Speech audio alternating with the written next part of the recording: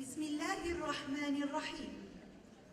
سعادة الدكتورة ديانا عبد الكريم الجهرمي، الأمين العام لمجلس التعليم العالي، معالي الأستاذ الدكتور الشيخ خالد بن محمد الخليفة، الرئيس المؤسس ورئيس مجلس أمناء كلية البحرين الجامعية، الدكتورة رنا صوايا رئيس كلية البحرين الجامعية، الحضور الكريم، السيدات والسادة الأفاضل، نستهل حفلنا هذا بأطيب الكلام وأعذبه بتلاوة آيات من الذكر الحكيم يتلوها على مسامعنا القارئ محمد طيب عبد الحليم، فليتفضل مشكورا.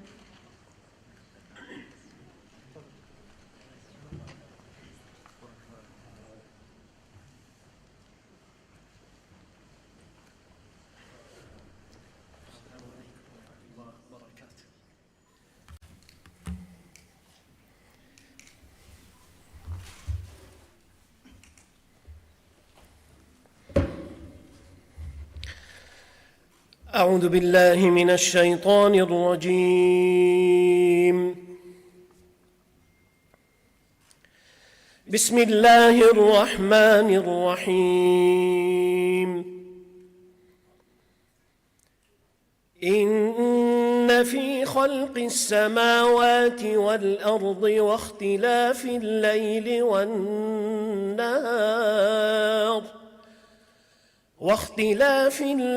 والنهار لآيات لأولي الألباب الذين يذكرون الله قياما وقعودا وعلى جنوبهم ويتفكرون في خلق السماوات والأرض ربنا ما خلقت هذا باطلا سبحانك فقنا عذاب النار. ربنا إنك من تدخل النار فقد أخزيته وما للظالمين من أنصار. ربنا إننا سمعنا مناديا ينادي للإيمان أن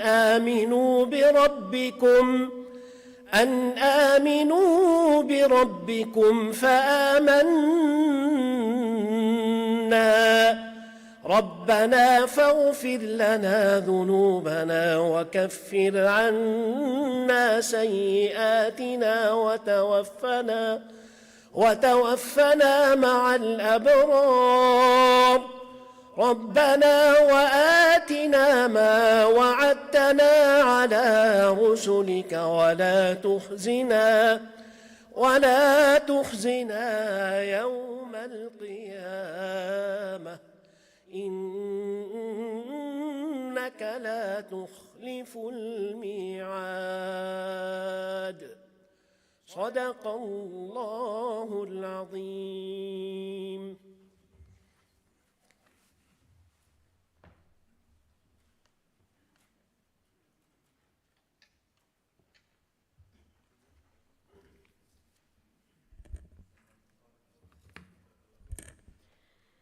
يسرني أن أرحب بكم جميعاً في هذا المحفل العلمي الرفيع، حيث نلتقي اليوم لنحتفي بحدث علمي وفكري يجسد روح التقدم والمعرفة، ويكرس مبادئ الاستدامة والابتكار والتكامل بين التكنولوجيا وقطاع الأعمال.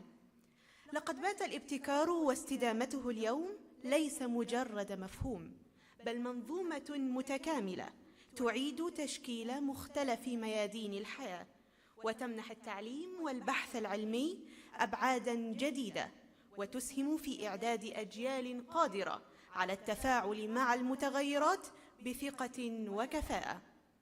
وللحديث بشكل أعمق عن استراتيجية الكلية في دعم الابتكار وتمكين البحث العلمي وتعزيز روح الاستدامة في بيئة التعليم، ندعو الآن معالي الأستاذ الدكتور الشيخ خالد بن محمد آل خليفة، الرئيس المؤسس ورئيس مجلس أمناء كلية البحرين الجامعية، لإلقاء كلمته، فليتفضل مشكورا.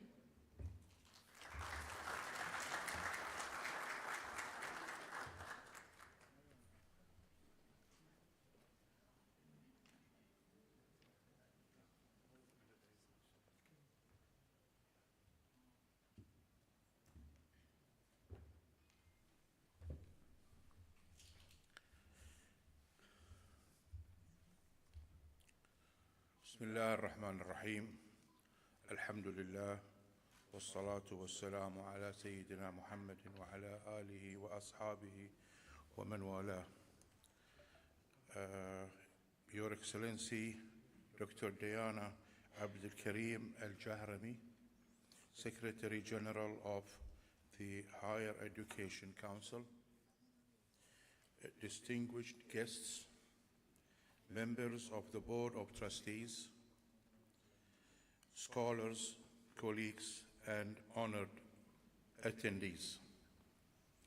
It's with great pride and profound appreciation that I stand before you today to inaugurate the second International Conference of Business and Innovative Technology, held under the timely and transformative theme, Sustainable Business Futures, Innovating for a Greener Tomorrow. قال الله تعالى: يرفع الله الذين آمنوا منكم والذين أوتوا العلم درجات. Ladies and gentlemen,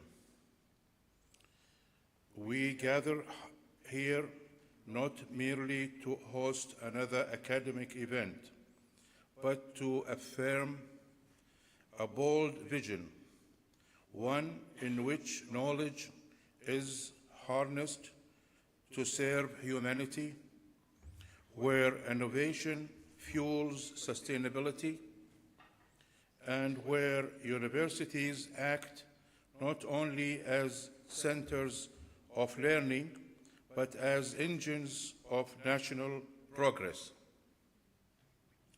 At the heart of this vision stands the University College Bahrain, a pioneering institution that has for 2 decades been synonymous with academic excellence, progressive leadership, and unwavering national commitment.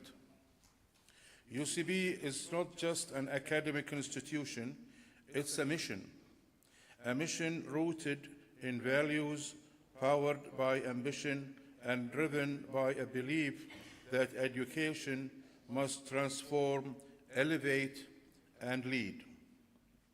Over the years, UCB has forged a reputation as a hub for creativity, a platform for critical thinking, and a launching ground for young scholars whose voices must be heard on the global stage.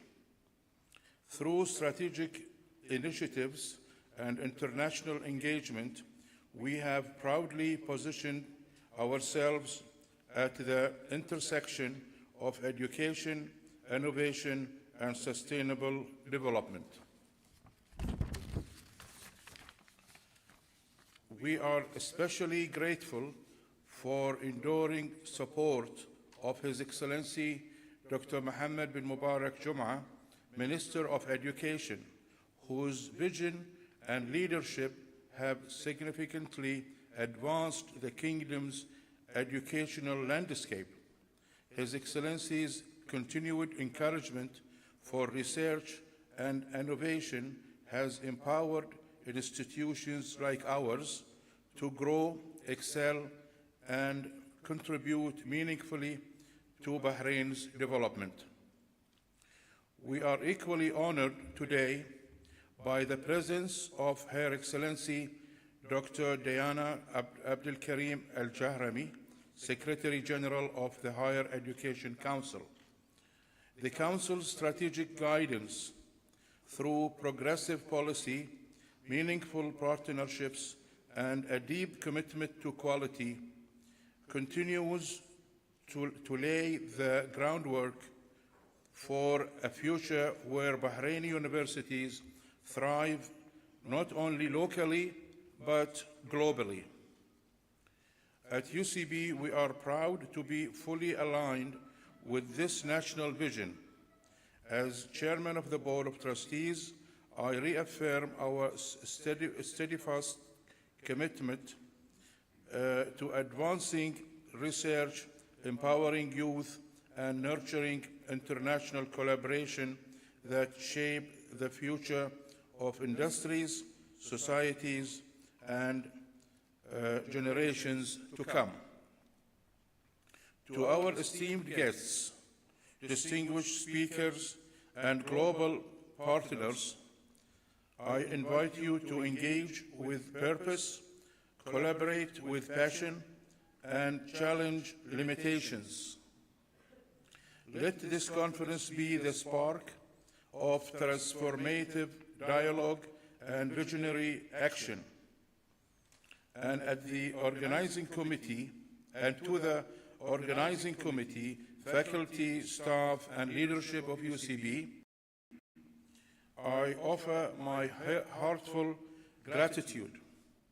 This event is not merely a conference, it is a testament to your dedication, your passion, and your pursuit of excellence. قبل الختام لا يسعني إلا أن أتوجه إلى الله العلي القدير بأن يحفظ لنا قرة العين ملكنا المعظم وولي عهده الأمين حفظهم الله، وحكومتها الرشيدة، وأن يحفظ لنا وطننا العزيز حرا عربيا تحت الراية الخليفية. والسلام عليكم ورحمة الله.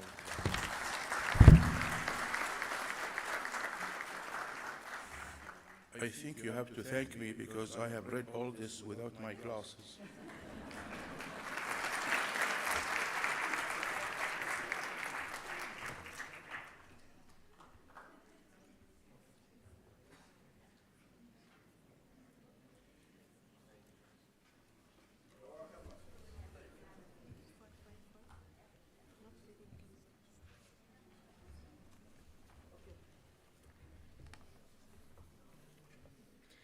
شكراً لمعاليكم على هذه الكلمة الملهمة والرؤية الثاقبة التي تضيء لنا طريق الابتكار. والآن نستمع إلى كلمة الدكتورة رنا صوايا رئيس كلية البحرين الجامعية، فلتتفضل مشكورة.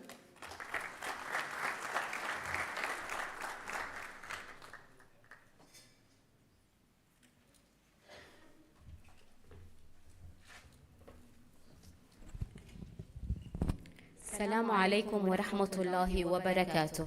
Your Excellency, Dr. Diana Abdel Karim Al-Jahrami, Secretary General of the Higher Education Council, Your Excellency Professor Sheikh Khalid bin Muhammad Al Khalifa, Founder and Chairman of the Board of Trustees, Your Excellencies, esteemed members of the Board of Trustees, distinguished keynote speakers, panelists, researchers, scholars, students, and honorable guests.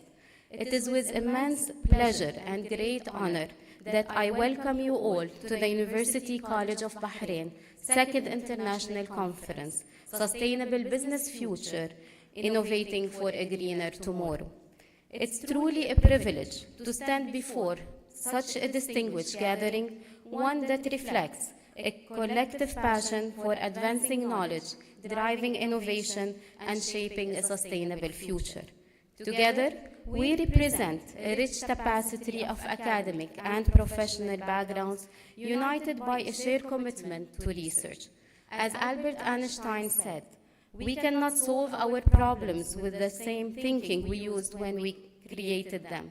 Today, research acts as a powerful thread that waves through all professions and industries. Those who pursue research walk in the footsteps of generations of pioneers whose curiosity and intellect have helped illuminate the path to a better, more informed world. At the University College of Bahrain, we are deeply committed to fostering research. We believe that research, innovation, and teaching are not separate entities, but interconnected pillars that empower our students and early career researchers to become catalysts of positive change in their fields. Our university vision is aligned with the national vision of the Kingdom of Bahrain, where education, research, and innovation serve as foundations for sustainable development and the empowerment of future generations. At the heart of our research strategy is a bold commitment to advancing knowledge, driving innovation, and tackling the world's most urgent challenges, from climate change and technological disruptions to economic sustainability.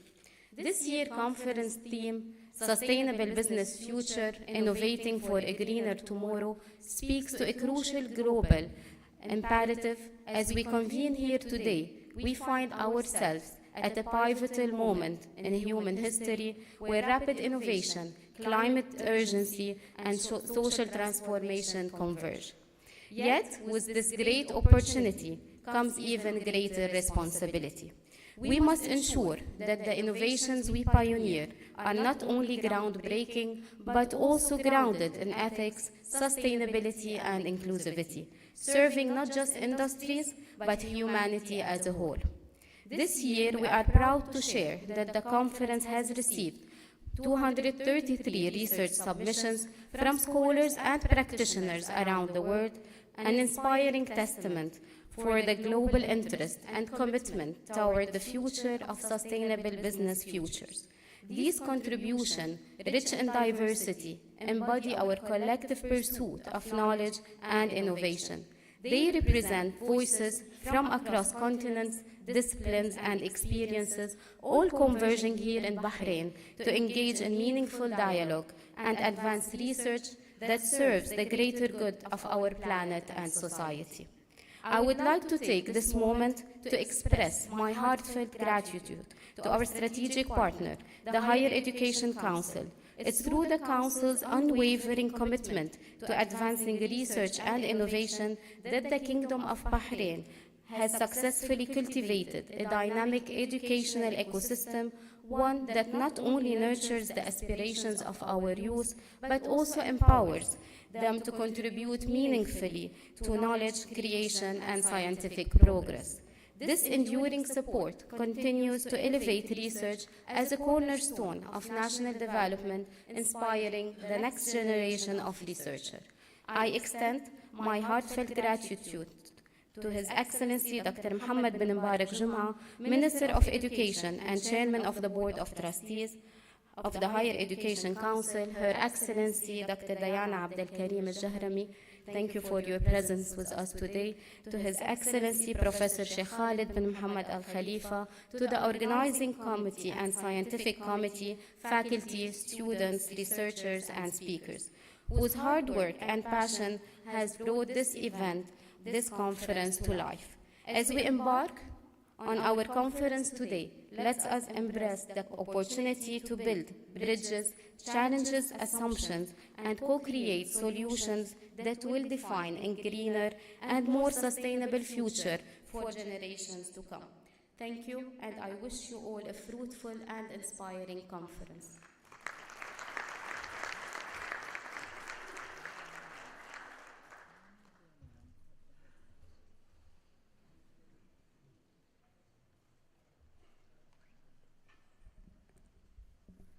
شكرا دكتورة رنا على هذه الكلمة القيمة التي تعكس تطلعات الجامعة نحو المستقبل. والآن ندعو كل من سعادة الدكتورة ديانا عبد الكريم الجهرمي الأمين العام لمجلس التعليم العالي، معالي الأستاذ الدكتور الشيخ خالد بن محمد الخليفة الرئيس المؤسس ورئيس مجلس أمناء كلية البحرين الجامعية، الدكتورة رنا صوايا رئيس كلية البحرين الجامعية، لتكريم المتحدثين الرئيسيين والمشاركين في الجلسة الحوارية والطلبة الفائزين بالدعم المقدم من قبل المؤتمر لأفضل أوراق بحثية في الدكتوراه.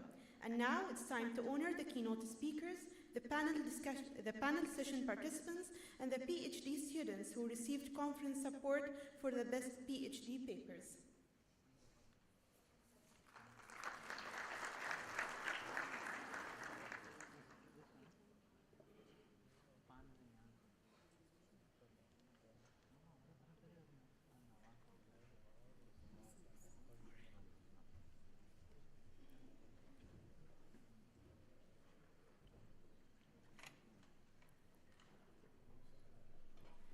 Starting with the keynote speakers, Professor Philip Golger.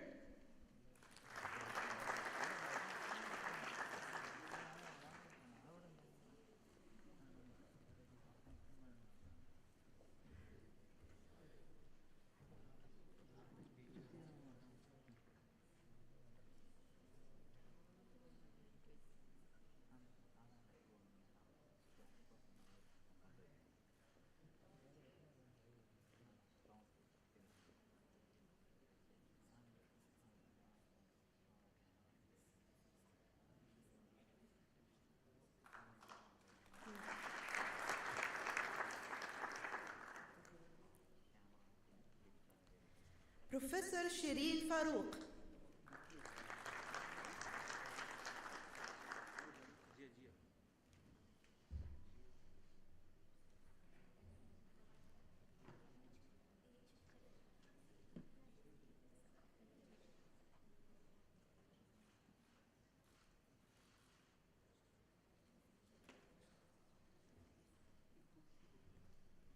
دكتور بيبي العجمي.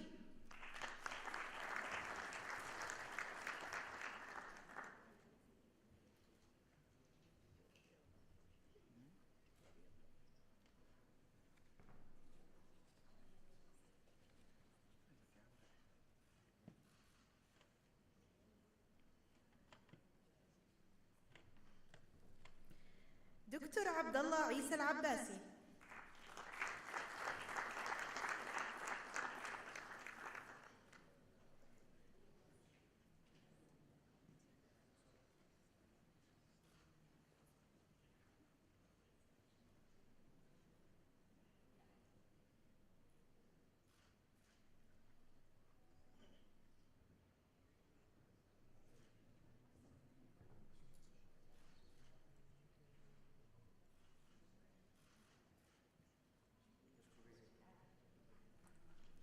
دكتور سندرين حتي.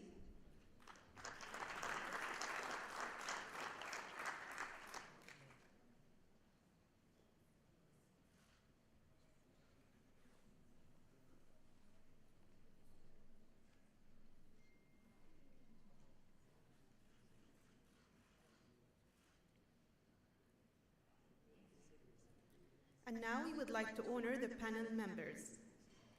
دكتور إسراء الضاعل.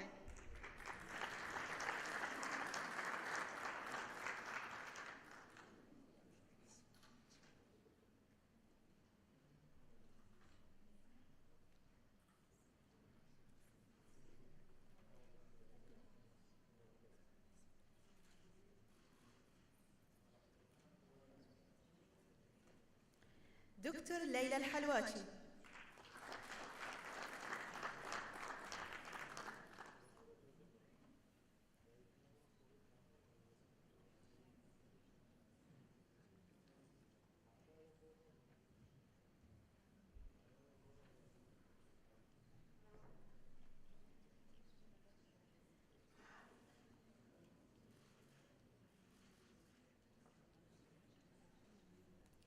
مستر فيصل العصفور.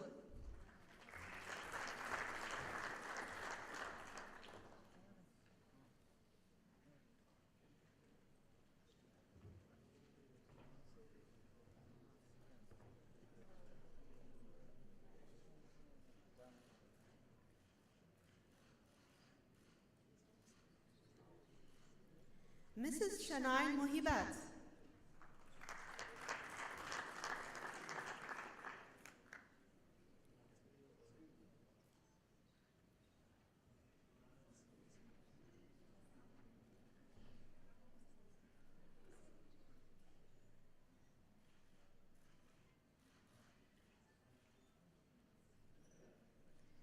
مسز ديما القبرصي.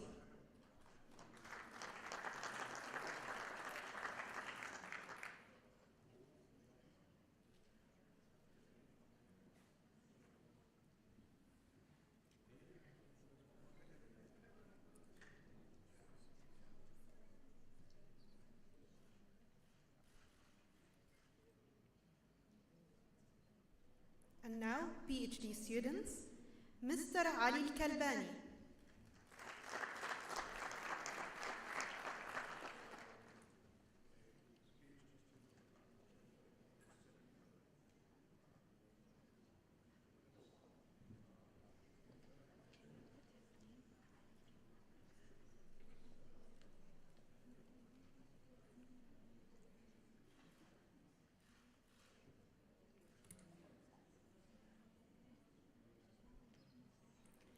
مسز أسماء بن حمامة.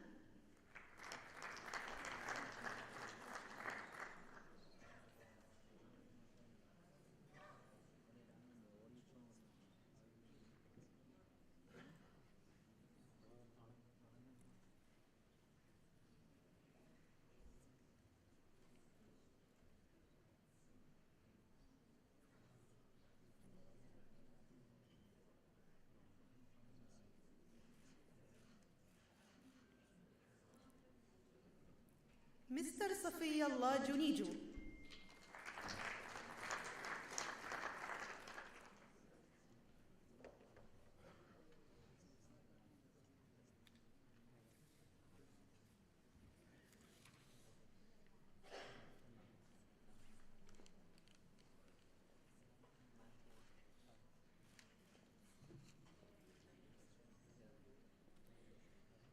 بسم باسم كلية البحرين الجامعية نتقدم بجزيل الشكر والامتنان لسعادة الدكتورة ديانا الجهرمي لما تقدمه من جهود قيمة وعطاء مستمر وإسهامات بارزة في دعم المسيرة الأكاديمية والمهنية وحرصها الدائم على الارتقاء بجودة التعليم وتعزيز روح الإبداع والتميز.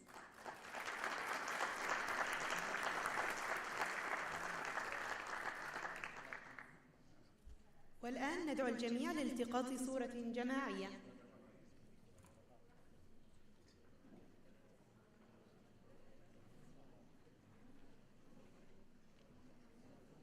ندعو الآن الجميع لالتقاط صورة جماعية، المكرمين والمشاركين. المكرمين، نعم.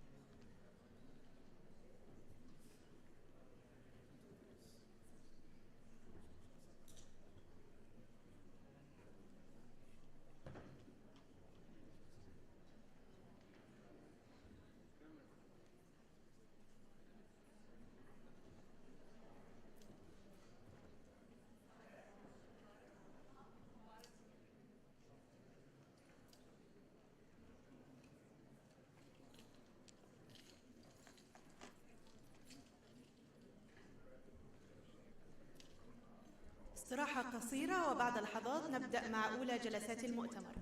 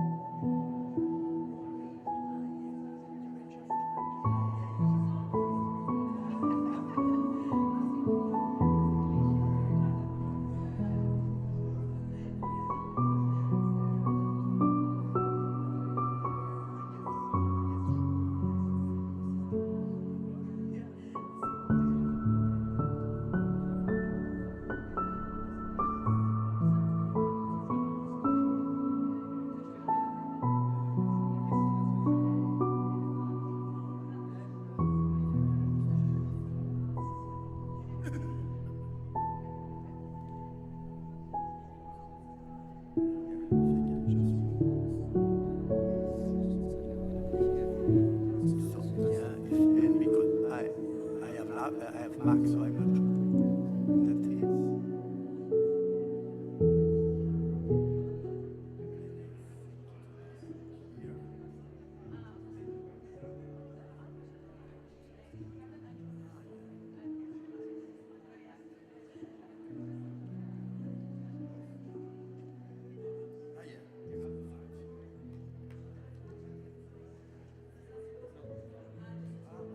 sure that is.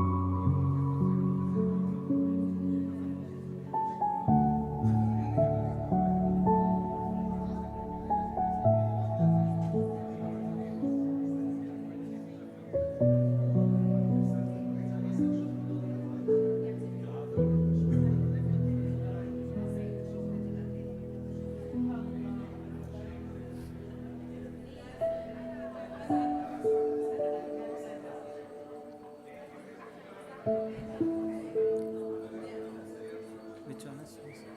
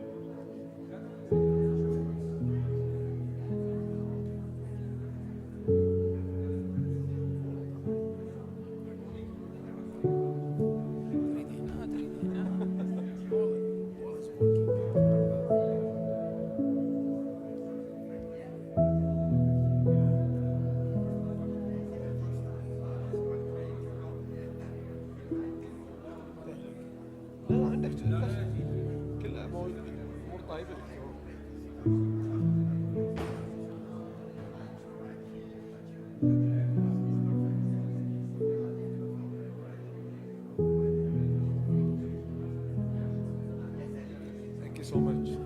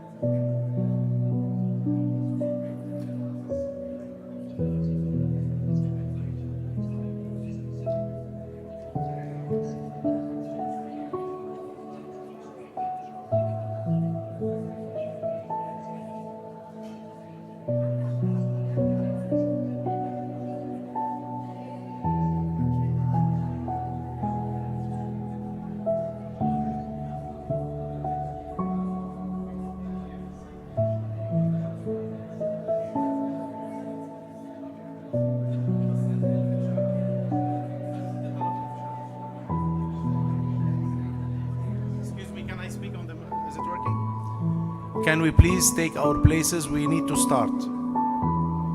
Dear guests, can you please take your places? We would like to start in a minute or two.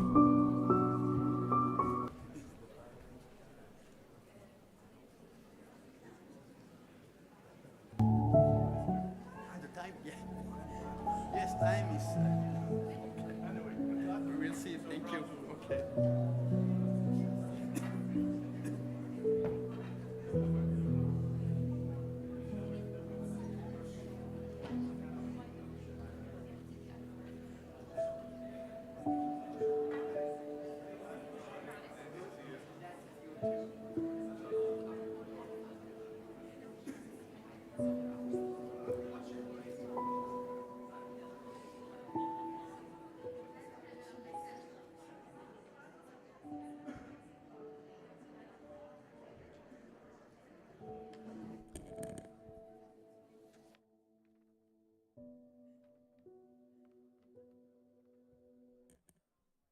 Ladies and gentlemen, esteemed guests and distinguished keynote speakers, good morning once again. We have gathered today at the intersection of sustainability, technology, and business innovation, where fresh ideas meet global challenges, and where each voice in this room contributes to shaping a more responsible and resilient future. Now I have the honor of introducing our keynote speakers, each of whom brings a unique perspective on how we can reimagine growth, redefine strategy, and align innovation with purpose. Our first keynote speaker is Professor Philip Golger, Director of the Center for Competitiveness at the University of Freiburg in Switzerland. He will deliver his speech entitled The Green Economy Revolution, Rethinking Growth for a Sustainable Future. Let's warmly welcome Professor Golger to the stage. Okay. Thank you, ladies and gentlemen, esteemed colleagues. Good morning, everyone. It's an honor to be here, and I would like also to thank the organizer for this conference for having me invited here today for this keynote speech. As you know, perhaps just I am the head of the Center for Competitiveness. I live in Switzerland, in Freiburg, and I have different tasks regarding to also economic development and competitiveness. But as you know, we are living through one of the most important transitions in modern economy. The world has been reshaped by forces we can no longer ignore. Climate breakdown, resource constraint, shifting demographics, and growing social inequity. So the question facing us today is not whether we must rethink growth, but how. And more importantly, what role each of us must play in that transition. For decades, economic success was measured by a single metric, GDP. More production, more consumption, more growth. But that model has reached its limits. We know now that endless growth on a finite planet is not only unsustainable, but it's dangerous. Let me raise a question. Can we continue growing our economies without exhausting our planet resources? We extract, we produce, we consume, and we waste, often with little regard for long-term consequences. Should we therefore aim for slow growth or even degrowth? So the purpose of my presentation today is to advocate a different alternative. I advocate smart growth, a form of growth grounded in a rethink of how we produce, how we consume, how we structure of our value chain. Here. Because I do not advocate for slower growth or degrowth at a time when global population is increasing. Such an approach will imply less wealth for more people. And it is the most disadvantaged population who will bear the greatest burden, thereby increasing existing inequality. Therefore, we need a green economy. Why? Because we are facing major challenges. The world is facing environmental challenges, including, for example, climate change, pollution, deforestation, biodiversity loss. A few examples of climate change, the rising global temperature, extreme weather events, hurricanes, typhoons, heat waves, rising sea level, melting ice, and glacier. Or pollution, air pollution, soil pollution, water pollution, all industrial pollution, plastic production, etc. Deforestation all over the world, in the Amazon rainforest, in Indonesia, Central Africa, Eastern Europe, Australia. Biodiversity loss. We have problems with the coral reef, marine life decline, endangered species. We have problems in Arctic, African savanna, Amazon rainforest, critical minerals in global source. So everywhere in the world, we are facing problems regarding biodiversity loss. So means that the main problem is that we have at the same time, all these effects. At the same time, they multiply each other, and we have exponential effect of all these harmful impact on the environment. So it is important to have a comprehensive approach aimed at reducing these various factors that impact environment.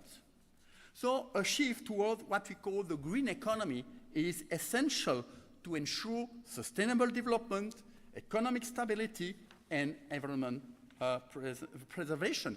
But in fact, what is the green economy? The green economy is a broad concept, however, has important broad consequences. When we talk about the green economy, it's also to improve human well-being, social equity. It's to focus on sustainable practices, clean energy, resource efficiency, environmentally friendly innovation. And there are many sectors, but among the key sectors in the forefront of the green economy, they include renewable energy, sustainable agriculture, green transportation, and of course, I will discuss about the economy initiative. So we need to rethink growth. Because we know that the traditional model of linear economy is unsustainable to take, make, waste, and repeat. That we want to build something else and to move, in fact, toward this, what we called sustainable growth, according what we said, the circular economic models. I will come back also on this model later. So we need to move towards a smarter growth. Because we are hearing everywhere, when we discuss about sustainability, we say, oh, it's compromise. Sustainability is less profit. Sustainability is cost. Sustainability causes damages. But in fact, I propose a different perspective. That means sustainable growth is not a slower growth, but it is a smarter growth. We are not talking about doing less. We are talking about doing better. Better for our economies, better for our people, better for our planet.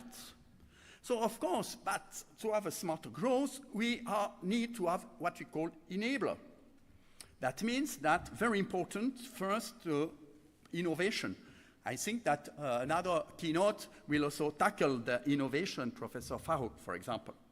We need also to have the organization within what we call the smart economic system, that an interconnection about all data, all the leverage technology, all firm strategies. However, we cannot do that only alone. That means we need to have collaboration between government, firms, the social society.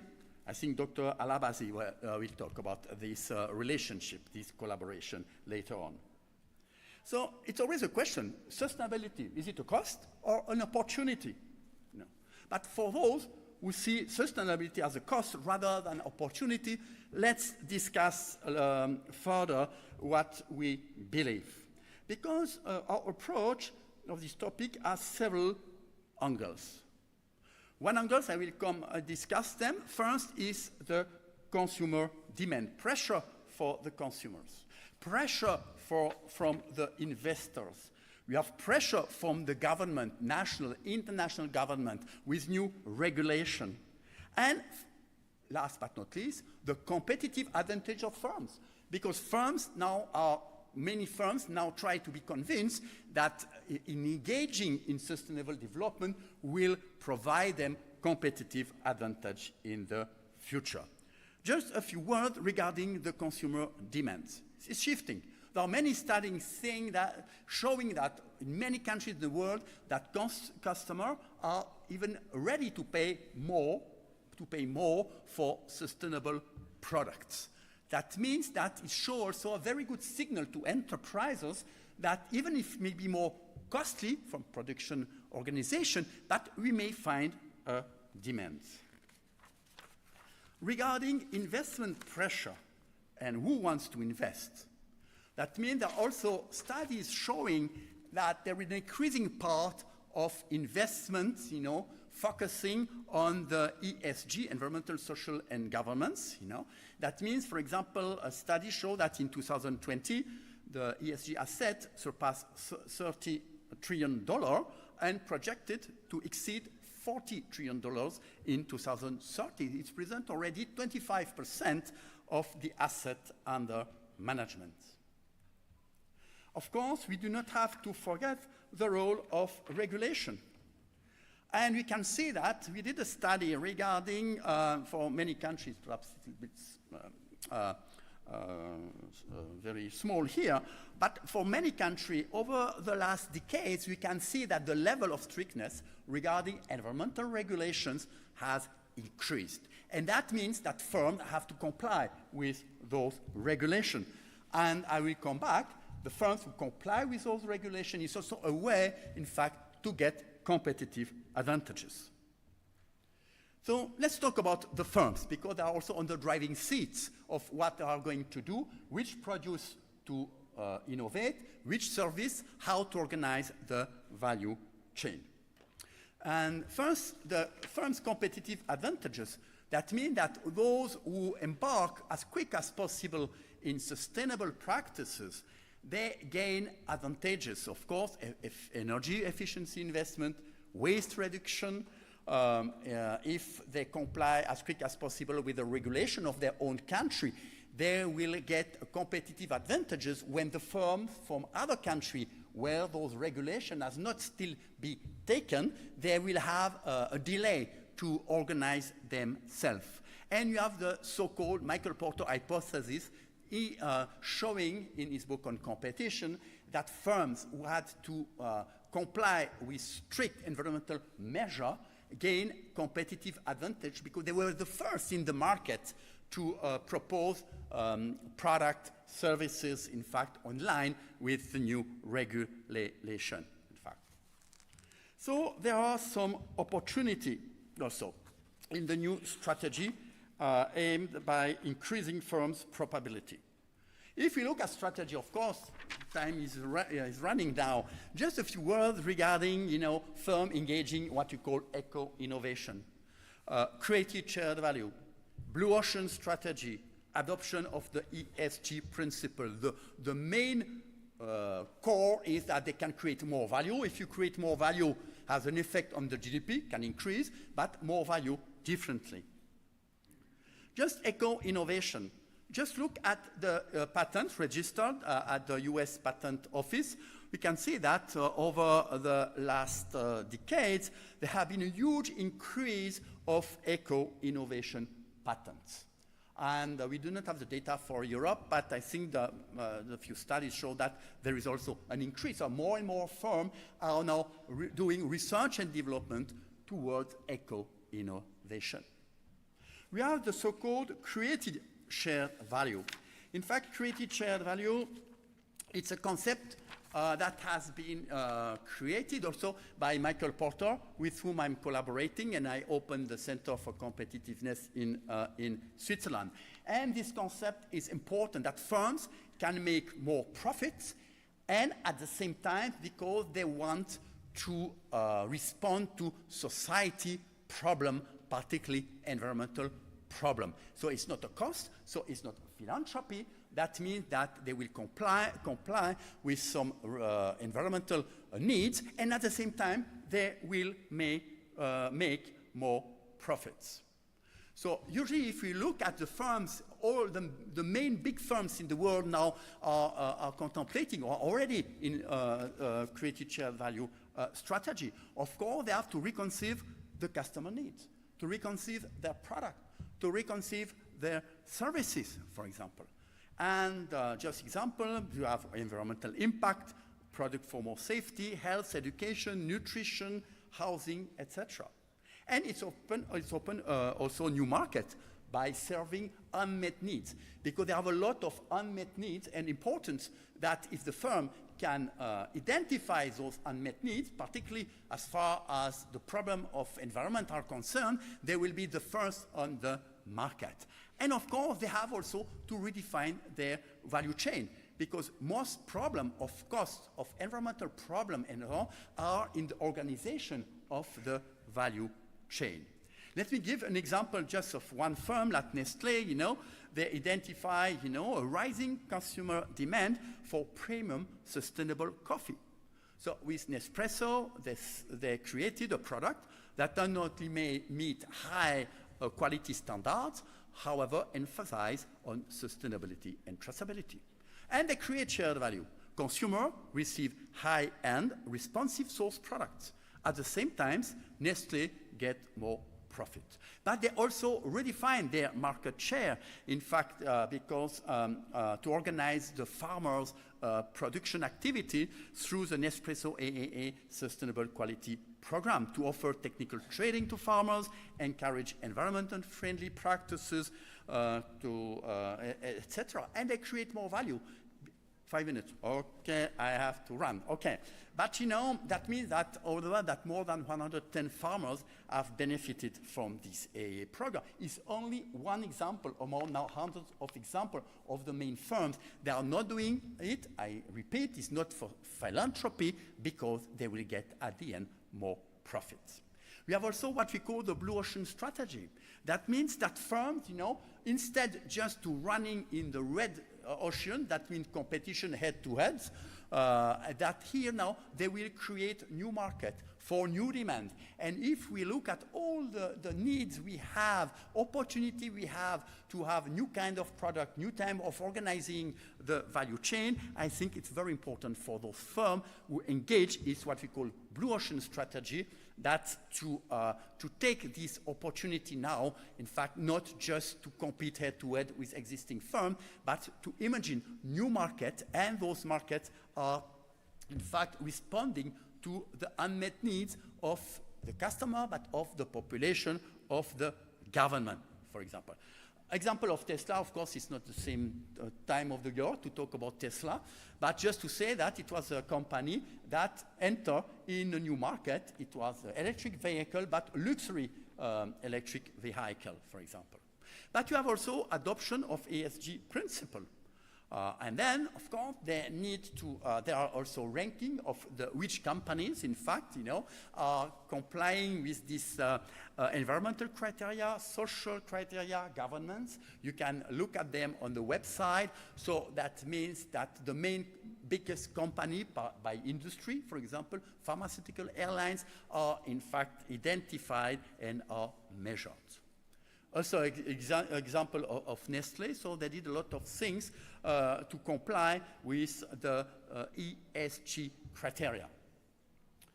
But what is very important is to combine eco-innovation, created shared value, blue ocean strategy, within also more research and development in eco-innovation, because give company sustainable differentiation to be unique, long-term value creation, reputation and trust, and resilience.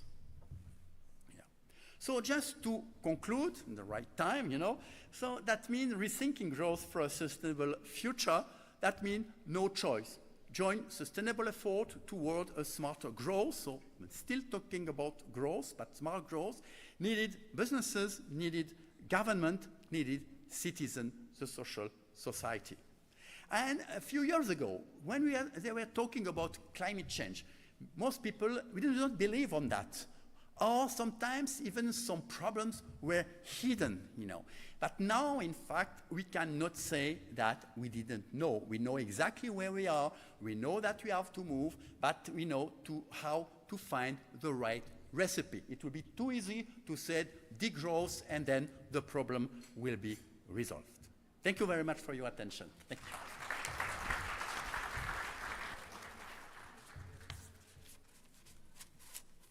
Thank you so much, Professor Gugler.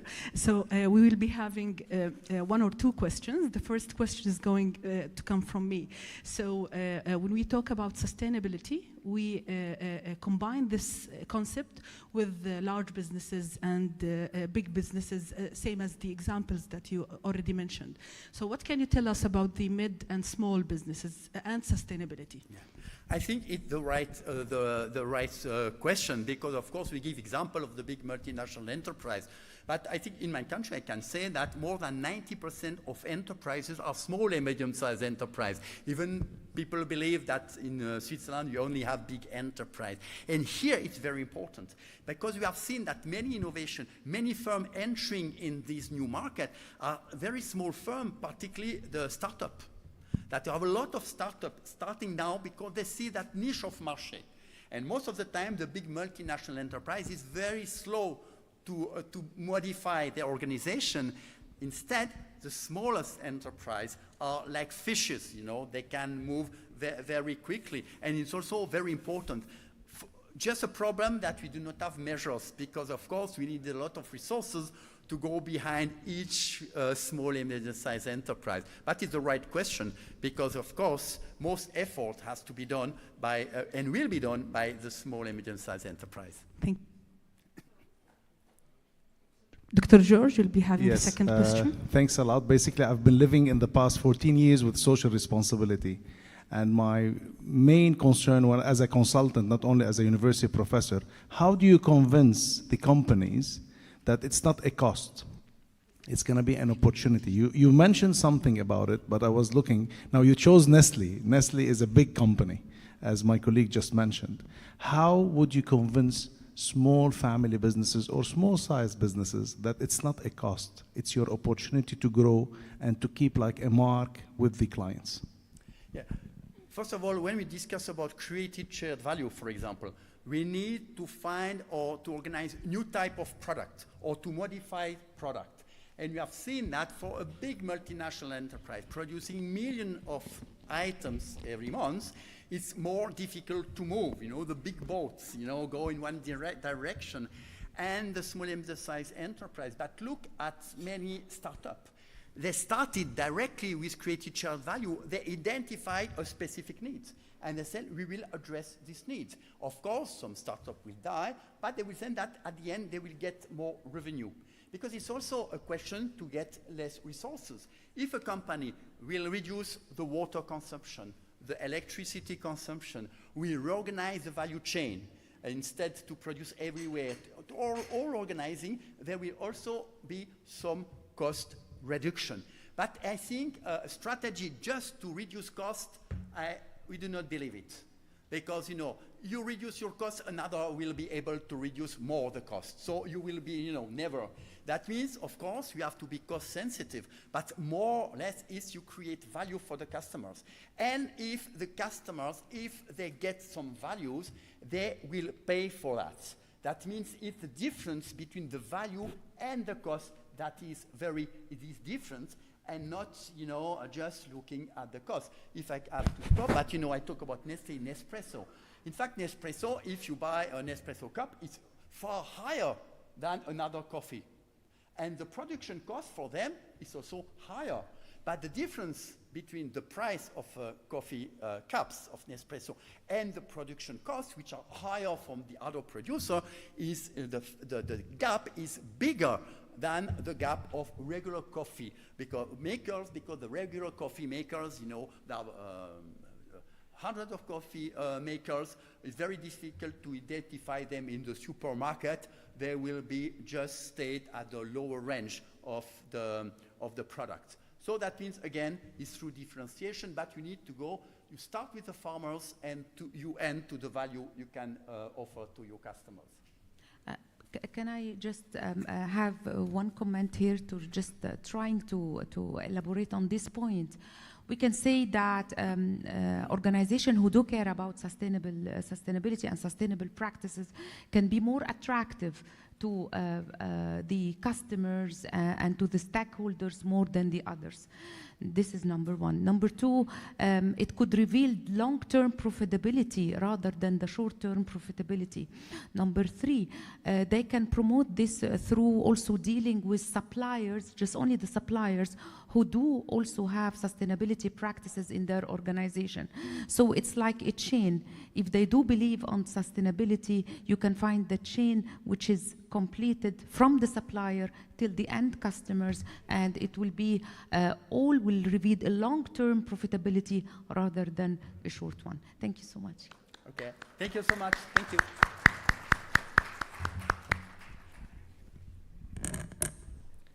Thank you, Professor, for your insightful perspectives on green growth and competitiveness.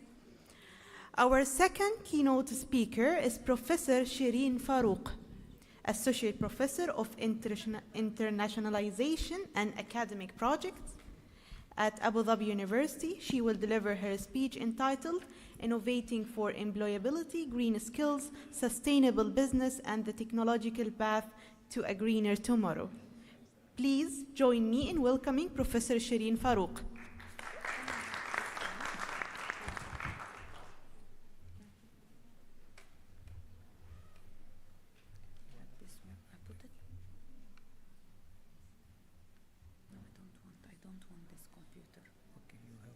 Yes, which one your resolution? No, I have it in my hand. No presentation. Yeah, can you read it?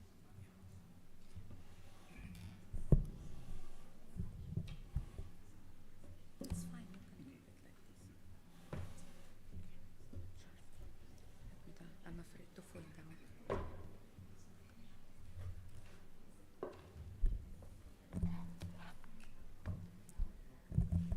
Assalamu alaikum wa rahmatullahi wa barakatuh. Your Excellencies, esteemed colleagues and distinguished guests, it is a great honor to join you all today in this prestigious conference. I would like to begin by expressing my sincere gratitude to Professor Khalid Al Khalifa, founder and chairman, Board of Trustees of the University College of Bahrain, and Dr. Rana Sawaya, president of the university, for their kind invitation and for hosting this prestigious conference. We stand at an important moment where education must not only respond to the current environmental challenges, but also anticipate to the future ones.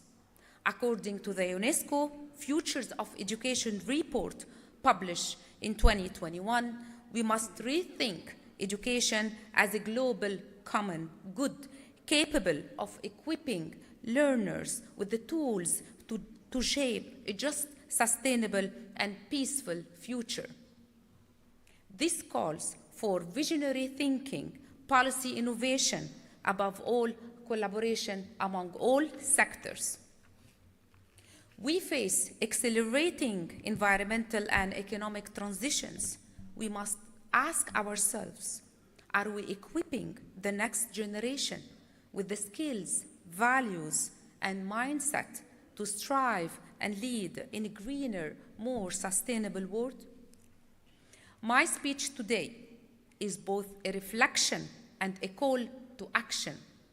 It highlights how universities, industries, and government must collaborate to align education with the future of work and the future of our planet. Let us begin with a simple observation. The skills expected of university graduates have evolved more in the last 5 decades than in the last 2 centuries. In the 70s, education focused heavily on theoretical knowledge. In the 90s, with the rise of the internet, research skills and adaptability became a key. In the 20s, digital literacy and analytical thinking gained importance.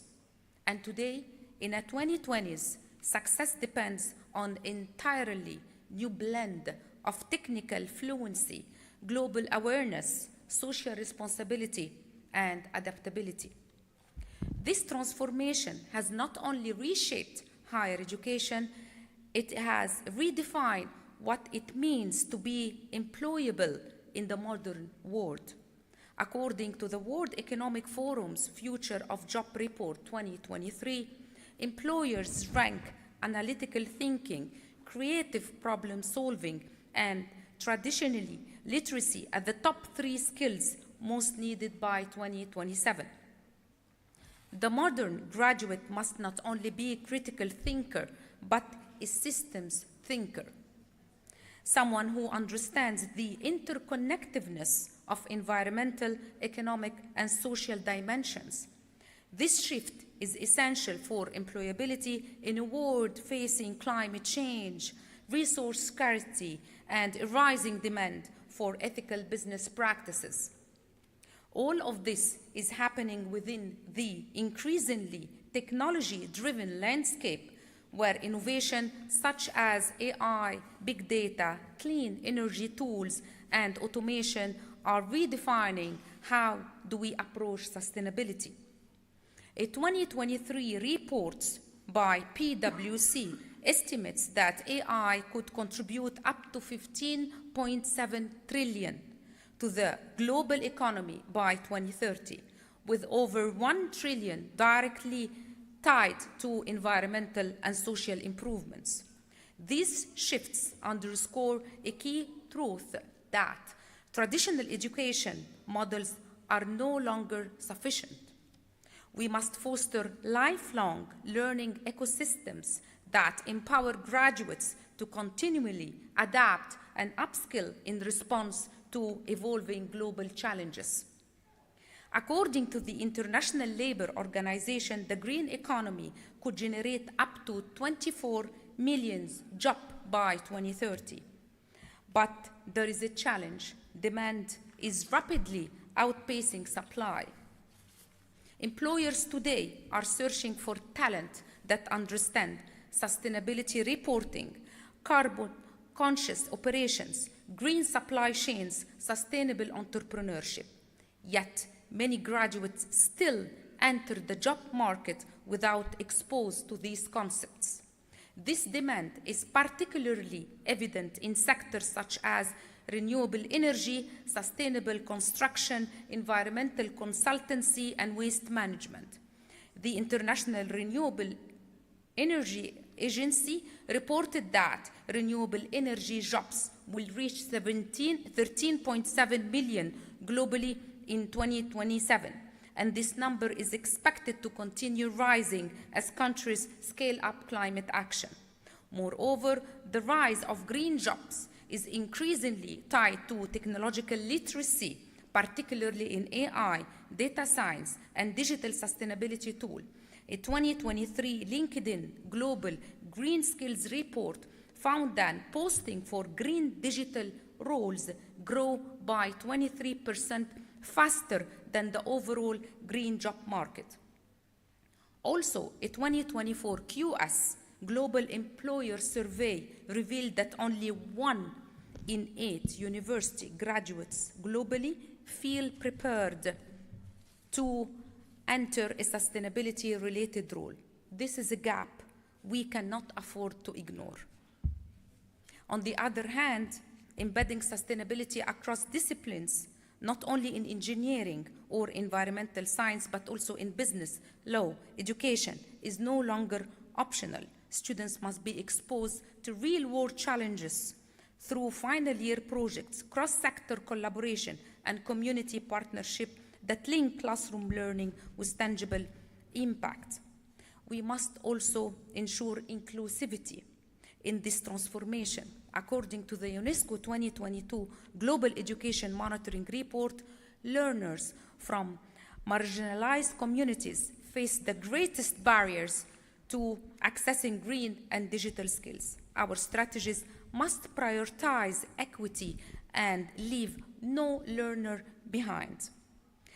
As the world advances towards sustainability, technical knowledge remains vital, but equally important are human skills that foster collaboration, ethical leadership, and resilience. Employers are now looking for graduates who can collaborate in a diverse team, communicate across culture, navigate uncertainty, and make ethical decisions. Those are the hallmarks of the global citizens, the kind of leader for tomorrow's which depend on. Also, emotional intelligence, active listening, and intercultural competences are core. As organizations became more diverse and multidisciplinary, the ability to collaborate effectively has become an important factor in success. A 2022 World Economic Forum report also ranks creativity, resilience, and empathy among the top 10 skills for future workforce. These are not soft skills, they are power skills. Universities must also become active agents of transformation, not just through curriculum, but through community, culture, and campus innovation. That means partnership with green companies and public institutions is a must. Hosting career events that spotlight sustainability-focused employer is a good idea. Creating incubation and support system for student-led, socially responsible startup.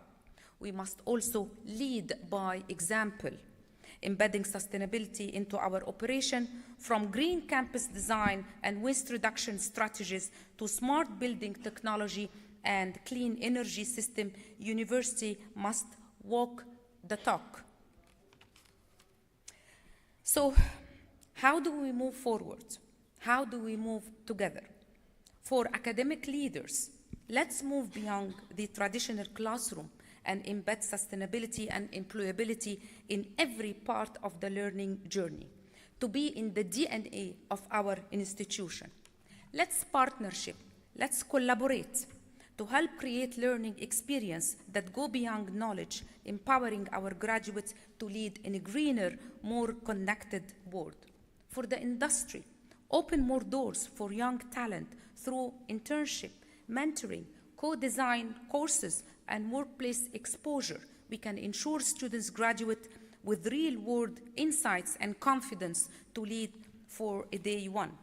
For policymakers, invest strongly and inclusively in future-ready education, support interdisciplinary learning, fund innovative teaching and research models, and reward institutions that lead in sustainability and transformation.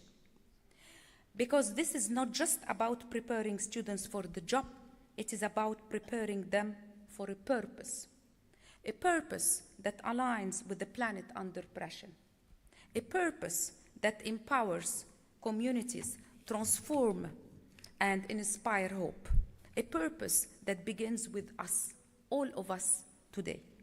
I'm going to leave you with a favorite quote by Mamta Gandhi that captures the essence of our shared mission. The future depends on what we do today. Thank you so much and wish successful conference.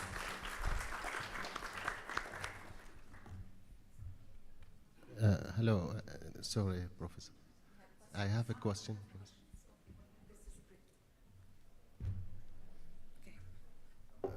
Actually, it's an advice rather than a question. Thank you for your presentation today, our keynote speaking.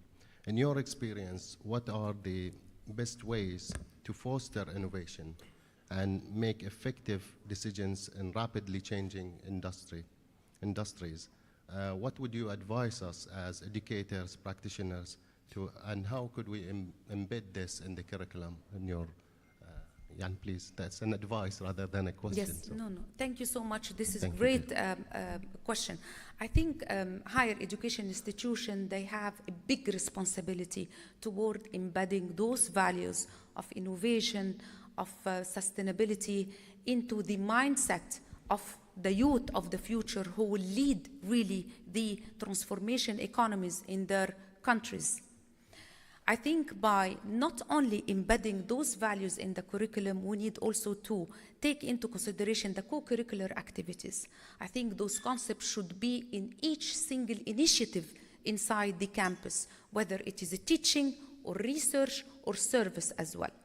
If we work together collaboratively all the units inside the organization, inside the higher education institution, universities, I think we can create a culture that promote those big values of innovation, sustainability, and so on. It should be in the DNA. It should be part of our day-to-day life in order to change the concept and really do these actions on a very natural way and to contribute very easily to the advancement of those big values inside the higher education institution. So it's not only teaching, it's about also research, it's about activities, it's about co-curricular activity, it's about initiative which should be led by the students and the faculty. It's everything and everywhere. Thank you.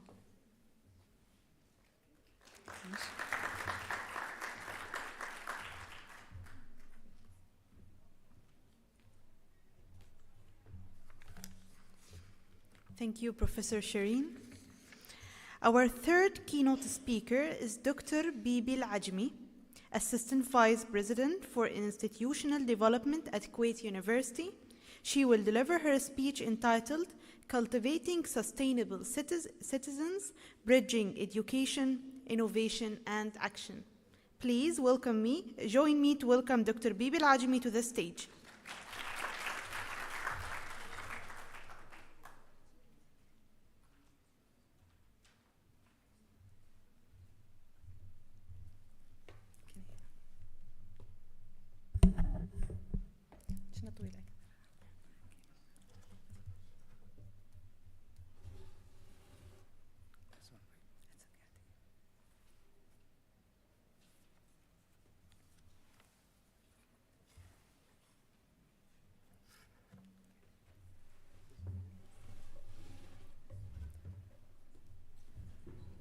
This is not the one, excuse me. Yeah, this is not the one. This is not the one.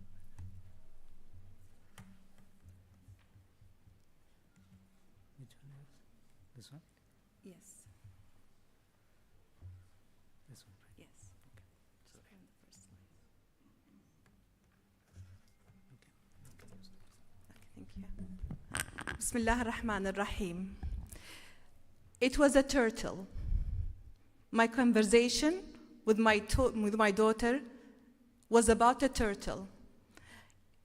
In one of our trips to her favorite coffee shop, we ordered our favorite drinks, and there lies a couple of new mugs. So she told me, Mama, what do you think if we stopped using the plastic mugs from this coffee shop and we use the reusable one? And I told her, it's kind of like $20, $30 for a mug. So what was the reason? And she said, for the turtle. Saving the Turtle was a movement that started in 2016, trying to convince people and motivate them to use less plastic so we can save the turtle. So my story might start with a turtle, but it actually fascinates me how young children and young generation really knows about what's going on around them. It tells us that every one of us, our children, are aware of the environment. And they're really keen about giving to that environment and trying to save even a turtle. But with that effort that fascinates me, it was just my daughter. Because what we see, the effort that the United Nations, through their Sustainable Development Goals, is actually off track. They have 17 goals, and their target was 2030. We are 5 years away from their target, and it was only 15% accomplishment from the 17 goals. We're way behind in goal number 1, poverty. Goal number 6, climate change. We're away regarding hunger and in sustainable environment. 15% that's accomplished. So where we are going? We need an awareness, and we need a new model, a new framework that we really work together so we can create a sustainable citizen. a person or an individual who adopts behavior, practices, and mindset that promote environmental, social, and economic sustainability. Being a sustainable citizen involves actively contributing to the well-being of the whole, not just a turtle, ensuring that resources and opportunities are preserved for future generations. So where do we start? We start with education. This is where we start. We need a new framework because, as Professor Shireen was saying, that students know which university to go to, and they take into consideration sustainable practices for them to choose the university. We have more than 48% of students by the QS student survey. 48% prefer sustainability over the top 100 universities worldwide. 78% of students prefer sustainability over the top 1,000. They really know where to find this information. They're looking at your website. They're looking at the social media. They're reading strategic plans. They want to see how much the university is putting efforts toward creating a sustainable future or a sustainable world. So how do we do it? We need to transform education for sustainability. And I'm very happy that Professor Shireen covered so many of my points, but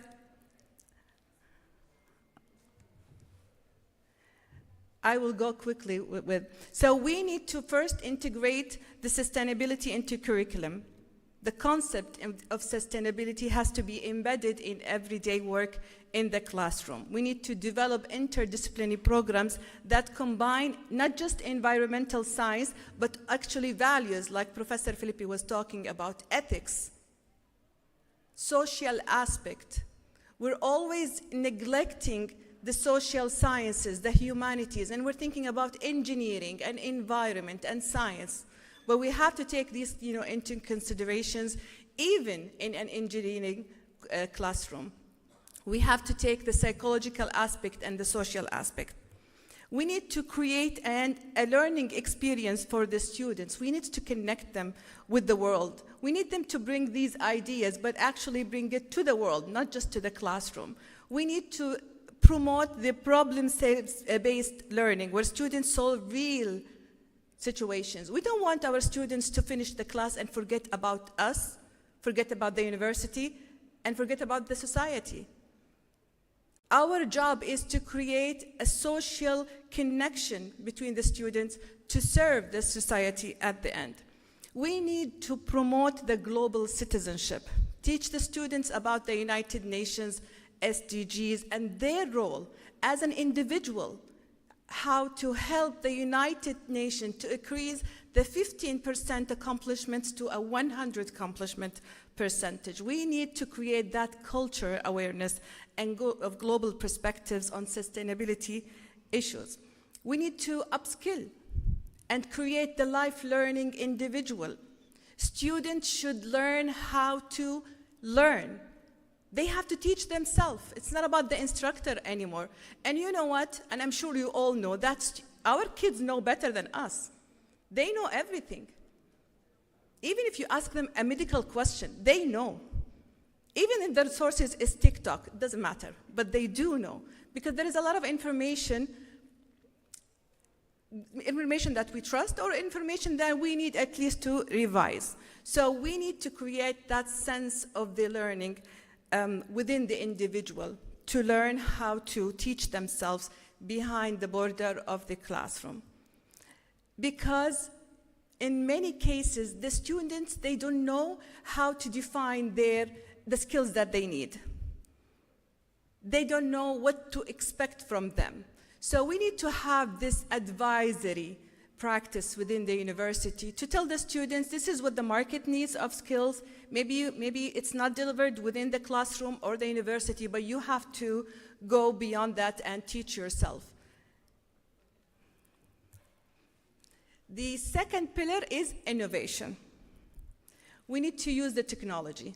And we all talk about AI and the importance of the technology to help, to improve the classroom and to improve the education practices. But we need to do it in such a way that it's actionable, to create a reality within the virtual world, and also to develop AI-driven personalized learning platforms beyond Teams and Moodles. And we need to create more fun platforms for students to learn about the sustainability topics, and gamification. Students like to play games.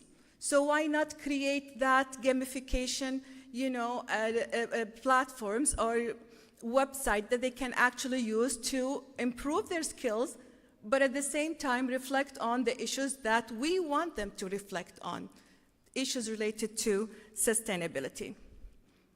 And the most important is to promote research and collaboration. Students learn from the textbook, but they learn more when they conduct research in collaboration with agencies related to environment or children or poverty or in whatever topics that's related. We need to establish the innovation hubs. And I know there's so many universities in the GCC countries, Arab world and the world. They're creating that innovation hub for students to meet and exchange ideas and develop some kind of innovations. We need to target these kind of innovations to sustainability. We need to encourage also the design thinking, bringing the customer to the game and asking them how we can serve you, how we can improve the services. We're creating the design thinking principles, being the students be able to have the critical thinking and problem solving through competition, hackathons, and I read all the time. I'm a good follower to social media.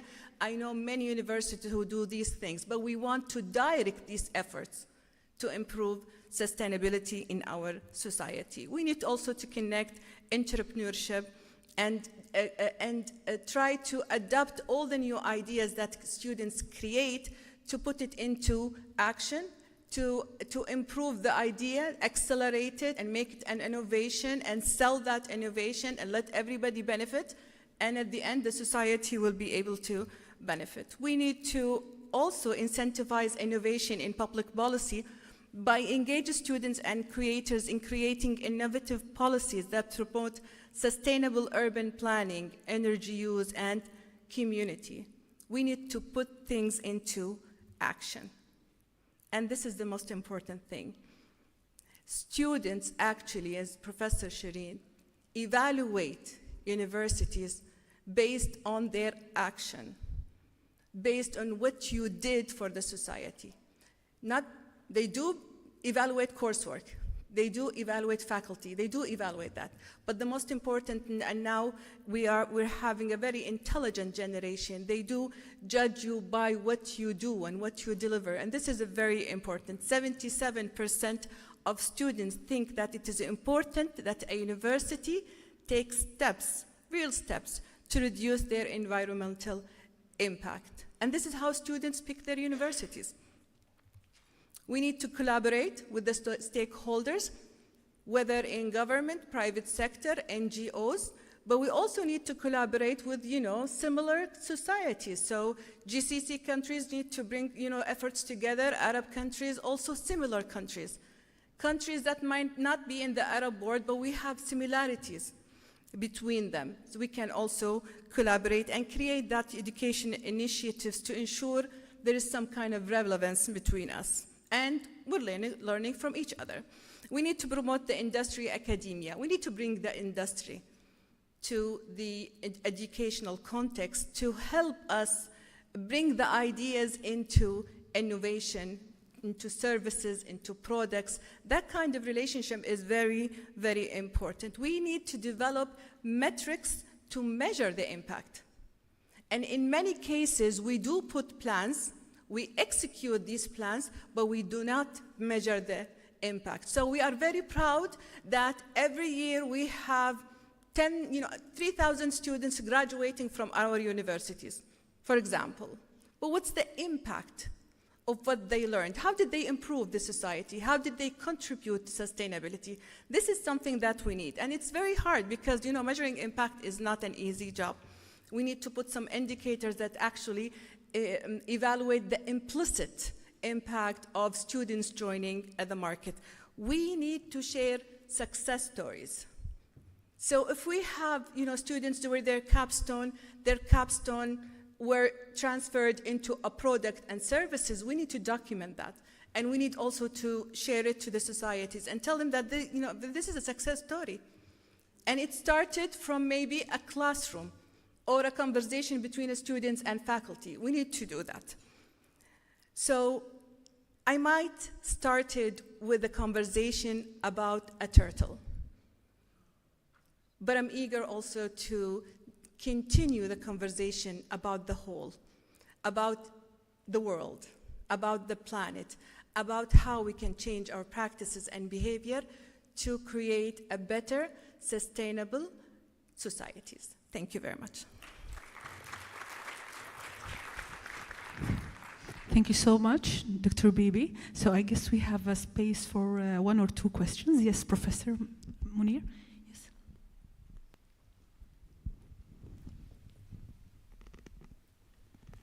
Thank you very much for your speech, Dr. Bibi. Now you said that the 17 United Nations SDGs behind the achievement still. What do you think the main barriers for that? And my second question is about the education domain. What do you think are the main obstacles for sustainability within the education domain? Thank you. This is an interesting question, but it's very difficult because there is so many efforts done through governments and societies, NGOs, private sector to actually improve. However, every year, percentage of, for example, societies facing with hunger increased. In 2022, we had 7% of increase of hunger. In 2024, we have 9%, 2% increase. So it seems that the efforts that we put towards sustainability it does not have the impact that we are looking for. So I think serious steps, I think more conversation, but then it connects me to the second question, which is about education. I think we need to do real stuff, real work. I think we have to, even the faculty in their classroom, we always need to think that it's not about delivering content or just discussing what's in the textbook.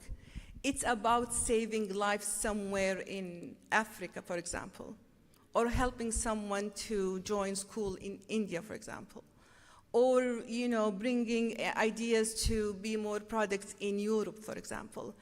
It's the reality that we bring, and this is very important, that we have to perceive universities not as higher education institution, it's a social institution. It's like clinic. So faculty like doctors, they do save lives. Thank you very much. Thank you, Dr. Bibi. So, all right, so I'd like just to emphasize, beside what you said, that as human beings, as countries, a lot of people are doing really their job, but there is something else that interferes. Look at, for example, the Paris Agreement for climate change. What kind of effort was done to sign it, and then some large countries just withdraw with it for the sake of profitability and all these things. So no matter what you do, something else will happen to, I don't know, some kind of reluctancy towards sustainability, or I'm not sure about it, but just we need to acknowledge that a lot of it has already been done. Yeah. Definitely. So, Dr. Isra, would you like to? It's a difficult job. Yeah. It's a very complex job. Dr. It's not an easy job. Yeah.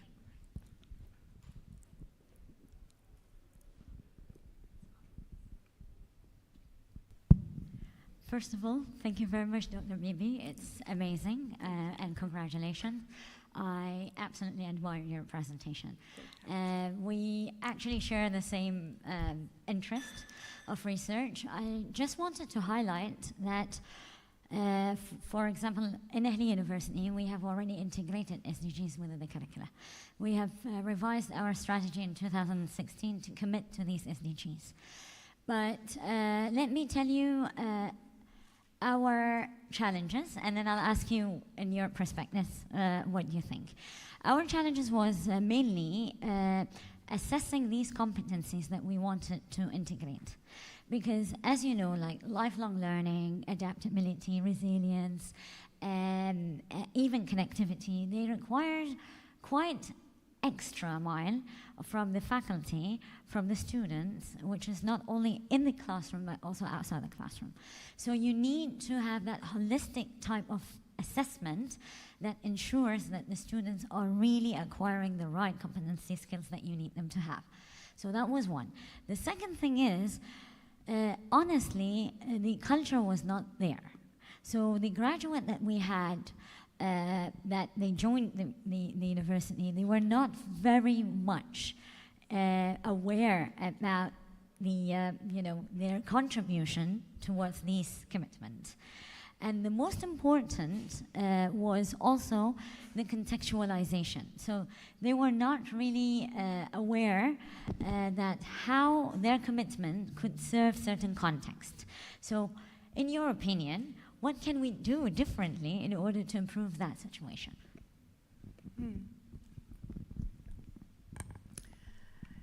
I mean, changing organizational culture, it's very difficult. And as much as we want to change, it's an individual ambition. I think institution as a whole needs to be inspired and needs to take that decision. For example, if a university president decided that, or he's very ambitious to apply sustainability in their curriculum, in their practices, in their strategies, he will do that. And he inspired the faculty, and he always built the conversation, and then he quit and go for another place, and another president comes. And he's not that into SDGs because he has so many other things in his mind.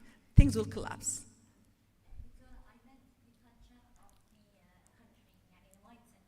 Oh, the country. I would say inspirational conversation.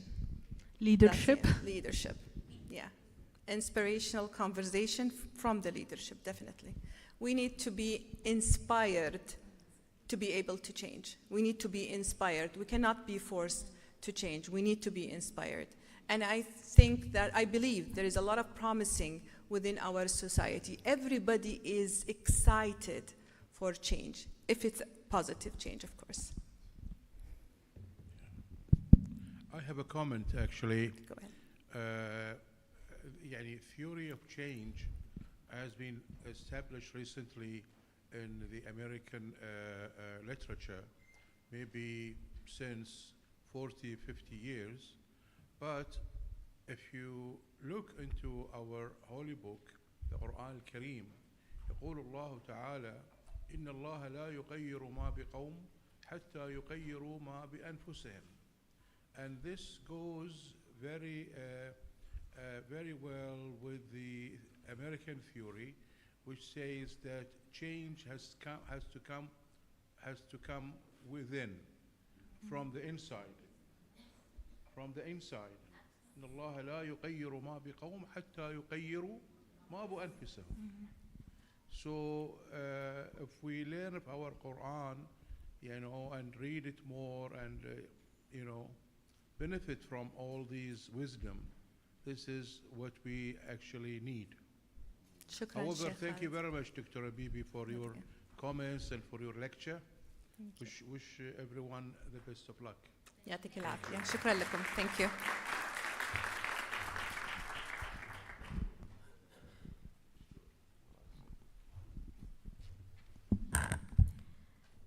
Thank you, Dr. Bibi, for your valuable insights. Please now enjoy a short 10 minutes coffee break. We will resume shortly with 2 more outstanding keynote sessions. See you in 10 minutes. Thank you.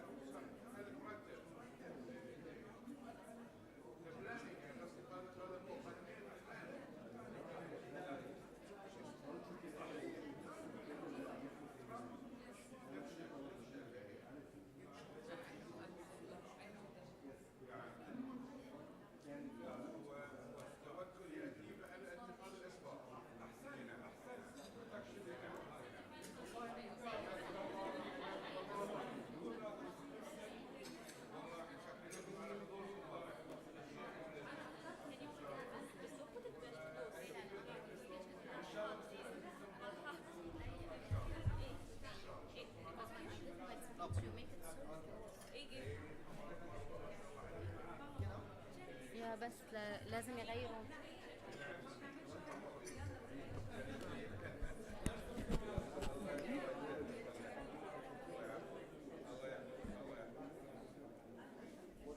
From up.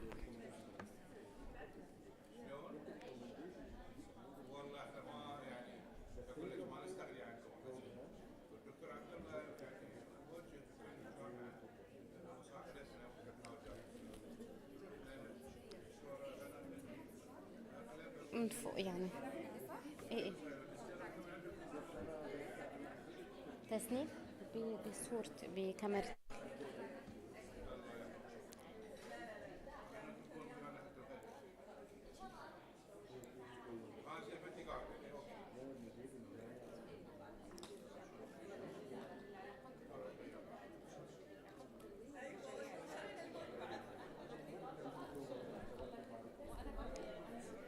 معلش انا بحب صوري.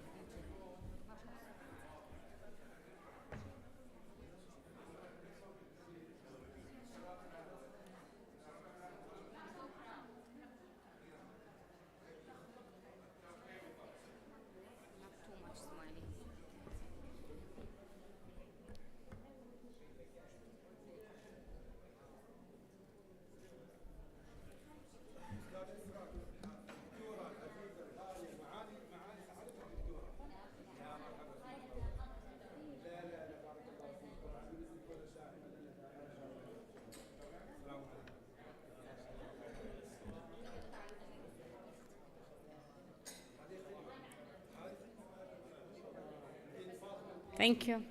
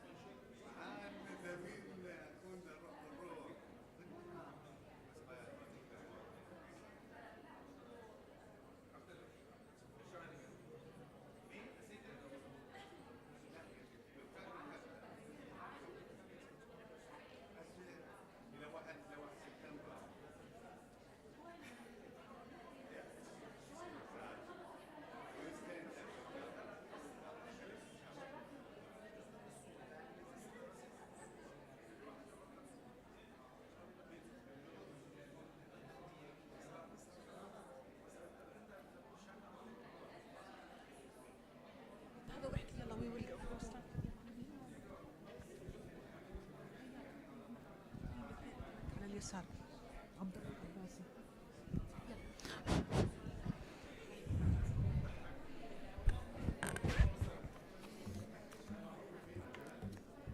Hello everyone. We'll make a start soon. Please join us for the keynote speech, please.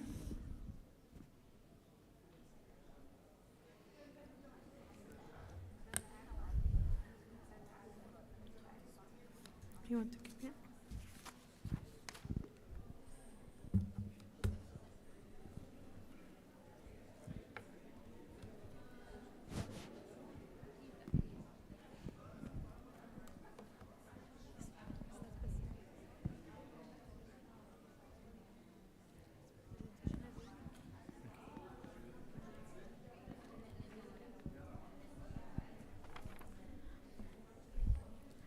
Welcome back.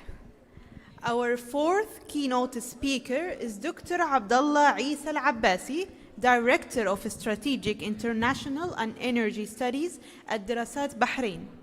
He will deliver his speech entitled Improving Government-Private Academic Research Collaboration in the area of green transition. Let's welcome Dr. Al-Abbasi to the stage, please.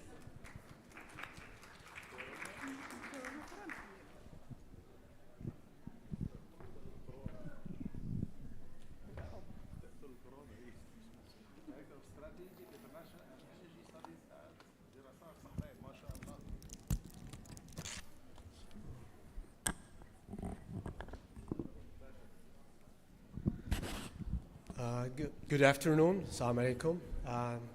In the beginning, I would like to thank you for arranging this conference. And my talk today, it will be a little bit different because I would like to provoke everybody when we are talking about sustainability. It's one of many important topics to be discussed, and a lot of recent work. And always, whenever we speak in the conferences and workshops, we received a lot of questions about the role of Bahrain Center for Strategic International Energy Studies, Dirasat. So my talk today, it will be more about what we are doing in the area of sustainability and how that can be improving the government-private academic research cooperation. So let's start with the problem. So I would like in the beginning to provide a sort of context. So I think the problem of environmental challenge and climate change is start in 19th centuries when scientists start to improve the steam engines. So James Watt start to have his innovation, research, and conducting several modifications in the steam engines. And this capabilities of using the R&D of changing the thermal energy to the mechanical energy change the narrative of the climate and energy. And you can see here from the graph that in 19th and 18th centuries, we didn't use a lot of energy, but there is a miracle happen after these innovations. We see the amount of energy we are consuming. Before that, energy wasn't that significant in our life.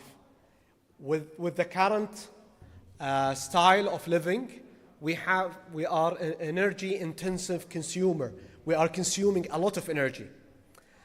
So I think the problem that we have to give up from our phones, laptops, cars, and we return back to the normal life without energy.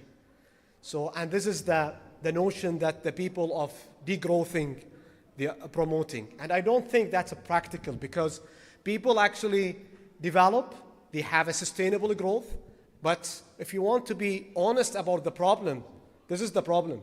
If you want to solve the climate change, the environmental challenge, are you willing to give up your phones, your laptop? If you wish. I don't think anyone would agree with that.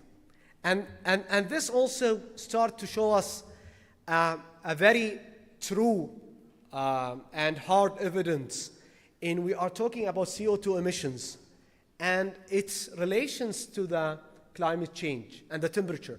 So every year we read in the news that this year is the hottest year in the world. And the same thing in this summer. I promise you, this August or July, you will read in the newspaper, this year will be the hottest year in the air. Why is that? Because there is no just a correlation between CO2. And I took this figure from NASA. So they are doing measurement. There is no correlation between CO2 and temperature. There is a causation. So whenever we are producing something, we are producing CO2, we are increasing the temperature of the earth. So nobody can say that it's just a myth that the climate change is a propaganda by international organizations.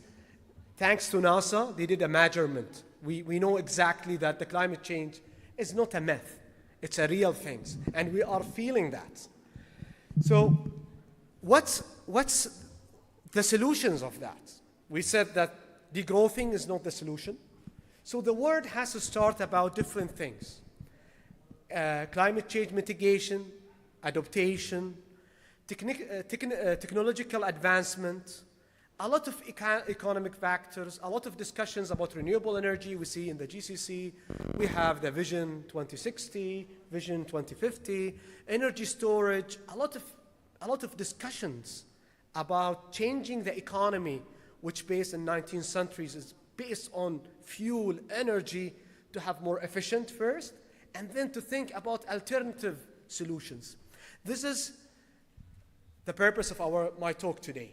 What research, what's Bahrain Center doing in this directions? How research can guide the government, and how research also can enable the industry to do the right things to do. Integrating all these sectors together is the main purpose of the talk today. Why? Also, because I think Bahrain is unique. And as the name of my center, Bahrain Center, I will talk about Bahrain. And I will share with you two stories about the research we did and how it can impact Bahrain as a case study. So I always say Bahrain is the canary in coal mine. The canary in coal mine is a sad story because they use in the coal mine to put canaries there. If there is any leakage of gas, the canary will die, and the people working and the workers there, they will know exactly that there is a gas there, so we have to run away. So I think Bahrain is sort of the canary in the coal mine. So we have to do the energy transitions, and we have to work in all industry very quickly because we have a limited resources in comparison to the GCC countries. We have a growing economy. We have our economy, growing economy, a lot of challenging. Our economy also is based on oil and gas. So economy is not just about crude oil. We have aluminium smelter in Bahrain, which consume electricity exactly like the whole Bahrain. So do you imagine that? We have steel manufacturing. We have petrochemicals. We have now one of the biggest refinery in the world, in the region, top 3 refineries in the region. 30% of our gas will be just for the refinery, for the new refinery we have. So we have very growing economy, and it's also is either based on oil and gas or the derivative of oil and gas. So the extension of oil and gas. We have our national commitment to achieve 2060 zero emissions, and how we can do that. If this is the case, we have growing economy, limited resources. So we have to start today. Not today, but yesterday. But we have to talk about today.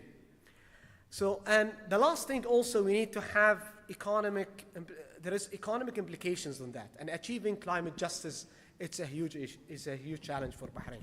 Whenever IMF come to Bahrain and they have visit all the national institutes, they said, you have to start to reform and restructuring your electricity and water subsidies.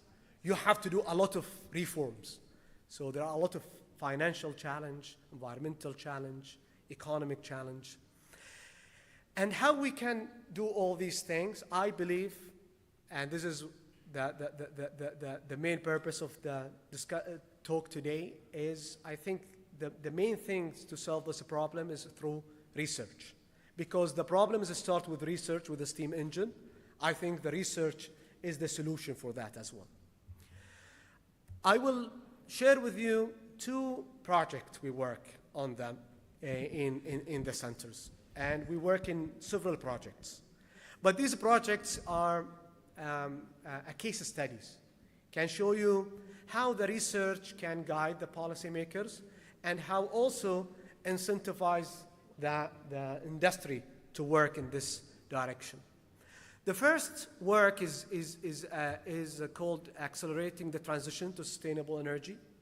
We published this work in several publications. So for the academics, it's Q1, Elsevier, and for us as a center, we are not nobody evaluates our work based on Elsevier or Q1. Q1 always, I believe.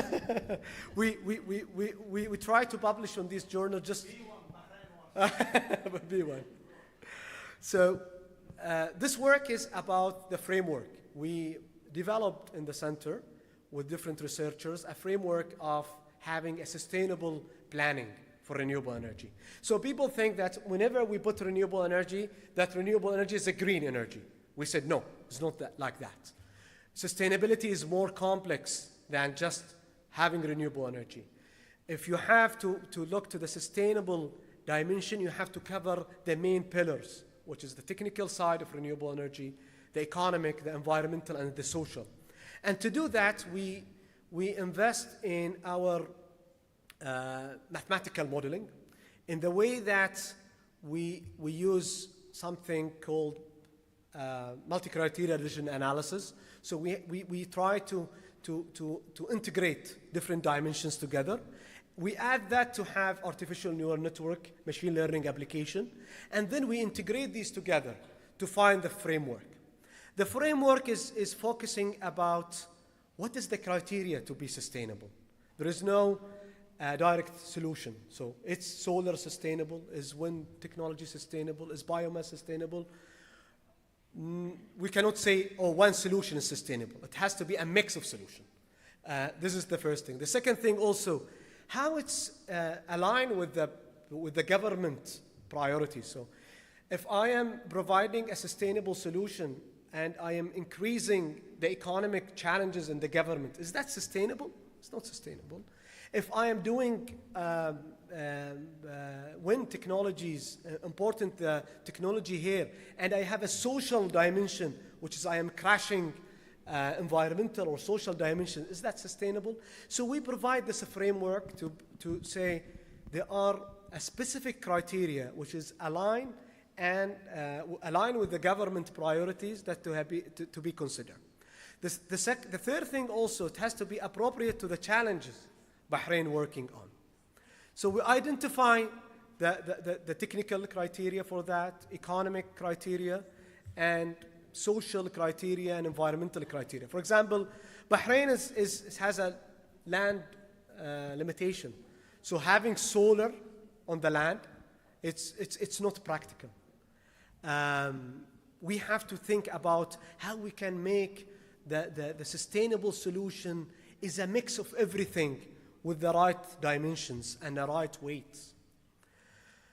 During our case studies, we found that wind technology can provide a more sustainable growth for Bahrain, especially if we are using on offshore application, which is now the Babco Energy initiatives to explore the wind technologies. We also think that the PV can has a more of a technical contribution to the grid. We also say that there is also a social adaptability. People are willing to change their own behavior for this technology or not.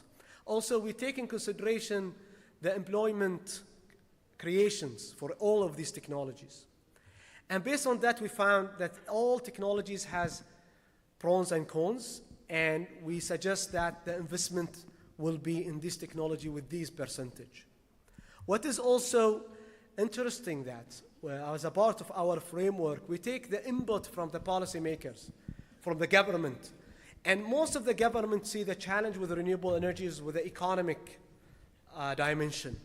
And they see that the technical and social is the second priorities, and the least priority within the policymakers is the environmental, and this is unfortunate. But this is also to understand the context, how we can provide a solution which integrate a lot of dimensions together to provide a sustainable growth for the energy sector. What else? We integrate that with machine learning so we can have a more input within the model. And then when we are starting to create these policies within the government, we start to see that the government looking to the employment creation. So we said the policy has to be more in solar, PV. And also in social adaptability, we have the people willingness to change their own behavior. It comes with solar more than others. And when we go to the social benefits, to the educational side, we say that wind turbines can provide a lot of benefits in this project. This project influenced the government in formulating several policies. We receive some companies, they would like to apply this framework in their industrial decarbonization strategies. We are working with them now to provide them with the best strategies for decarbonization. The way that we prove this framework, we showed to all the stakeholders that this framework can be applicable for the governmental policies and also for the industry. And the main takeaway here is linear thinking is not effective in dealing with the sustainability of complex system, rather than a holistic approach is required, and that's what we did in our framework. The second story is about our artificial intelligent renewable energy lab. So we are proud on the partnership with Babco Energy of establishing this lab. So this lab, as a think tank, we are working in policies, strategies. This lab is used a very advanced technology. It's called real-time digital simulator. It's advanced technology. We've been investing with the partnership of Babco Energy of integrating the machine learning applications in renewable energy integration and to find the right solutions for Bahrain. We start that journey in 2023. We start to have a lot of trainings, PhD student, master student working with us from Bahrain or also international students. We have a partnerships with Texas Austin. We have a partnership with UT Austin. I did my postdoc 2023 at UT Austin, where we make one of the projects for Bahrain as well. So this lab enable our researchers, our stakeholders to work in a very complex projects and align them with Bahrain priorities. The Air Lab, we call it as abbreviations Air Lab. It's Artificial Intelligent Renewable Lab. The main objective of it is develop advanced AI application and conduct power analysis. Also having a very complicated or offer specializing engineering consultations for the stakeholder. And one of the main things is assist the policy making, assist the policymakers in making informed decisions and formulating effective strategies.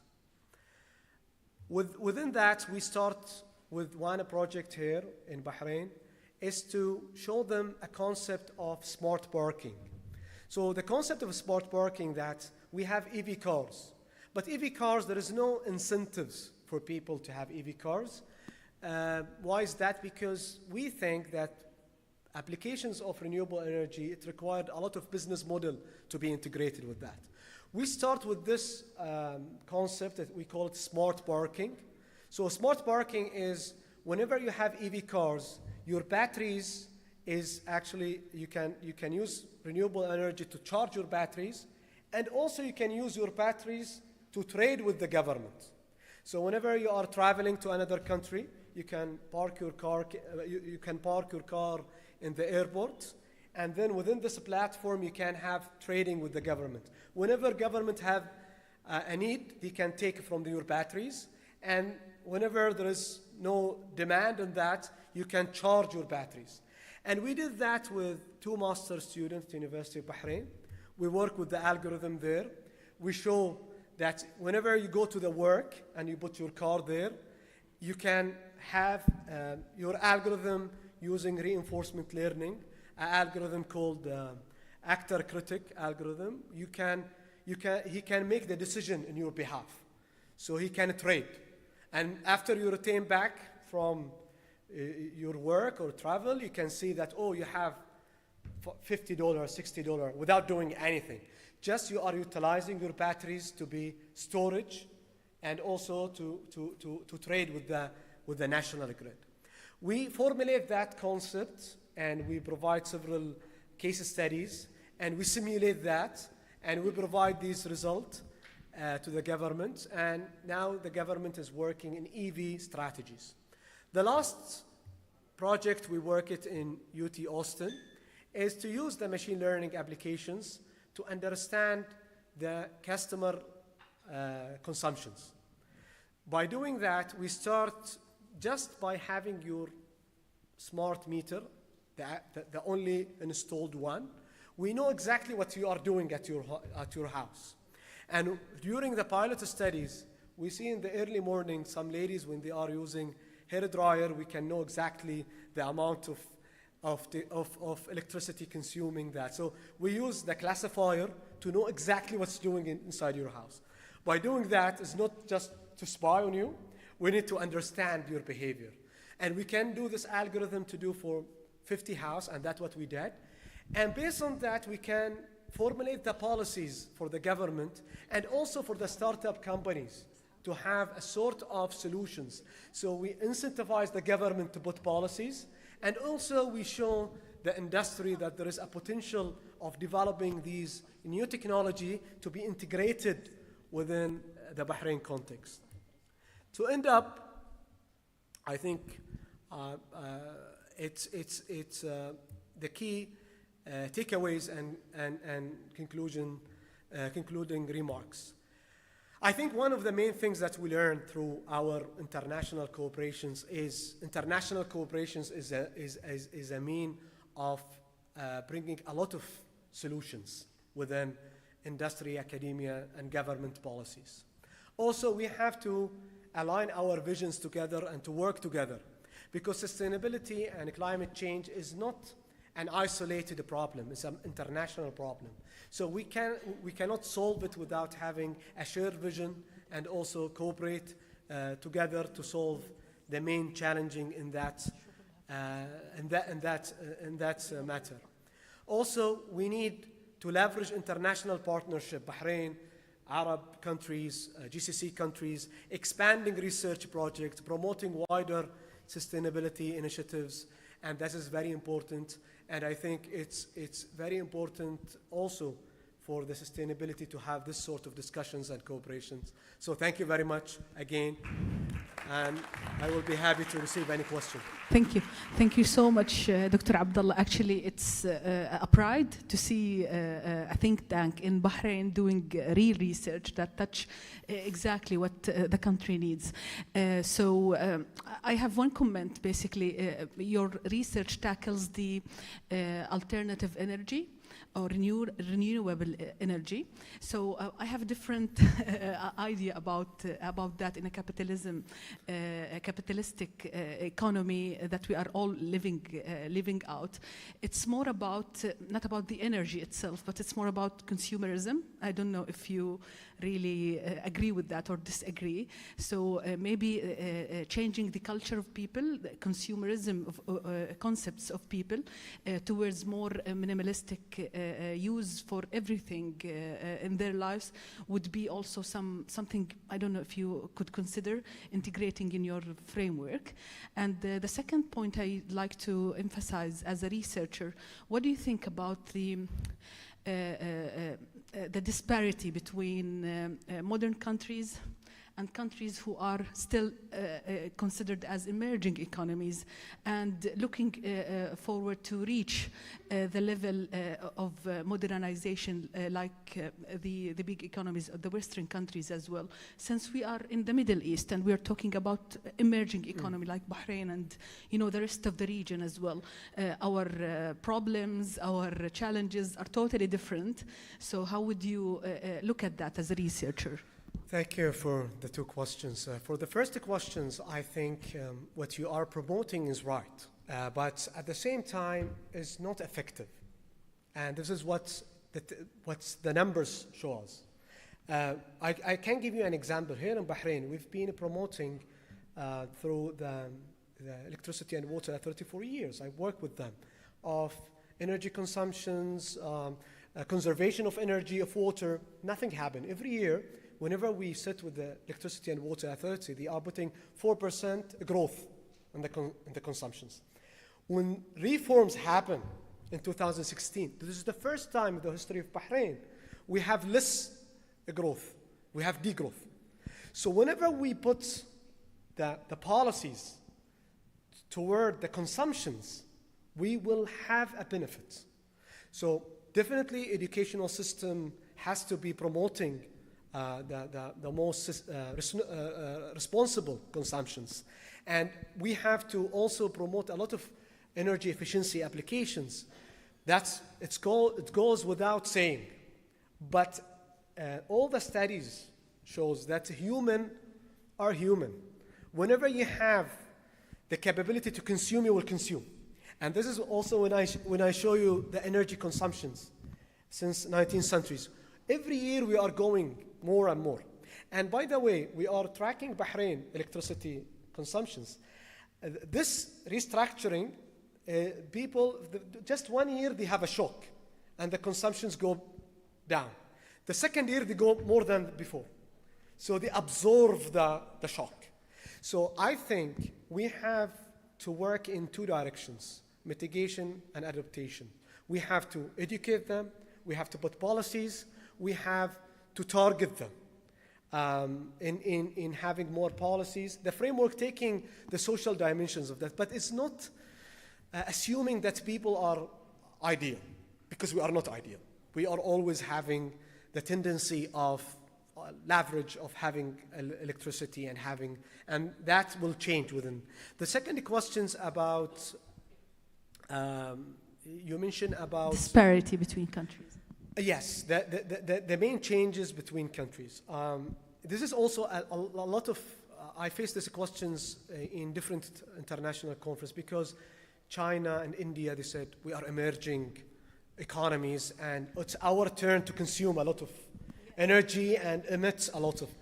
And I think it's unfair to the developed countries because developed countries, they consume a lot of energy, especially in the beginning.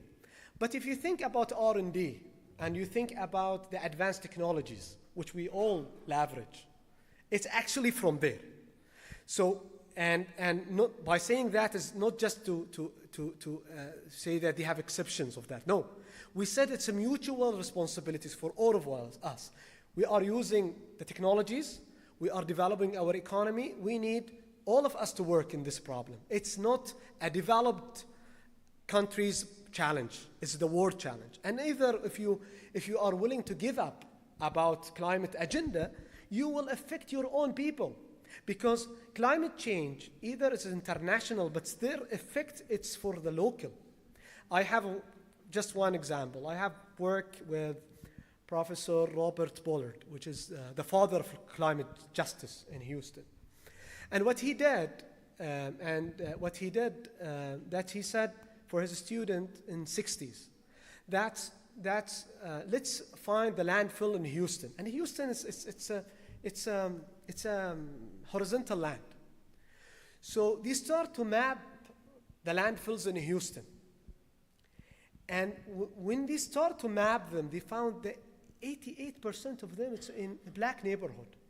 And because of that, the people there have a lot of health issues.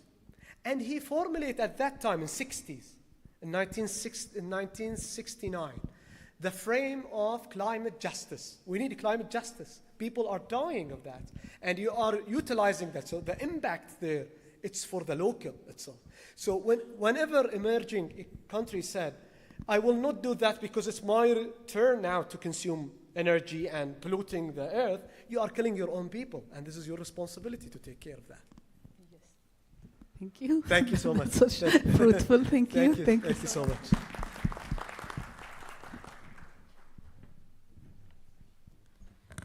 Thank you so much, Dr. Abdullah, for highlighting how partnership and research can power progress towards sustainability. Our final keynote speaker for today in this session is Dr. Sandrine Hetti, Assistant Professor and AI Consultant at the Lebanese American University.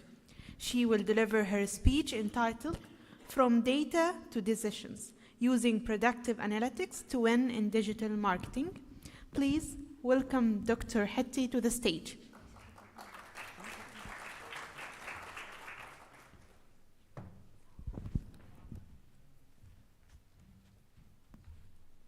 This one, right? Last one, right?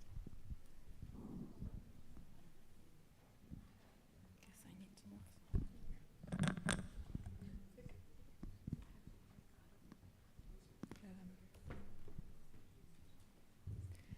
Okay, hello everyone, and I'm honored to be with you today.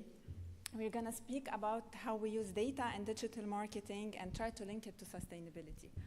So first thing, I'm a marketer who started my career in the old and the traditional marketing. Sorry. So the focus there, it was basically on mass reach with no relevance to the customers. We only cared at that time to show who we are and what we do, and it was an only one-way communication. It was basically built on the concept that customers have no other choice than purchasing from us. Then I moved forward in my career and moved to the second part, which was the innovation. What's this? The innovation and digital marketing, and the whole entire world was a total different world because customers were the leaders. And we, as marketers, we had to move from being the leaders and being the kings in the market to the followers and listen to our customers, hear what do they need, what are they interested, and just need to do what they are asking for. Then the innovation continued, and we had what was too scary for marketers and too scary for businesses, and it was the artificial intelligence. With the rise of the artificial intelligence, it was at the beginning a catastrophe for businesses and specifically for marketing because it was a huge, huge thing to handle. So as marketers, we started asking ourselves, what's really happening? How can we handle it? What's going on? What's the thing that we need to do? How do we start? And the answer comes in one single word, which is the data. And when we speak here about data, when we speak here about data, we're speaking about a vast amount of data. It's not one single thing, and it's not about one entity. It's about billions and thousands and trillions of information about our customers, about the latest trend, and we speak here about our customers. We're speaking on everything. It's their interest, it's where they are from, their location, their demographics, their psychographics, all type of information that we are able to collect. We could use it in our marketing campaign. And here comes the core of the sustainability. So if I'm now able to understand how my customers are behaving, from where, what are they interested in, how does sustainability really impact them, I will be able to build my campaign. Moreover, the data was not only about the customers, it was about the latest trend. So what's happening now? Everyone was speaking about the sustainability in education. This could be used in marketing.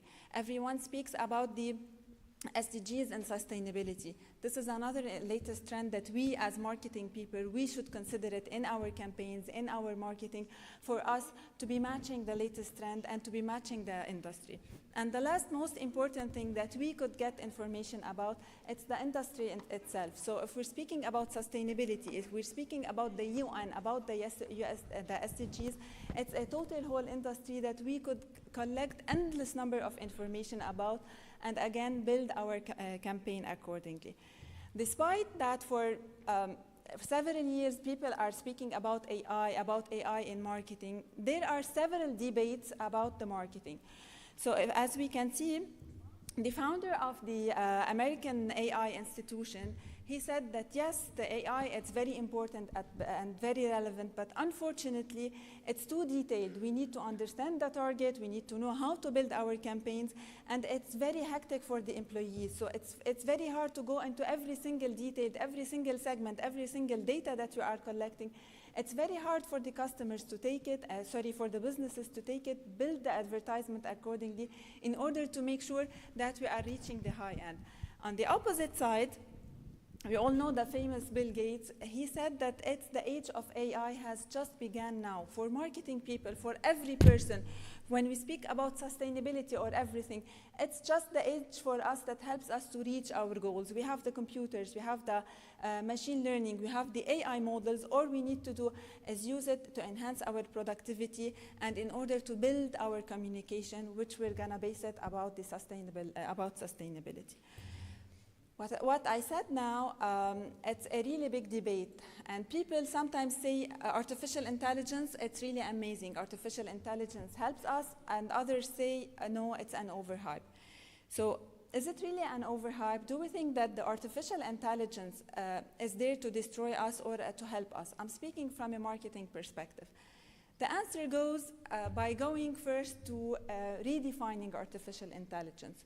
So artificial intelligence, it's the process of development computer systems and programs that tend to perform tasks that reads the intellectual or the human intelligence. And when we speak about the human intelligence, we speak about the reasoning, about the analysis in order to perform it. And this term is not the birth of today or yesterday.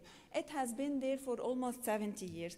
The first time it was mentioned, it was by John McCarthy, who said that he's going to build the artificial intelligence to mimic our human brain and to do our performance. And he went to ask for a fund from businesses to help them build the artificial intelligence. So therefore, the AI has been there for 70 years. And it has been evolving and evolving with one main purpose: to help us use it in order to enhance our performance.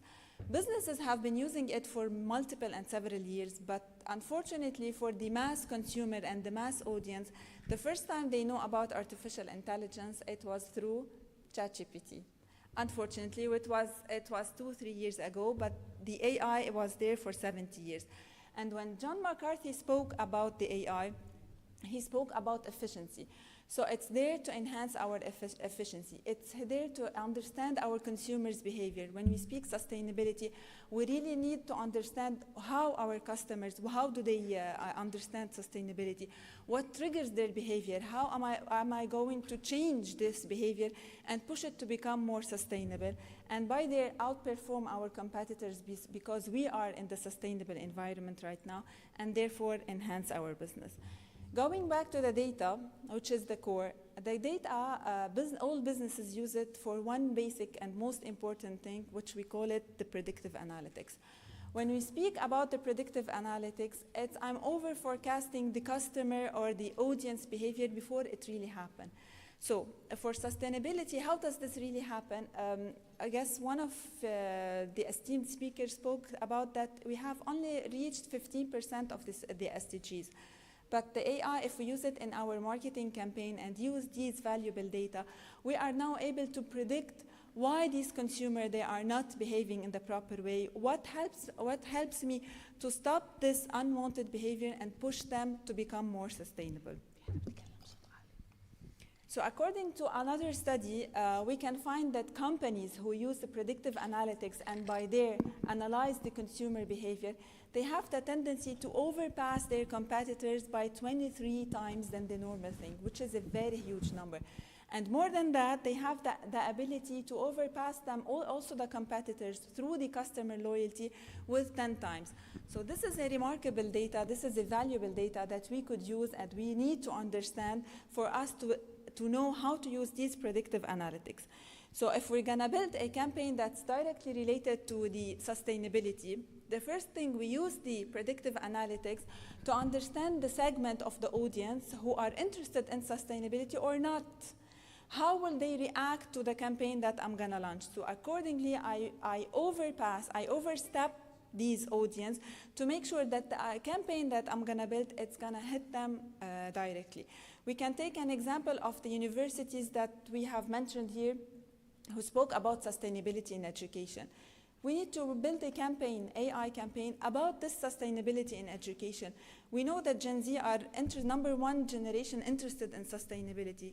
Marketing is there for us to help them go into the sustainability. We just need to use these data and understand what's really interesting for them, what key messages they are interested in it, and accordingly we build the campaign and we already know the results. They are gonna bring more from these Gen Z into our universities. If we go back to the corporate business, one of the most leader company in artificial intelligence and how they use data to predict the consumers, it's the Netflix. If you remember, when Netflix was first found, the application was not, or the tool was not doing fine. So if we recall, We used to access the application and download some movies or series, but when we watch it, we used to feel that it's boring. So we used to skip it, we used to download something else, we used to try, and sometimes it caused us frustration. While we were behaving like this, Netflix was taking the advantage of the data of our behavior and used to analyze it. And they concluded the reasons behind us not being interested in these, and they enhanced their application, they enhanced their recommendations, and accordingly we can notice now that if we are on Netflix, they already download movies or series that are almost 100% that reflects us.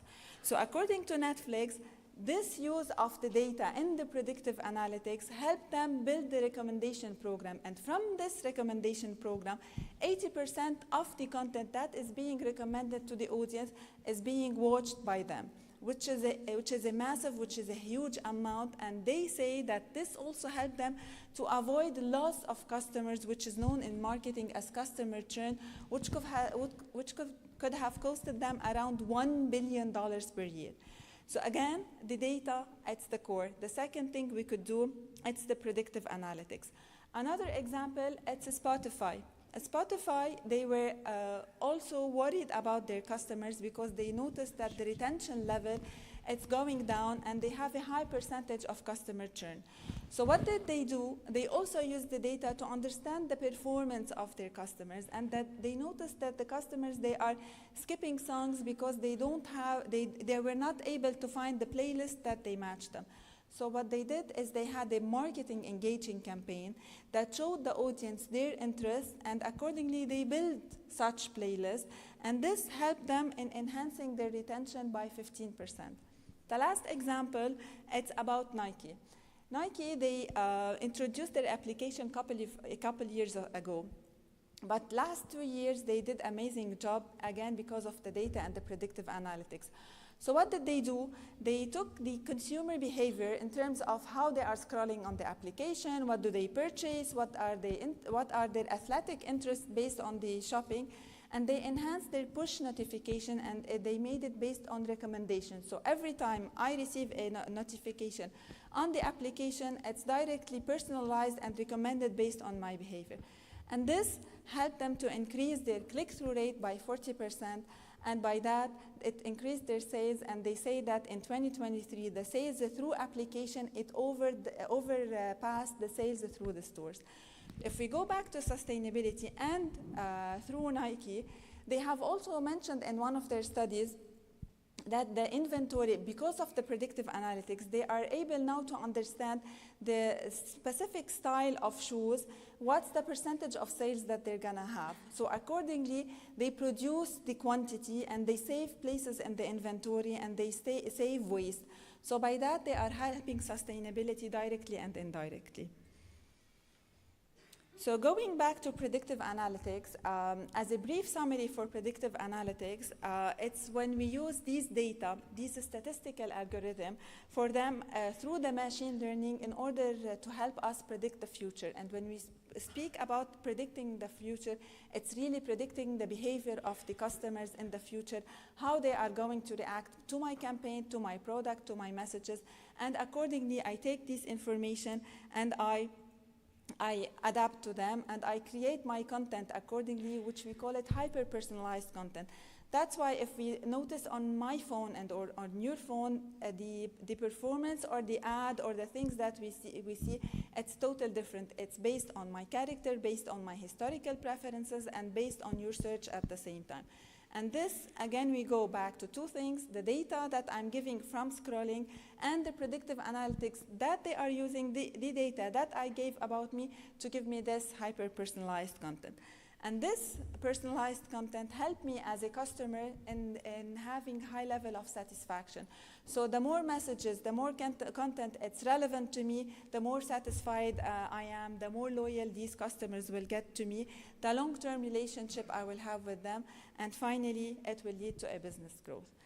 Despite the nice story that I have told you and the nice information that I shared, do you think that this is really working in the real world? Let's forget about the huge and big international companies because they have been using AI for 20, 30 years or more. The answer is no. We have big gaps between what we call the practical and the theoretical part, which lately researchers in AI, in sustainability and in marketing are really working so hard to identify these gaps. So based on one of the studies, they say, it's McKinsey and Co., they say that companies, almost all companies are really interested in AI. They are investing a lot in AI, but 1% of them only, they count themselves as full power usage of AI. It's only 1% out of the 100%. So this is considered a huge issue when we speak about the implementation of AI. If we're gonna build campaigns that really target sustainability, if we're gonna reach our target audience, businesses are not sure how to use it. They have the money, they have the awareness that they are gonna use the AI, but they really don't know how to use it.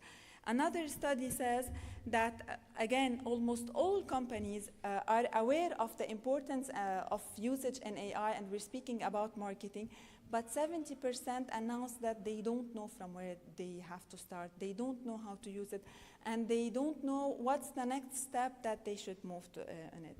So as a conclusion, yes, AI, it's an amazing job. Base the data, take the data in order to predict the consumer behavior related to sustainability and build your campaigns. No campaign will succeed if we don't have a huge amount of data. If we don't use these data, we need to make sure that this data is very clean, know how to analyze it, and you will have the best results from it. Thank you. Any questions? Thank you. Thank you so much, Dr. Sandrine. So I believe we have a space for two questions, quick questions. We'll start with Professor Munir, since he's a specialist in marketing. Thank you very much, Dr. Sandrine, for the very lovely speech. Thank you. Really amazing that when you said, you know, since 1955 till now, about 70 years, and AI was there or has been there. I think because of the gray area, there was no awareness. Just recently was the sort of digitalization and all of this. Because of the new advancements in technology, the AI has become, you know, more clear to us. My question, you said I think 23 times companies who have that data analytics, 23 times outperforming the competitors, and 9 times for customer acquisitions. I think you answer part of it. Maybe they don't know how to implement it, but I'm not sure whether there are, you know, other reasons for that. Maybe you can elaborate on that. And my second question is about, you know, a human touch and cultural differences, you know. In the banking, for example, banking environment, there's sort of relationship managers or key account managers where clients want sort of a human touch. Can this AI really has a role in that, you know, just to strengthen that human touch or complement that, so customers will not go away or will not defect? Thank you. Okay, so for the first part, unfortunately, yes, businesses, they don't have yet the ultimate awareness and, if you want, the technical skills on how to implement AI. I was speaking with Dr. Abdallah, and he told me they have the same issue, and here in Bahrain, they are working a lot of funds for businesses, for people, in order to learn how to use AI. So the speed of the growth of AI with the human speed of growth, it's extremely different. So we have the AI, it's rapidly growing, but the human skills are growing on a small scale, or at least they really don't know how to use. Like, I will speak on a personal level. Sometimes I go to internet, I try to use AI applications, they say they are the best AI for AI in marketing. Then I start and I stop. No, this is not the perfect AI tool. Which one is really the AI tool? So it takes me 1 day or 2 days or 3 days of search in order to define this AI tool. So people, they get frustrated about this. And the second question was about? Yeah, the human. That's why we always say we need the combination of both. It's never a pure AI, and it's too late to have the human only element. So it should be the combination of both. The AI for the technicalities and for the innovation, and the human for the balancing the innovation and the human. Thank you. So. Now there is the nationality It's already there. I can tell you that it's already there. It's there. Yeah. Yeah, Dr. Isra, can we have a quick question from your side, and followed by Dr. Ahmed? Yes. Thank you very much for a beautiful presentation. We are all inspired. Professor Munir already touched upon it. However, I just wanted to highlight something. You mentioned that AI can help and could be used as an assistive technology for marketing. And you mentioned this could be also linked to UN SDGs and guides the commitment of UN SDGs. However, in your opinion, do you think that this also could be misleading in some cases? Because using AI could be unethical sometimes, and it could be used unethically by utilizing the data and manipulating with the mindset of people from a marketing perspective. So what can we do in order to ensure that there is a good high maintenance of ethical standards that really guides professional marketing rather than greenwashing marketing?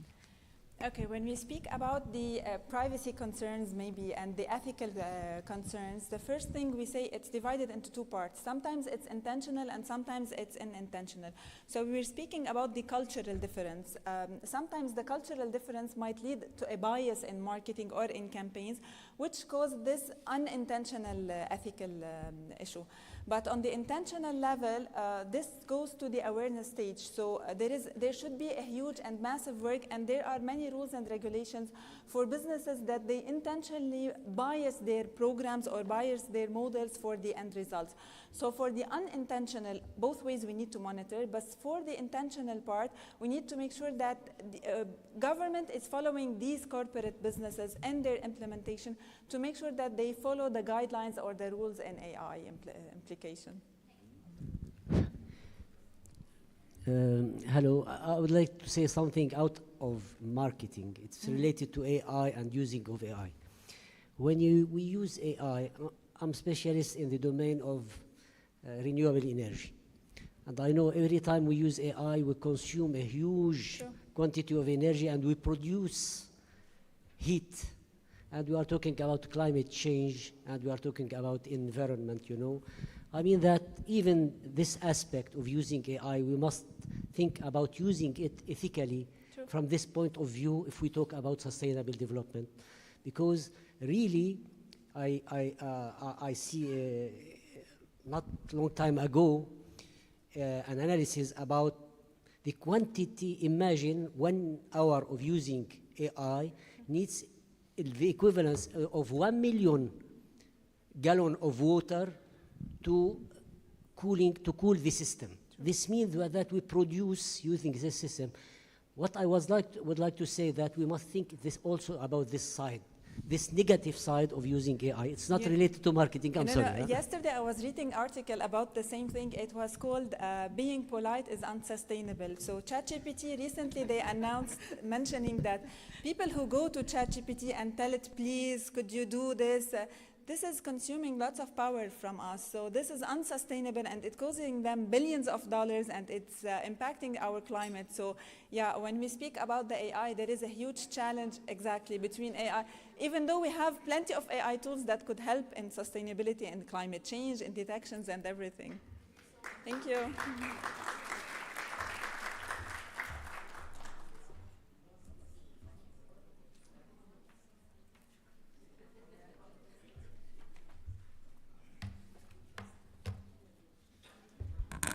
Thank you so much, Dr. Sandrine, for your inspiring insights.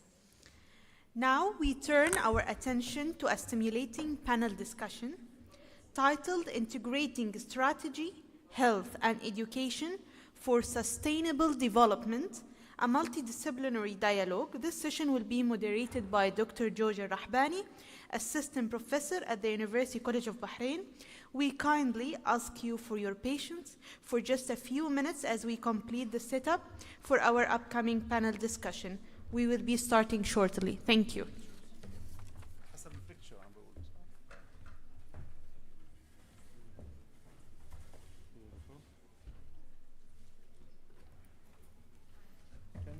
put the picture? Can you put the picture so that everyone will see it accordingly? Oh, perfect. So Isra is near me. Isra, you're near me. So we're kindly asking the panelists to head to the stage, please.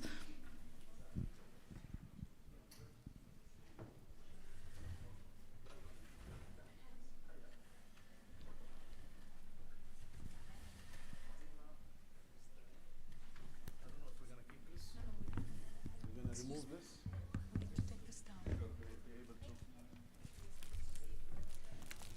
Would you like ريم بدي كان يضلني هون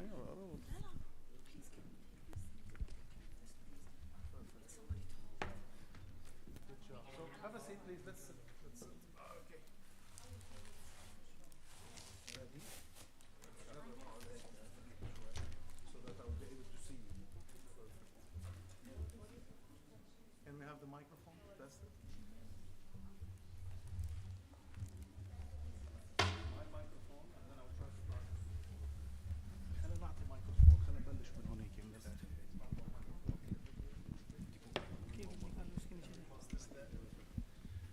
Ready? Let's start right away. Okay. So thanks a lot. Let me introduce myself. My name is Dr. George Al-Rahbani. I'm a Canadian Lebanese. This is my second year at UCB, and I'm so honored to steer the second panel for the consecutive year, so in our conference. So hello, esteemed colleagues, panelists, and guests. It is an honor to welcome you today in today's vital conversation, integrating strategy, health, and education for sustainable development, a multidisciplinary dialogue. Imagine, if you will, a three-pillared bridge spanning a river, مش المحرك, مش جسر المحرك, spanning a river of pressing global challenges: climate crisis, inequity, pandemics, and fractured systems.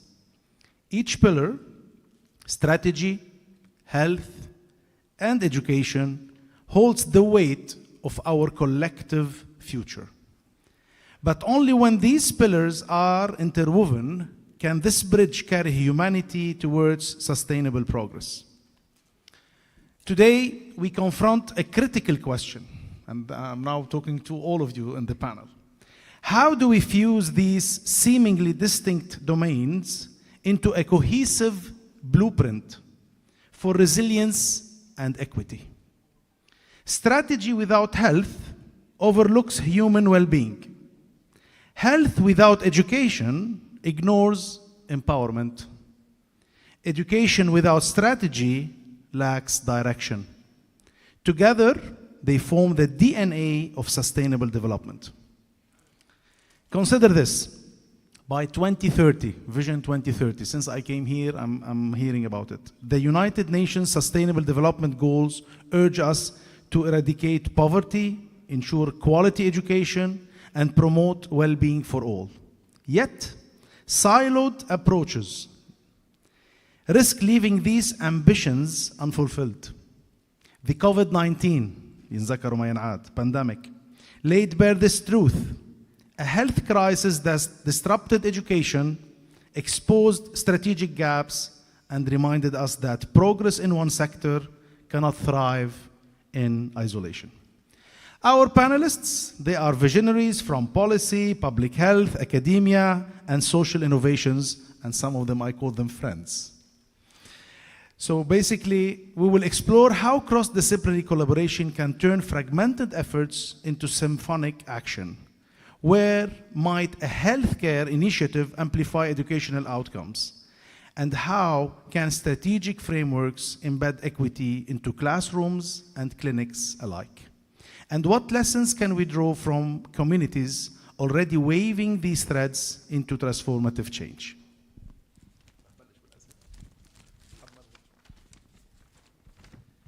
Okay. Let this dialogue be more than an exchange of ideas, please. Let it ignite partnership, challenge, and assumptions. Let's start, first of all, with the first question. Shanine, what are some of way that WHO promotes the integration of health, education, and strategic thinking to support sustainable development? Thank you very much. So the third Sustainable Development Goal is good health and well-being, and the World Health Organization understands that this doesn't just mean the provision of healthcare, but it also means the promotion of healthcare. The promotion of healthcare is sort of, encouraging people, individuals, communities to have increased control over their health, and that comes from looking at things beyond just individual behavior, but looking at things that are broader, the social determinants of health. So, for example, economy, housing, education, sort of the structure of the community that they live in. And one of the strategies that addresses health promotion looks at healthy settings. So it's looking at sort of the value that a setting can provide that sort of creates the necessary framework for people to live more healthy and sustainable lives. There are different actions that can be undertaken in a specific setting. Those actions usually look at sort of, organizational structure. They look at reworking physical structure, maybe changing of management or changing of sort of operational procedures. And these can be implemented in a variety of settings. So schools, cities, families, community centers, and universities. Thank you. Thanks a lot. Let's move to Isra. Yeah, you're near me. That's your dangerous spot.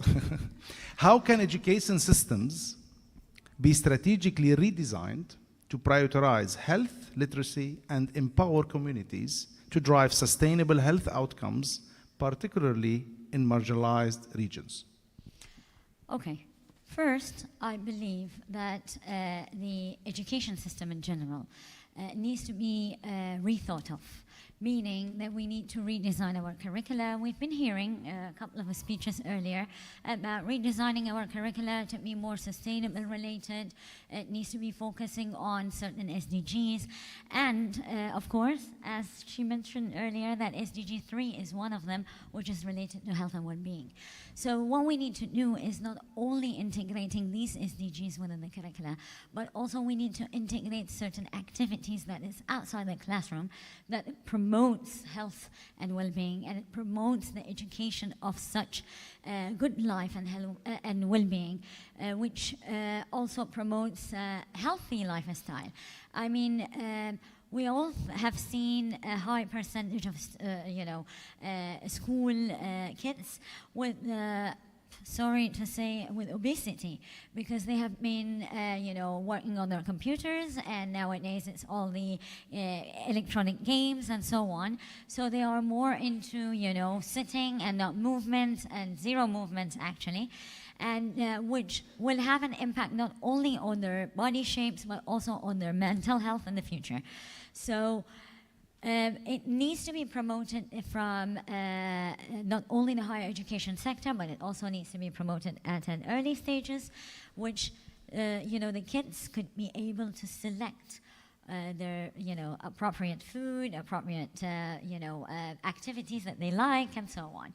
I'm not going to take more time. I think. Because actually you're preparing the next question for Dima, and she's looking at me. She's taking my part. I'm just joking. So Dima, since you are a nutritionist, basically, and that's basically Dr. Isra, she was actually preparing us to the next question. But thank you, Dr. Isra, for your lovely answer. How do nutrition, health, and overall well-being contribute to sustainable development, both at an individual and organizational levels?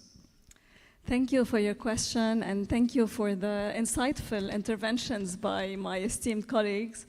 Of course, we're talking about SDG number 3, good health and well-being. So if we look at nutrition, we all know that a balanced diet supports physical health. It prevents chronic disease, the leading causes of death in the world. It prevents obesity, heart disease, diabetes, cancer.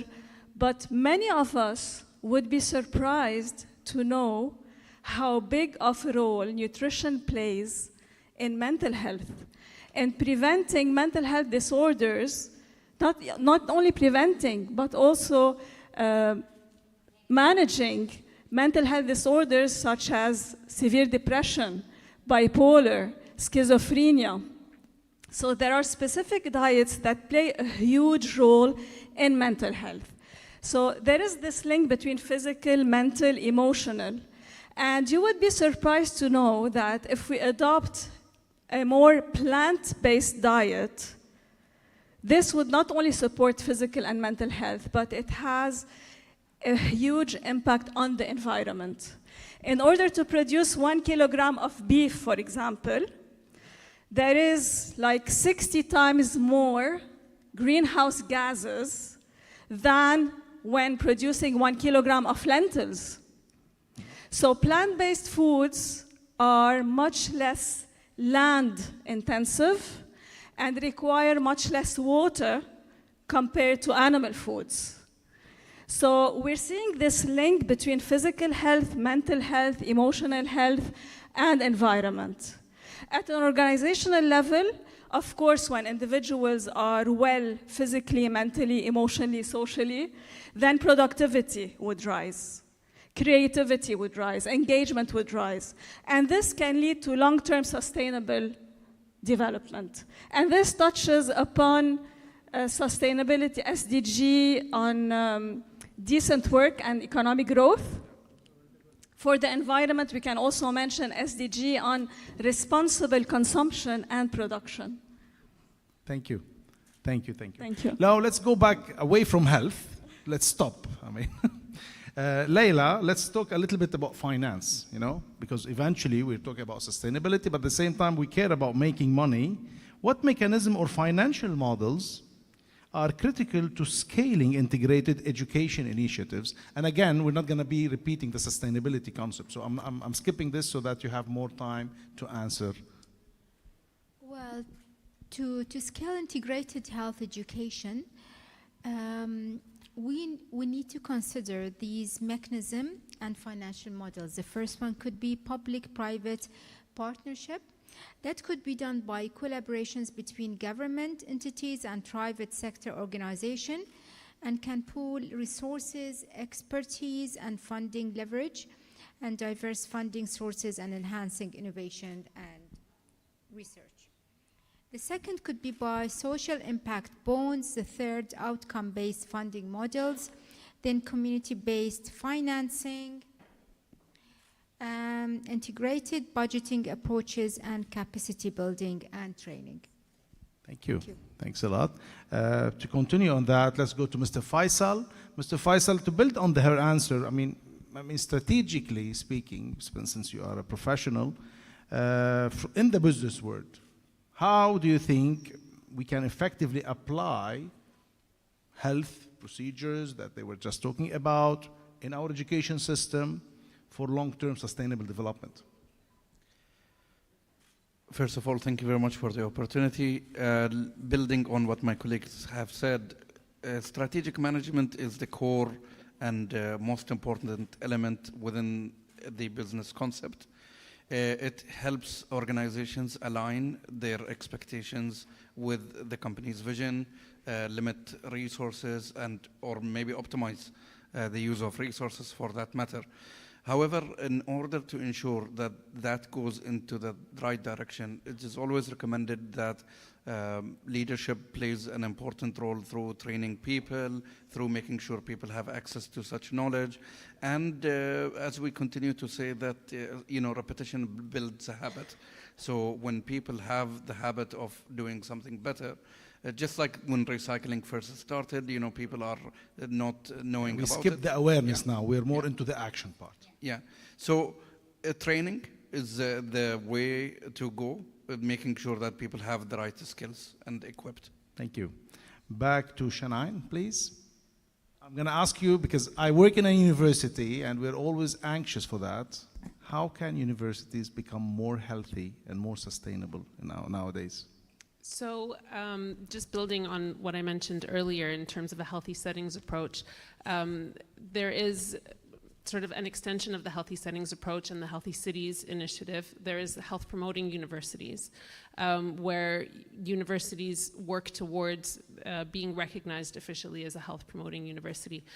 Long before even this initiative. Is it only to have a tag, or? It's not only to have a tag. I mean, if you think about it, universities, long before any initiatives were created, have always been concerned with promoting the health of their students and of their faculty. And so this initiative essentially just allows for universities to build off of that and to really sort of utilize the efforts that they're doing to look at things in a more systematic way. One, to look at the health and well-being of their students and staff by ensuring that they're enacting policies that are creating safe learning environments, safe working environments. The second is to also promote health promotion in their academia and in the research that's conducted at the university. And the third one is to also recognize the fact that the university is not just serving the people that are within the walls of the campus, that they absolutely are influencing the rest of the community and are a resource for the rest of the community. Thank you, thank you. Moving back to Isra, building on what Shanae just said, how do we do that in a university? I mean, what is the drive? Do you think it's only the teachers, it's the curriculum, it's the students? I mean, you are there in a university, and I know that you are playing a very important part strategically. How do you promote such kind of activities? How can your university become healthier? Okay, first, I would say collaboration, okay? The keyword is collaboration. So we need to collaborate with different entities. Okay, which includes healthcare sector, ministries, regulatories in the healthcare sector. So we can create some sort of short courses, activities, summer schools, micro-credentials that really engage a lot of students as well as maybe alumni or even faculty members on board. So that's, I would say, the first movement that we need to do.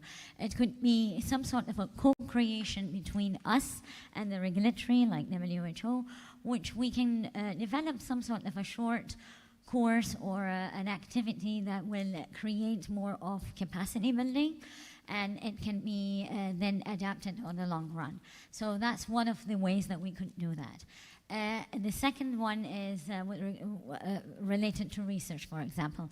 So we could always collaborate on different research projects that will have a real impact on certain issues, key issues related to health in this part of the world that will really have a real impact on how can we tackle these matters. Like, for example, earlier we heard about how nutrition can add a value in different type of aspects. So therefore we could invest in that and more collaborative research, fund those research, and try to promote it further as a case study. Thank you. Thanks. Going back to Dima, I'm going to ask you a question which just came up in my mind. I mean, you've been there engaged. We've seen you in our university. You've been into more than one campus. First of all, when are you going to proceed, perhaps do your doctorate degree in management, perhaps? But other than that, I want to ask you a question. Now, do you think each time you are talking about healthy issues and how to sustain, and you just gave us one important example, I think the vegetarians are so happy for you. But do you think, I mean, is it only about awareness? Who should be there? She talked about partnership. Who are your real partners there? Yeah, I think it should start at a very early age. Education should start as early as school students. And now curricula are also including not only nutrition, but also mindfulness, stress resilience. They are being incorporated in the school curricula, and this is really important, educating our children. And it continues at university with all these initiatives. Universities are an engine, and what happened today is a beautiful example of opening this dialogue for a co-creation of awareness, policies, strategies, and bringing to the table all the parties involved. As Mr. Faisal also mentioned, bringing in companies, the corporate world, public and private sectors. We are all partners in this. Thanks, Dima. Coming to Mr. Faisal, since I mean you're helping me guys in preparing the questions. That's the lovely part of this discussion. I mean, as a professional, today you've heard so many lectures since the morning, and you've heard people talking about marketing strategies, others talking about resources. I mean, what is the most important resource for you, as a professional? What's going to take after this day with you back to your job? Well, the interesting element is to look at alternative energies and to make sure that we keep the finite energies or fuel, in that matter, available for longer generations, and start exploring something that is higher. But we need to also, importantly, make sure that we need to incentivize people in order to do that. A classic example. How, you're going to give them extra salaries, for example?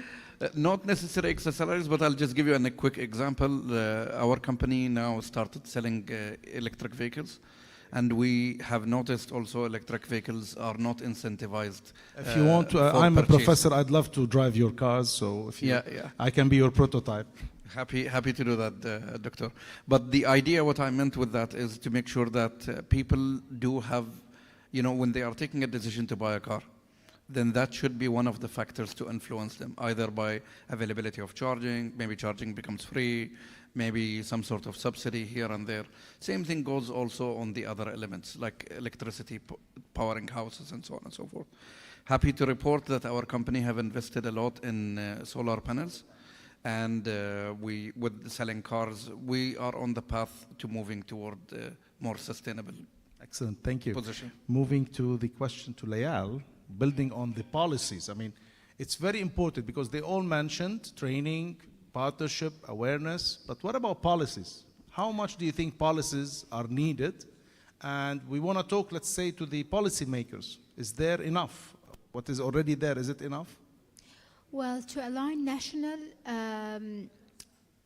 the national policy and strategies in health and education with the global sustainability, such as the United Nations SDG goals, I would like to consider the framework and models that could be approached by as follows. Integrated policy framework could be one, a multi-stakeholders governance, decentralized decision-making, incentive structure for sustainable practices, and could be capacity building programs. Thank you. Thank you. One last thing, I would like to ask every member of you, starting with Shanain and then Dima, say something what comes to your mind. When I say UCB is sustainable, UCB conference was sustainable for you, how? In only one word.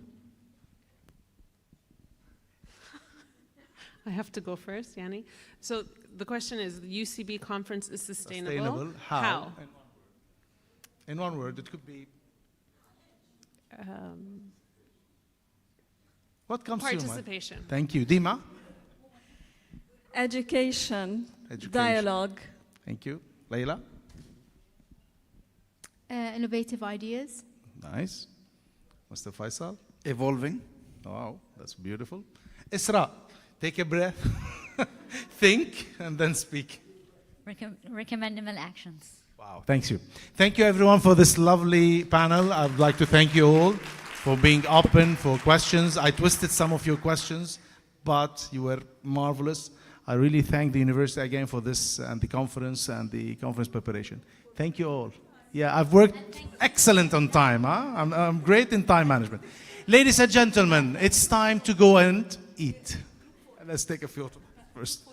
Okay.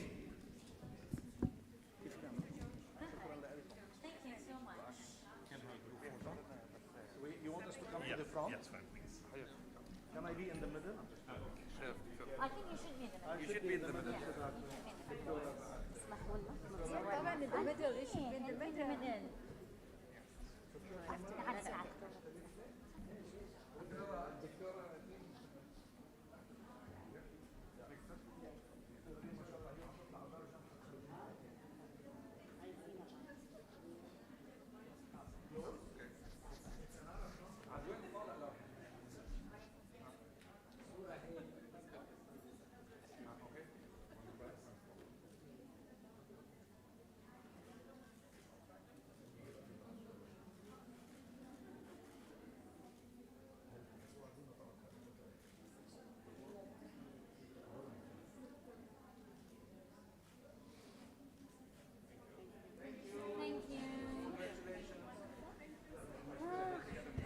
So you're all invited for the lunch, 45 minutes to 1 hour. So please join us outside the room, and then we will be coming back to the parallel session of the conference. Okay. So I kindly ask everybody to empty the room, since we are going to have like a setup for the parallel rooms. So please join us outside the ballroom to the lunch.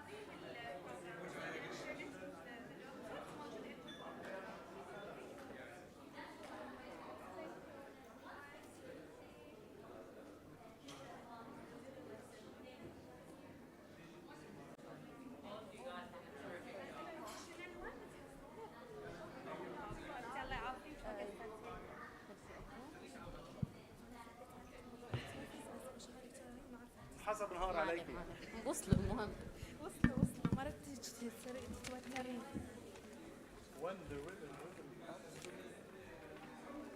تسنيم ليه لابسه ابيض ما ادري اكو قطه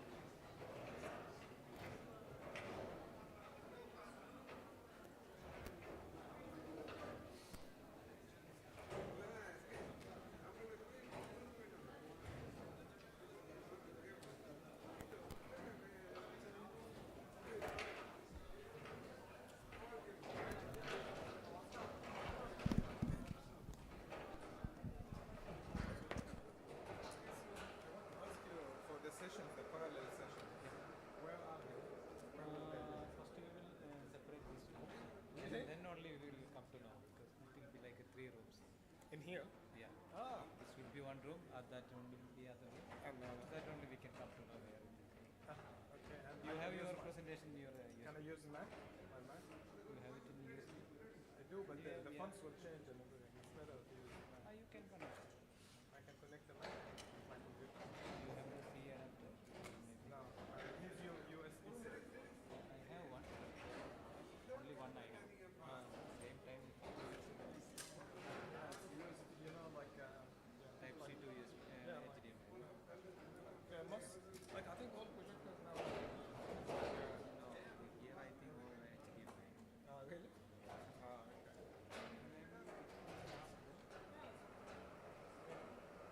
Otherwise, I have to really listen. Because sometimes it feels strange and I have video inside.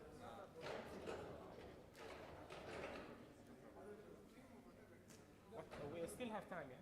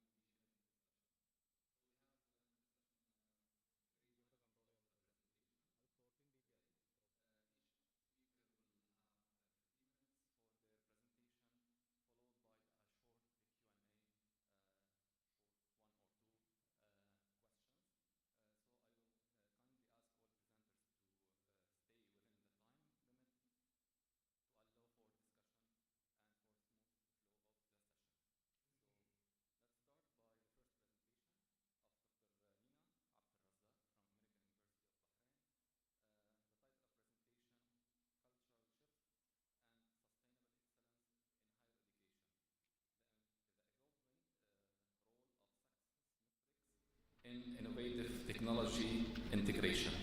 Dr. Nina, the floor is yours.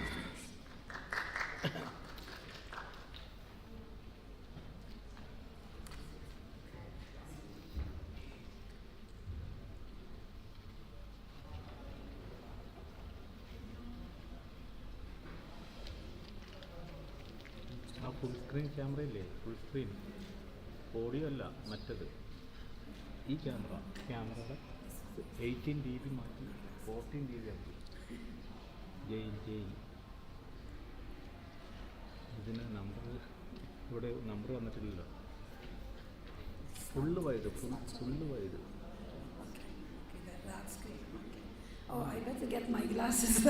അല്ല, അത് 18, അത് close ആണ് 14 dBയിലുള്ളത്. മറ്റേത് 18 dB. 14 dB ആക്കുക. 14. Okay, അത് തന്നെ. Okay set. മറ്റേത് അങ്ങനെ തന്നെ, മറ്റേത് 18 മാറിയില്ല. അത് 18 dB. അത് 60 ആക്കുക. 16. Okay, so good afternoon, everyone. Thank you for being here, staying back after lunch. I know that's always challenging. So as Dr. Ala introduced me, I'm from the American University of Bahrain. I currently work as an associate professor of humanities, so I'm not a tech person, but at the same time, I'm the director of the Center for Teaching and Learning Excellence, and I come from a quality assurance background, which explains a little bit like the focus of my study on basically success metrics, which are usually like indicators used to measure the effectiveness, and specifically the focus will be on the effectiveness of technology integration. So to begin with, this is an outline of my presentation. And I'm not going to go over it, it's just the usual, nothing fancy, what you would see when you are basically like narrating the parts of a research study. I just want to highlight the focus of the paper and the study. It's focusing basically on university culture and certain cultural factors that actually impact innovative technology integration in universities, and also certain cultural factors and how they change over time, maybe with the change of the technologies, especially when it comes to assessing and evaluating the effectiveness of the technology integration.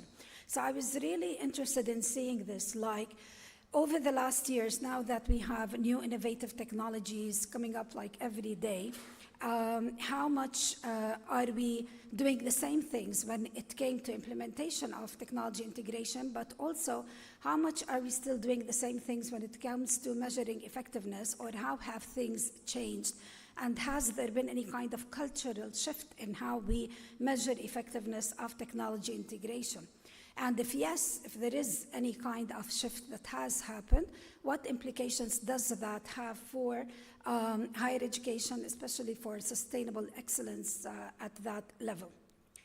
And so before we start, since my focus was on success metrics, I would like to give an introduction of what is meant by success metrics.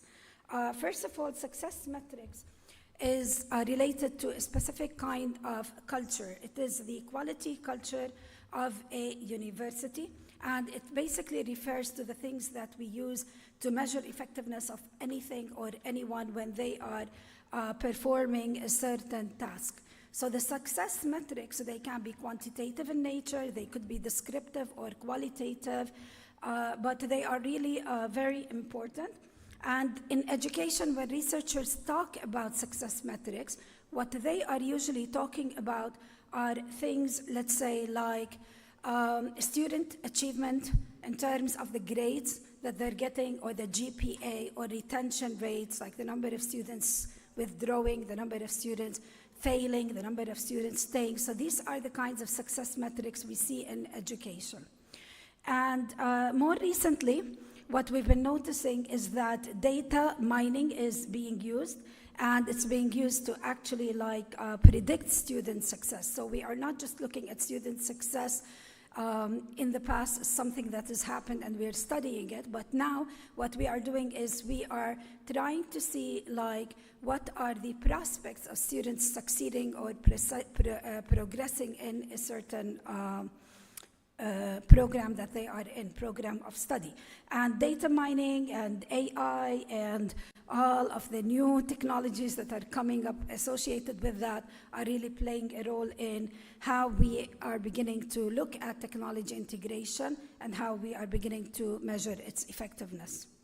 So since we said that success metrics are a part of quality culture, what does quality culture mean and what does it entail? So basically, when we talk about quality culture in a university, we're just talking about the set of all the shared values and beliefs and the practices that are in place that focus on continuous improvement and usually that are shared across the institution by all the stakeholders. We are also talking about all of the structures, meaning the units, the offices, the departments, the policies, the procedures that are in place that help in basically ensuring quality. But at the same time, we are talking about personal and social aspects, like the belief system that we have in place among the stakeholders, their values, and also their behaviors and interactions together, which can promote a culture of quality within the institution, or it can, do the opposite and like discourage, the prevalence of such a culture. So the components traditionally of a quality culture are these. There's like a commitment to basically quality. It's shared across the institution. There are the policies, the procedures, the systems. There's buy-in from everyone and for improvement. And also there is like continuous pursuit of adapting and improving and trying out new things. And there's integration of all of these elements together. Now, when we talk about technology integration in specific and quality culture related to that, we notice that there are some factors that can help in sustaining the quality of technology integration, like if there is leadership support, if there's the right professional development and training, what's happening? I did not touch it, I swear. Okay. The self-efficacy of the users, like how much they actually have confidence and belief in their ability to try out new technologies, that's really important. And the whole climate, how much does it encourage inclusivity and diversity, the acceptance and the sharing of new ideas and the new tools to be used. And finally, the intrinsic motivation, like how much people are motivated internally to actually adopt new things and try out new things. So these are elements that we find in the culture, that quality culture, that impacts successful technology integration if we have all of these things. Now, for my study, the context was, as I was reading, I was noticing that sometimes when we are trying to measure technology integration, it's very, very challenging. Like, how do we measure if the technology is effective or not? Some people will tell you, well, you need to wait until you implement the technology and then you assess like its impact. Some people tell you, well, no, the quality of technology needs to be assessed before implementation, like you need to see the design of the technology or what it can do or what is its purpose, etc. So there are many different views, and so I was really intrigued, especially knowing that now we have like all of these new immersive technologies that are coming out and that are emerging, like, well, how are we now looking at the evaluation of technology integration, and what are we using, and what does the literature say, like researchers, what are they focusing on really when it comes to success metrics that are the indicators of effectiveness. And so my research questions were these: how does university culture influence the effectiveness of innovative technologies in higher education? And when it comes to the quality culture and the measurement of effectiveness through success metrics, like has there been any kind of cultural shift over the last few years, over the decade, let's say? And if yes, what are the implications of the cultural shift? So with the literature review, I divided it into 3 parts. There were parts related to what constitutes a quality culture when it comes to technology integration, which I've already covered. And then also like looking at success metrics, like what, and the quality culture, like what does the literature say about success metrics, and also about measuring effectiveness of technology.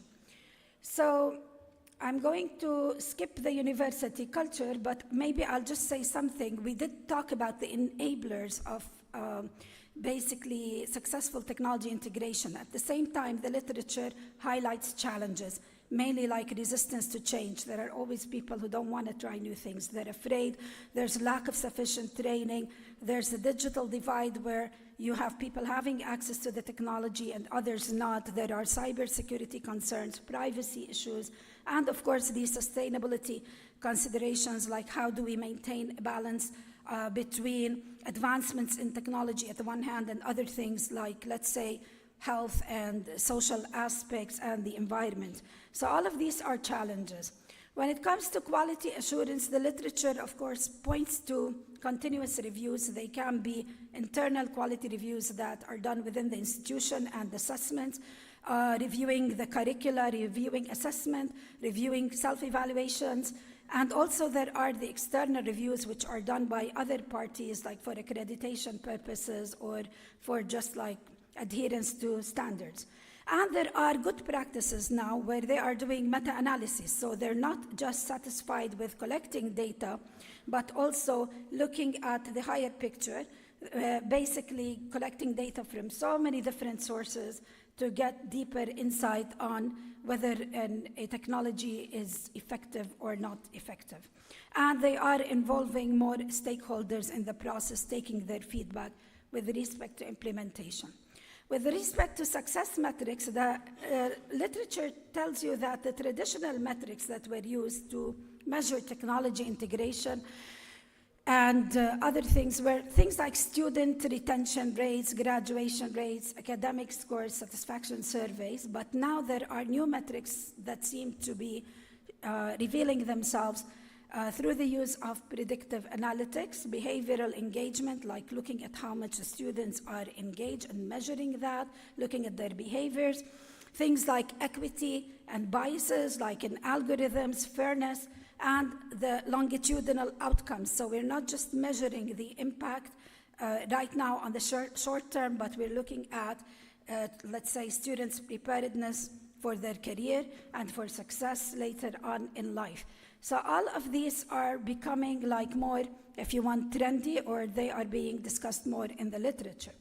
My methodology was simply, was not empirical research, it was a systematic review. So what I was interested in is looking at studies in the last 10 years and then comparing studies from the last 5 years, from 2021 to 2025, with studies in the 5 years before that, which is from 2016 to 2020.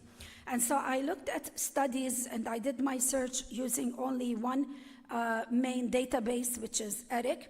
I know this is not recommended in a systematic review. Usually you should use more than one database, but ERIC honestly was more than sufficient because of its richness and relevance to the field of education.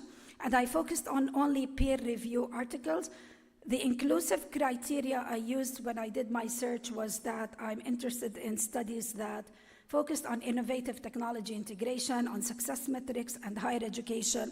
I left out anything that was not peer-reviewed and anything that was like only opinion articles or pieces. And to extract the data, I created a special form, and in that I put all the data related to the titles of the studies, the authors, publication year, the design of the research design, also like what was the technology integration that was focused on, what were the success metrics that were talked about, and the main findings. So that was the form that I used to collect all my data. And then when I did the synthesis of the data and analysis, I did that from 3 lenses. So I used basically descriptive analysis, comparative analysis, and I did thematic analysis. Descriptive was mainly to describe things related to the studies, and the comparative was to compare the success metrics that were used in the past with the success metrics that have been lately been used. And for the thematic analysis, it was just focusing on certain themes that are being repeated in the literature when it came to success metrics and technology integration. So these are basically the results based on the analysis, like with the descriptive analysis, you can see before and after kind of results. So in the last, decade, in the first part of that decade, we noticed that the studies are usually focusing on learning management systems, on adaptive learning tools, and things like early stage learning analysis. There was a lot of focus on MOOCs and a lot of focus on open educational resources and AI-driven tools. Okay. In the last 5 years... The question, Dr. Shema, is where is this going? I think that's from where the other is this room. going? The future of this industry, communication, multimedia, where is it heading? In what Other direction? room. What's the future? of it? Not for me. Okay. Dr. Nina, you have 2 more minutes. Okay. Okay. Add to them 3, please. Okay. Agree. Because this is taken from my time out and so, yeah, extra time. Okay, I think I can continue now. So more recently, we noticed that the research is focusing on AI and machine learning. It's focusing on blended and hybrid learning, and also immersive technologies and data-driven decision making. In terms of the metrics, and this is really maybe the most important part, nowadays we are focusing basically more on the predictive analytics. So now we are focusing on how much, let's say, through the technology we are able to predict success, to predict progress, so that we can be proactive rather than wait for something to happen and then react as a result. We are focusing, as I said, on behavioral engagement, how much the students are participating or engaging in the technology, how fair the technology is in terms of being free of biases, and also in terms of how much it is catering to the social and personal aspects of the students. In terms of research design, I'm going to skip this, but I just want to say that now the focus is more on longitudinal studies, not just short-term studies, just because of time. And another thing, maybe in terms of the results, so the comparison is really important because we notice that now we are focusing more on basically student-centric results than focusing on institutional results. So before, we were looking at how cost-effective the technology is. We were looking at things like how much are the graduation rates, how much we're graduating. Now we are focusing more on the quality of the students, their preparedness for life, their skills, and the success metrics that we are using are more multidimensional. They're not just like focusing on one thing, let's say students' grades or just GPA. We're taking all of that and we are adding to it so many different other metrics in our evaluation of the technology integration. And at the same time, equity and fairness are becoming very, very important. An interesting theme that resulted from my study that I found is that institutions really are becoming, although we may be surprised by this finding, they are becoming less maybe business focused and becoming more like client oriented. In the past, we had like 2 main modes of study, either face-to-face or you study online. Now we're trying to offer more things like hybrid learning and high flex and blended. And why? Only because we are really trying to cater to the needs of the students. And so this was an interesting theme that in the last decade, we have shifted from this to this, and I think that is very, very important. I'm going to skip all of this, and I just want to talk about implications. The implications really for practitioners is that when they are evaluating technology, it's very important not to rely on only one source of data and to try to use both quantitative and qualitative data, because this is the trend that we find in the literature. They should have a lot of involvement from the stakeholders. For the leaders, they need to focus on training And that's really important. They need to invest in that and in how to overcome challenges like challenges of equity. And for the researchers in the future, they need to focus more on basically longitudinal studies in terms of learning outcomes, and also at the same time on how to integrate the AI-driven tools in their studies. Finally, I mean, altogether, there is a cultural shift, it's obvious, in the success metrics in how we evaluate technology integration. And we need to understand these shifts that are happening so that we can actually do the right implementation that will lead to effective technology implementation in our universities and to sustainable excellence, for the future. So thank you very much. I just cut down so much from the results, but because of time. Thank you, Dr. Nina, for the insightful presentation. So now we have time to take 1 or 2 questions from the audience. Anyone? So thank you, Dr. Nina, for the fruitful presentation. So would you give us like a perspective, a Bahraini perspective for the topic that you have already shared with us compared to any other models that are viable?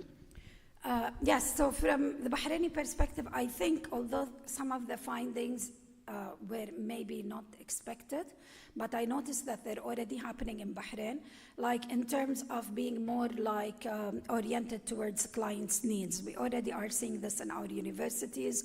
And sometimes it bothers us as faculty because we say what they want us to teach offline and online and blended and I don't know what, and they're trying, just for a few people who cannot, let's say, attend face-to-face. But then it seems like this is the trend that the world is going, and I guess this is going to be one of the success metrics in evaluating how successful we are as institutions in implementing technology integration. So there is going to be this question now of how much does your implementation actually cater to your clients. That is a success metrics maybe that wasn't there before. Not just looking at are the outcomes getting impacted? Are the students achieving the outcomes better or not by the use of the technology? That was usually our main focus, but now also we're looking at the ethical aspects like the equity and the fairness. Maybe the technology that we are using is so biased, right? And so we are getting that also into the picture as a success metric that needs to be focused on. And I think we are becoming more aware of this. We know all universities are talking about the ethical implications and considerations. Many are writing up and developing strategies and handbooks related to AI ethical concerns. And this shows that we are, inshallah, moving in the right direction. Thank you. Okay. Thank you, Dr. Nina. Mm-hmm. So let's move to the second presentation. Okay. So the second presenter,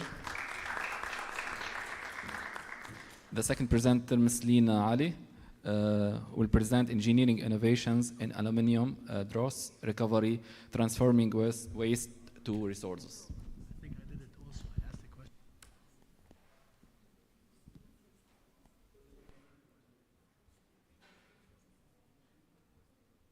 Sorry, I'm trying to set this up. Give me a minute.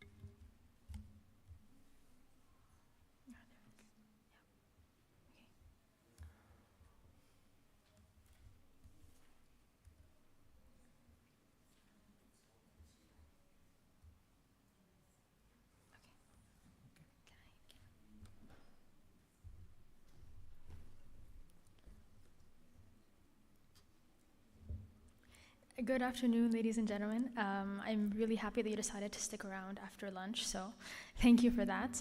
My name is Lina Ali, and I'm an undergrad student of University of Waterloo. And I'll be talking about aluminium dross, something that I actually encountered for the first time in Bahrain that I feel is very, very unexplored. And this may get very engineering and science technical, so I'm very sorry for that, and bear with me. Oh, sorry. Okay, so first of all, I'll be kind of explaining what exactly aluminium dross is, its environmental impact, what technologies we currently use to recycle, the challenges of what we have, and possible future innovations that could help, and also kind of the business and economic circular economy side of it, as well as the effect of SDGs and a case study of a company here in Bahrain. So essentially what aluminium dross is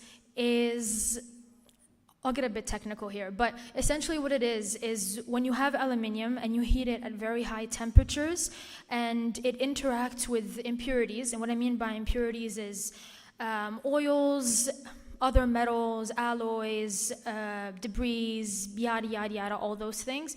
What happens is that it comes up to the surface and forms like a layer. So for anyone who's ever made soup or broth, you put it in the fridge, you take it out, it has like a fatty layer, that's what it is. So essentially there are two main types, white and black. One is primary, so when you have aluminium pure, like a raw material, and you melt it, this is what it gives you. And that's why it has 50% metal content. And then when you have secondary aluminium, so say car parts, fridges, anything that's already been made, and you're taking it down, you're melting it again, that usually has other alloy components and other material components. And so that will give you a lesser content of aluminium. So necessarily, it sounds like there's nothing in it, it's not really interesting, but it's kind of a gold mine. So it has a huge environmental impact and we need to act on it. In the global market, we produce over 65 million tons of aluminium each year. The biggest amounts come from obviously China, one of the world's biggest aluminium smelters, along with Bahrain and a few other countries. And the dross is a problem because in the end, it's a byproduct of aluminium. So what happens is that obviously it has a lot of chemical compounds, and usually when those react with water, they will release ammonia, methane, which is basically harmful greenhouse gases. And at the same time, other materials are leached out, lead, magnesium, all that kind of thing, into the environment, which creates problems not only for the environment and the terrain itself, but also for the health of the people. And as I'm mentioning here, respiratory problems, it could cause mental issues, a lot of health problems in the end. So the takeaway is that poor waste management leads to mass stacking and illegal disposal of aluminium dross due to lack of cost-effective treatment technologies, but also due to lack of knowledge. So this is going to get a bit more technical, but the current methods that we have, or the most popular one, is something that we call a rotary salt furnace. So essentially, it's like a big cylinder type of machine, and it just spins, and it spins aluminium to heat it. And the problem is that it uses high heat, and it uses salts. So salts like sodium hydroxide, that kind of thing. And that's not good for the environment. And the problem is it creates something called a salt cake, which again is another type of chemical material that's also harmful for the environment. And kind of as you can see on this picture over here, there's two ways, right? So there's a kind of salt, like mechanical way, like you see at the rotary salt furnace or salt-free technology. And then there's also the chemical way where you add salts and chemicals to the dross that you already have to take out other chemicals and other salts that could be used in other industries. So the salt-free methods are something that has been developed pretty recently, 2-3 years ago. They're very new. An example is a Canadian invention called the plasma torch. Basically, when you make like creme caramel, something like that, and you torch it on the top. That's basically what it is. Imagine that blowtorch, but superpowered times 100. That's what it does. And it's meant to separate the aluminium content from the dross itself. So powder and metal separate. And the drawbacks of current technologies, as we already mentioned, when you have to melt aluminium, you have to melt it at around 660 degrees, which is 1,220 Fahrenheit. And as a previous keynote speaker had mentioned, Dr. Abdullah, I believe, he had said something about that when you smelt aluminium, it basically uses the same amount of energy as the entirety of Bahrain. So of course, it's horrible for the environment. And the salt cake that we mentioned before is also a hazardous waste. So more than 1 ton is produced per ton of dross that we treat. More problems, more things to solve. And another problem is also that it gives us a limited recovery. So the point of having dross is that it's a hazardous waste. While we could throw it into landfill, which happens, we could also separate it to get more metal out of it, since the metal industry, specifically aluminium, is a very globally important and emerging industry. And kind of as you can see in the picture, that brown contraption, that's what a rotary salt furnace is. So you have the metal, you have the salt, and you have the air, and it just churns and it makes all these components that you see on the gray and white side. So the newer technologies, like many people have mentioned during this conference, are AI, as we know, artificial intelligence, but also something called the IoT. So what the AI can do is that it can analyze data to optimize processing. So what that means is that it can predict heat, it can predict metal content, it can predict equipment failures before they happen to not only improve the isolation process, but to also improve safety for the workers. And then the IoT, which is not something that's been developed yet, but the Internet of Things, essentially, you know how you have a phone and smart fridges and computers and everything has a smart something. So what the Internet of Things is that data is shared between all of those different appliances by themselves. So think of it as like a sentient Wi-Fi, and they just communicate between each other.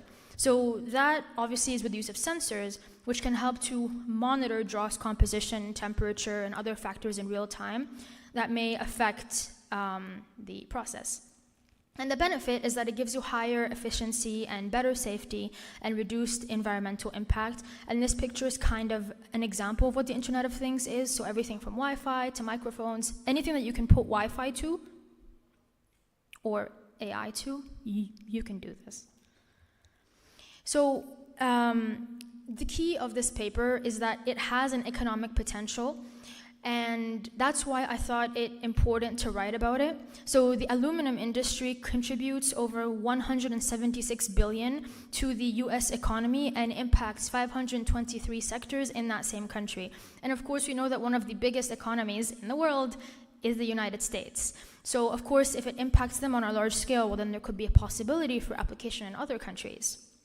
And recycling dross can significantly reduce the production costs as the market potential rises, because aluminium now is getting very expensive along with the scrap that comes from it, the stuff that's thrown away. So the more we can squeeze out of it, the better.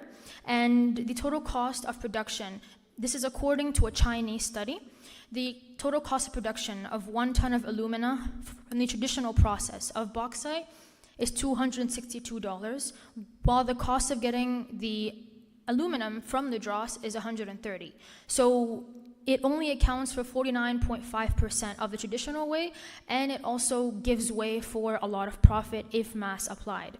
And when you can see kind of in this picture, this is also other industries where the byproducts of this process can be applied. So fertilizers, agriculture, composites, and further aluminium usage as well.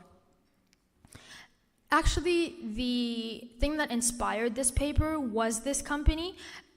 As much as this paper is a literature review, it's also kind of field study, because I worked with this company for about the last 3-4 months, and they inspired the idea to make this paper because this is what they do. So essentially what they are is through a dross processing company that uses the salt-free technology that we talked about. So in the traditional sense, what you do is you mine the bauxite and material, and then you refine it, and then you smelt the aluminum, and that creates the dross. And so what they do is they go to their client, for example, Alba, right? That's the biggest smelter in Bahrain. They go to Alba. Alba produces all this aluminium, all this dross. So they skim the top of the aluminum, they take the dross, and they do it like at their client's site. So everything is already hot. And the trick of it is that they use the energy that's already in the aluminum to power the process. So they don't use extra energy, they don't use extra salt, and that's what makes it so sustainable. And then they convert the remaining oxides and materials that come from this aluminum dross for agriculture and steel and construction and all these other different industries. And the key advantage of that, it reduces landfill waste, it lowers energy emissions, in their case by 81%, and greenhouse gases. There's no salt, and as we already said, all byproducts are sold and reused, so it very much contributes to the idea of a circular economy. And that brings us to our next point. This can be applied, sorry, I didn't touch that. Okay, sorry, anyway. So the challenges to applying, I swear that wasn't me. The challenges to, the challenges to applying the circular economy, again, as the same keynote speaker, Dr. Abdullah Al-Abbasi had mentioned before, there has to be a framework. So the important factors are technical, technology, economic, business, and social. On the technical scale, there's a challenge because it has high energy requirements, and especially on the east side of the world, here, Masr, all these countries, energy consumption is a very, very big problem, and there's no energy to spare on, doing such a process. At the same time, there's a technological difference between here and the West. So as long as you don't have the technology required, it will be very, very difficult to apply this on a mass scale. And then when it comes to the economic challenges, there's a lot of upfront investment costs, because per company, you would have to pay a lot of money to get the proper machinery. So all the mills and all the furnaces and all the cast houses and all that kind of thing, and all that is a lot of cost up front. Not to mention that since this is kind of a layer on aluminum, it's a very careful process, so you have to pay to have people that are skilled in labor that you can properly teach, and then they can properly do the work.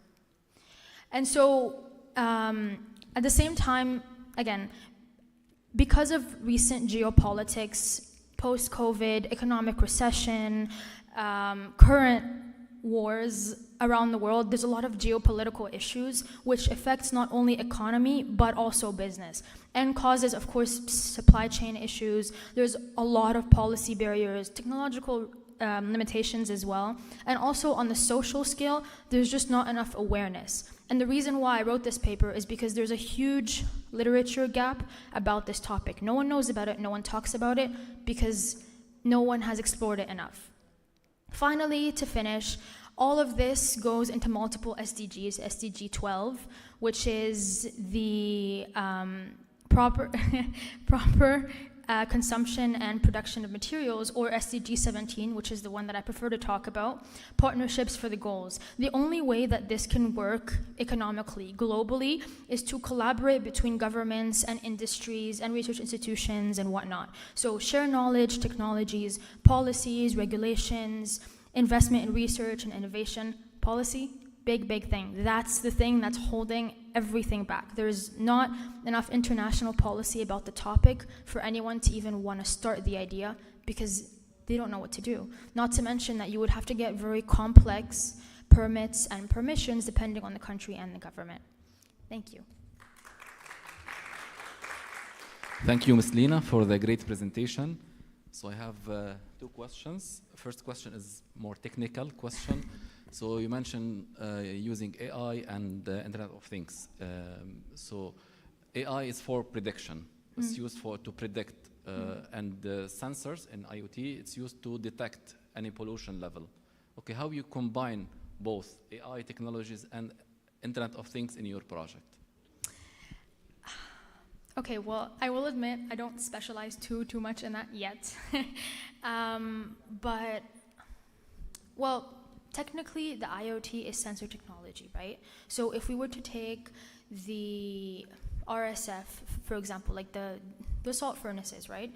You could have kind of sensors on both sides, somewhere on the outside, on the inside, right? But those sensors, in the end, will send you data, right, to whatever computer or technology you have. So maybe the way to integrate AI with it is to have the AI read it. Instead of having someone monitor the computer and the data 24/7, you can have an AI application, there are many now, right, that can read the data and tell you, oh, I've noticed this problem, or give you a graph at the end of the day telling you, oh, well, it's gone up, it's gone down, clearly there's something wrong with the technology, there's something wrong that someone is doing, production is not right. So I hope that was sufficient, but that's how I would apply it. Okay, thank you. Another question, so what lessons can be learned from Taha International approach to aluminum withdrawal recovery in Bahrain? And how can these practices be applied to the other regions and industries to promote sustainable development and economic growth? Okay. I hope I remember all these points, but what's the lesson learned from Taha International?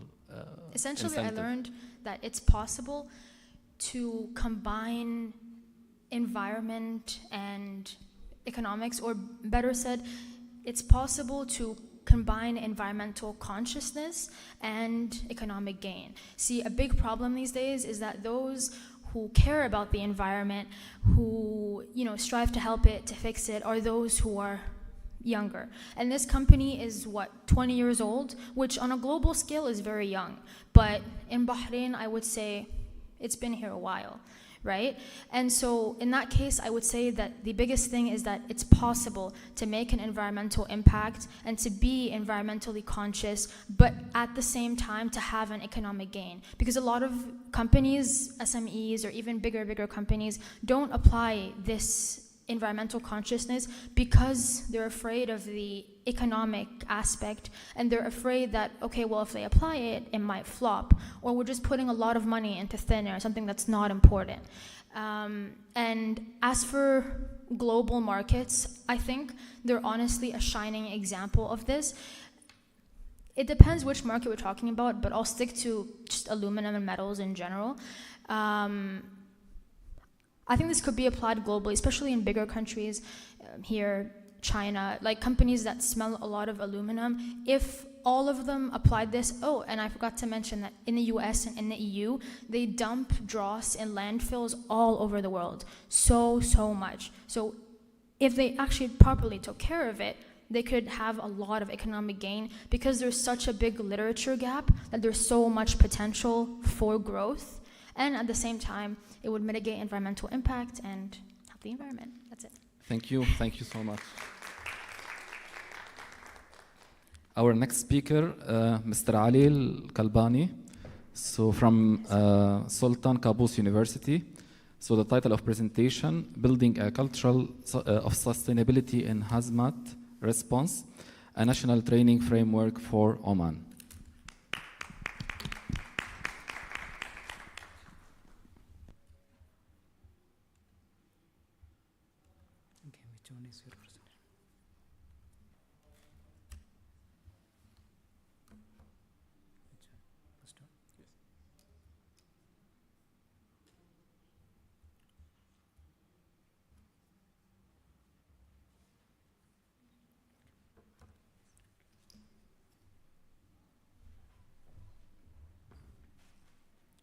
Assalamu alaikum wa rahmatullah. Good afternoon.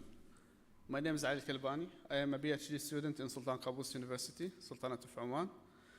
My presentation is about building a culture of sustainability in hazmat response, a national training framework for Sultanate of Oman. This is basically related to my topic, to my PhD dissertation. It's about the transportation of hazmat in natural disasters. So this is the agenda of my presentation, as usual. Introduction, problem statement, objectives, And then I'll move to the research methodology, key findings, contributions, and finally, the recommendations, which are the objective of the study. So there is an increasing frequency in natural disasters in Oman. So most of you have probably heard of some of the cyclones that happened in Oman. Before proceeding, guess how many cyclones have hit Oman in the last 15 years? 1, 2, 3? No, that much. That's too much. Okay, this is a small statistics of the cyclones or the big cyclones that hit Oman in the previous years. So the biggest one was Gono in 2007. And that was the biggest one, and it was basically out of no notice. Oman was not ready at all for such disasters. So the cost was more than 4 billion Oman riyals. There was like 49 fatalities that happened there. And it was a very, chaotic event that happened. And the whole strategy of dealing with the natural disasters have evolved since then. Again, in 2010, there was Fate, and then Kayla in 2011. And that basically continued in a more adding frequency, increasing more and more. The other statistics, or the table on the left, is showing the floods, or the flash floods, we call them. Sometimes it's not a cyclone, it's not like a tornado or something, but it's a heavy rain that happens on the edge of the mountains, and then a flash flood comes and basically wipes off all the villages or the residential areas in that valley or in that area. So the problem here is not the flash flood itself or the water itself, but it is the hazmat. And the hazmat basically is there. The hazmat is a short for hazardous materials. I'll come to that. I know it's quite technical. But again, those hazmats pose risks to public safety, environment, economy, and basically to the human lives, for the animals, for plants, for everything. So proceeding, stepping slightly inside those hazardous materials, the UN has classified them into 9 main categories, class 1 to up to class 9, starting from the explosives in class 1. Class 2 is about flammable gases. Class 3 is about combustible liquids, and so on.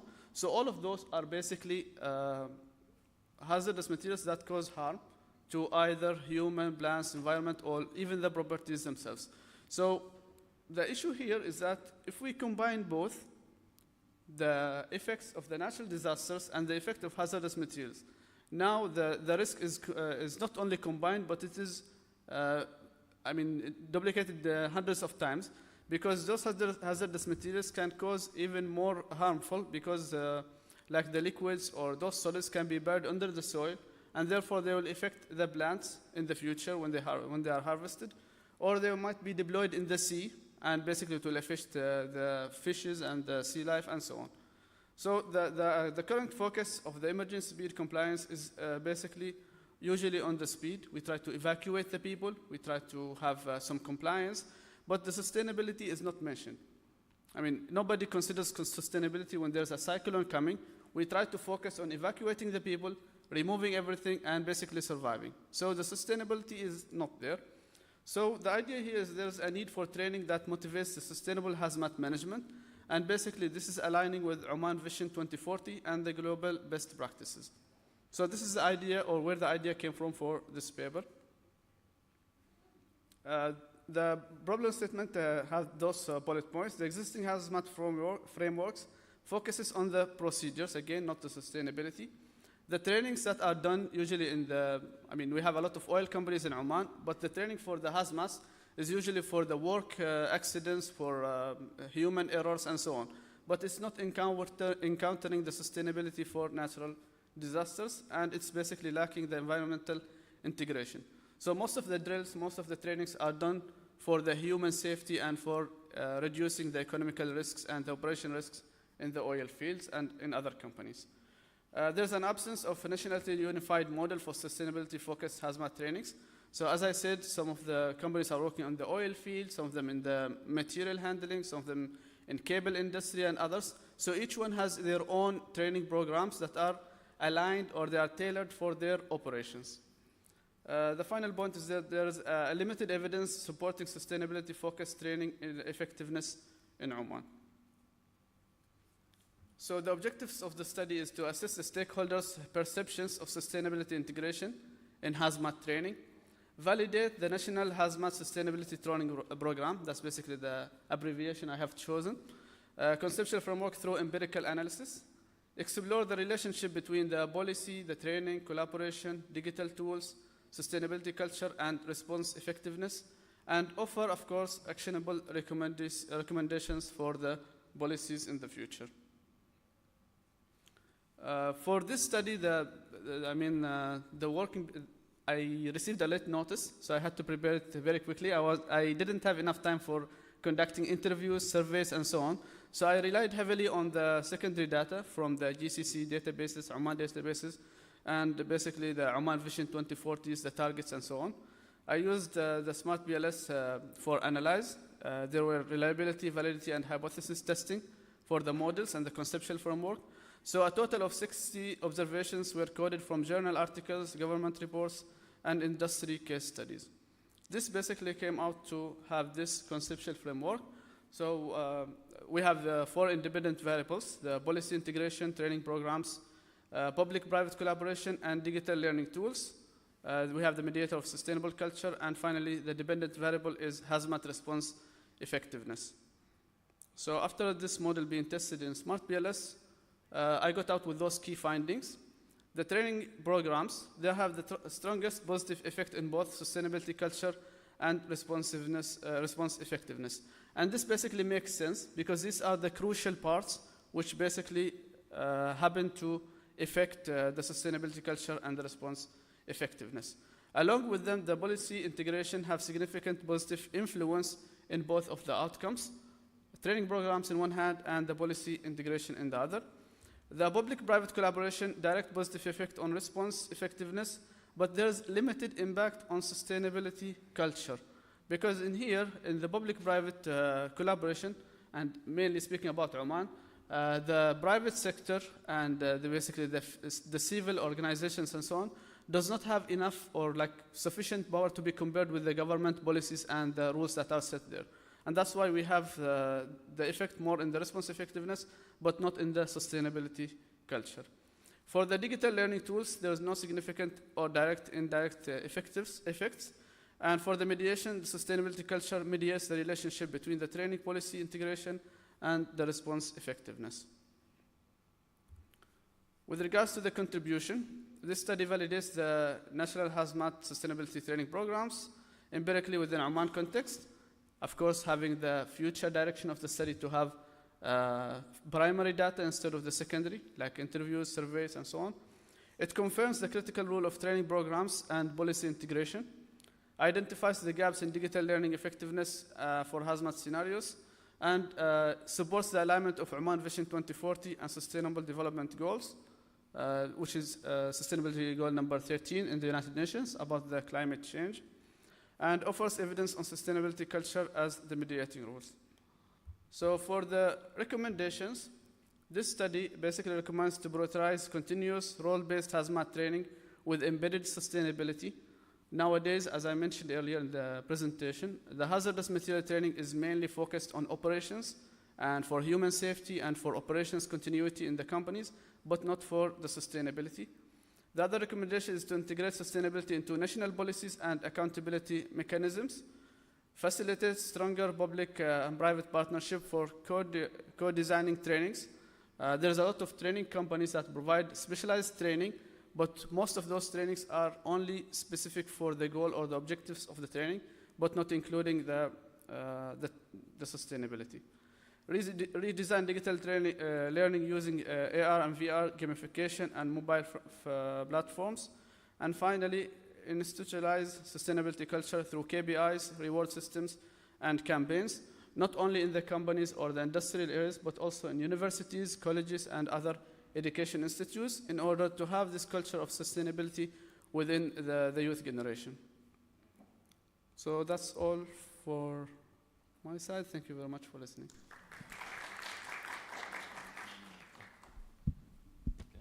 Thank you, Mr. Ali, for this presentation, the great presentation. So I have one question. You mentioned in your study and here in the presentation, there is no significant effect of digital learning. So on learning tools on sustainability, culture, and hazmat response effectiveness. What improvement or innovations in digital learning could enhance their effectiveness? Of course, in the digital learning, we are not talking only about the normal LMS or module and these platforms which are currently existing, but we can also encourage the use of machine learning, of AI, and embed those contents of sustainability and hazmat response effectiveness within the curriculum of the students, for example, within the curriculum of even the school children, not only the colleges. Few days back, I was hearing that China have embedded the use of AI within their college students and school children in order to motivate them and basically to be ready for the future. And I believe we can follow the same directions here. We can embed in the digital learning tools the use of sustainability in hazmat response. Thank you. Yes, of course. My question, we were just discussing it, actually it's Dr. Alaa's question, but I was hypothesizing what the answer is. Mm-hmm. So when you said that in the future you need to still collect primary data. Yeah. So we are curious about like what kind of data would you be seeking? What would you be looking for in the primary data? Is it stakeholders' perspectives? Yes, stakeholders' perspective from the beginning till the start. I'm actually from a supply chain background, so we are talking about from the upstream to the downstream. So starting from the hierarchy of the top people in the designing the curriculums, designing the study programs, up to basically the people in the middle, like teachers, lecturers, and so on. Finally, to the students, and also a perspective from the industry. Perspective from climate, people who are expert in the climate and people who are expert in the hazardous materials.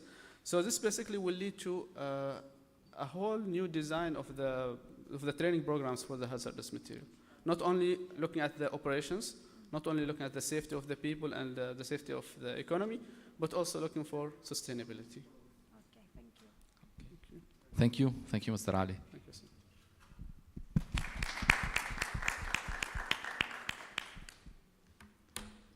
Okay, so our next speaker, Dr. Faisal Al-Asfour. I don't think he is here. Yeah, he's not here. Yes. So we'll jump to the next presentation. Mr. Safiullah Jonijo. Sorry. Okay, from University Islam International, Indonesia. It's written in Indonesia. Okay.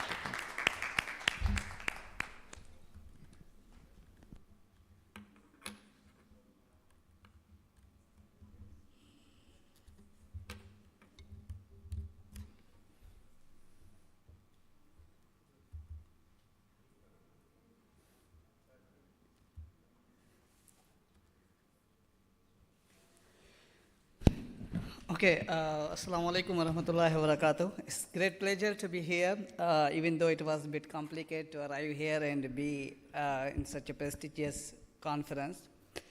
So I would like to say thanks first to the committee and the lecturers and the speakers for having this fruitful discussion. Specifically, I learned a lot for my future PhD directions because I am working on the proposal.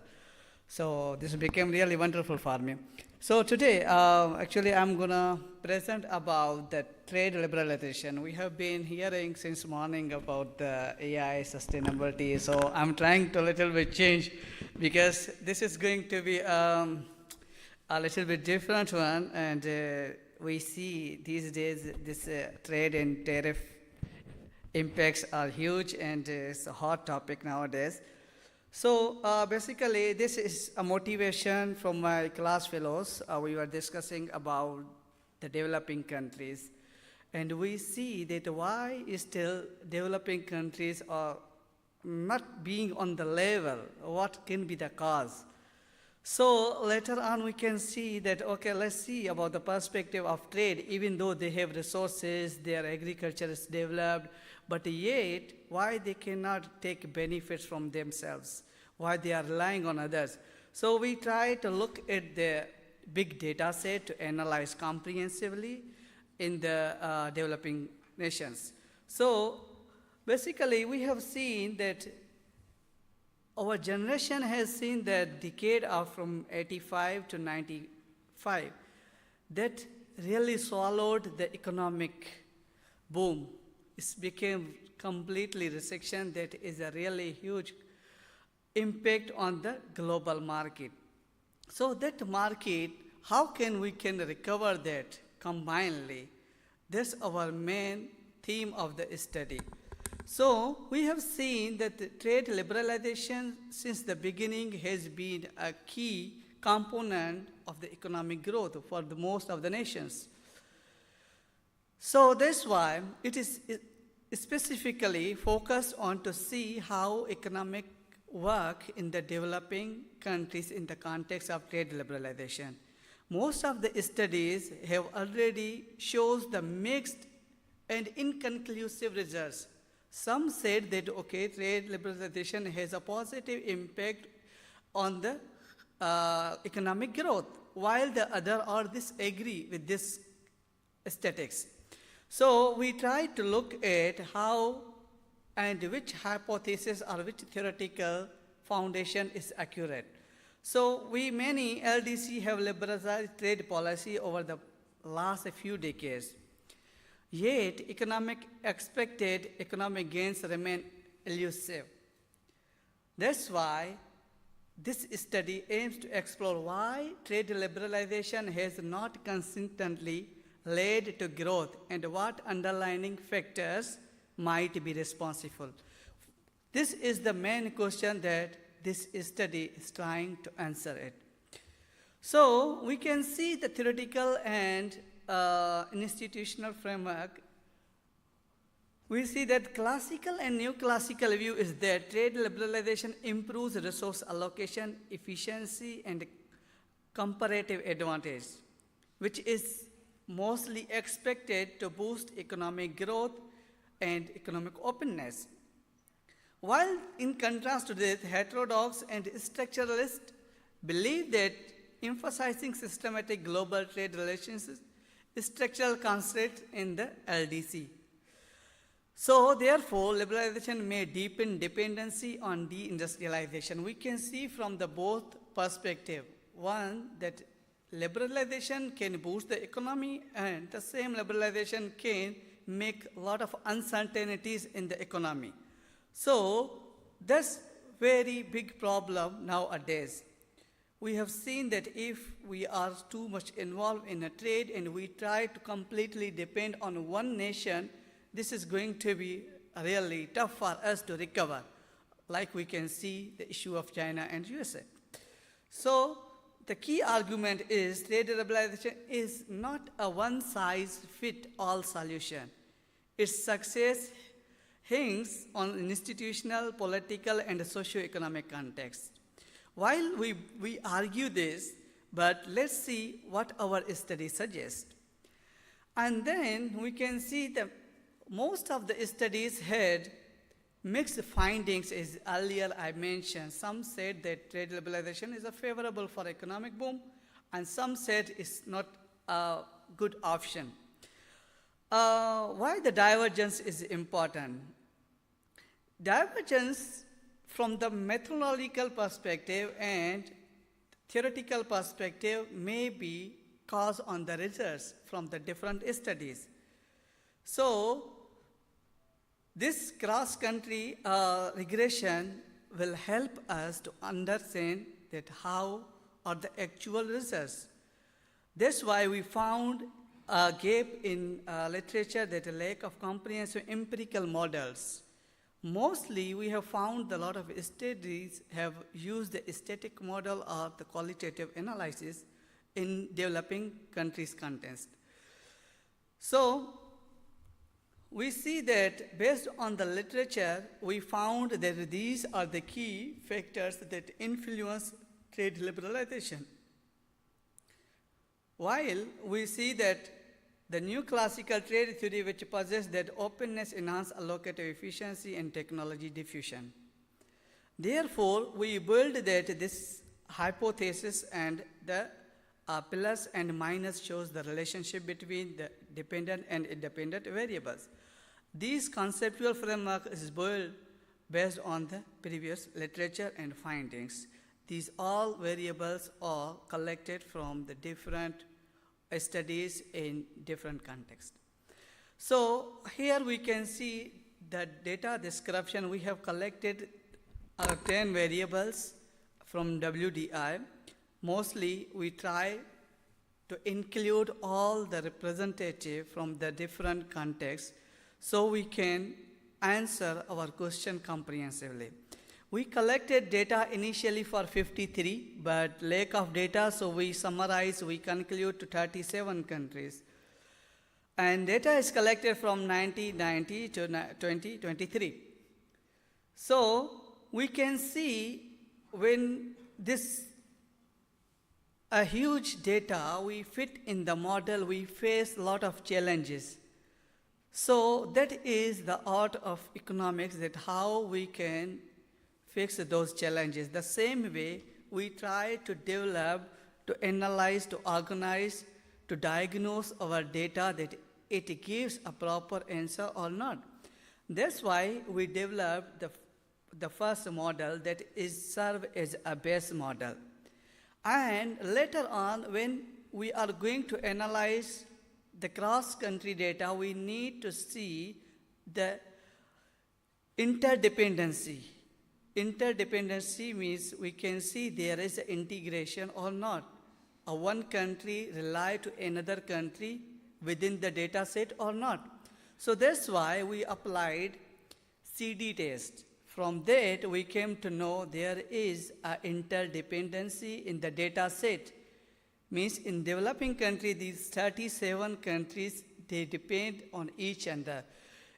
When the case is like this, then most probably you need to be more clever to choose the model, rather than your results will be biased. So that's why we applied several tests to see, to confirm from the different perspective that is there a cross-section dependency or not. That's why we also apply the CD test and Wastel-Lund panel co-integration test, which serves us to find out the interdependency. Then we also applied the panel unit root test to see that, okay, our data has a stationary trend, because that is very important for the econometric or empirical studies, even though it's a time series or panel data analysis.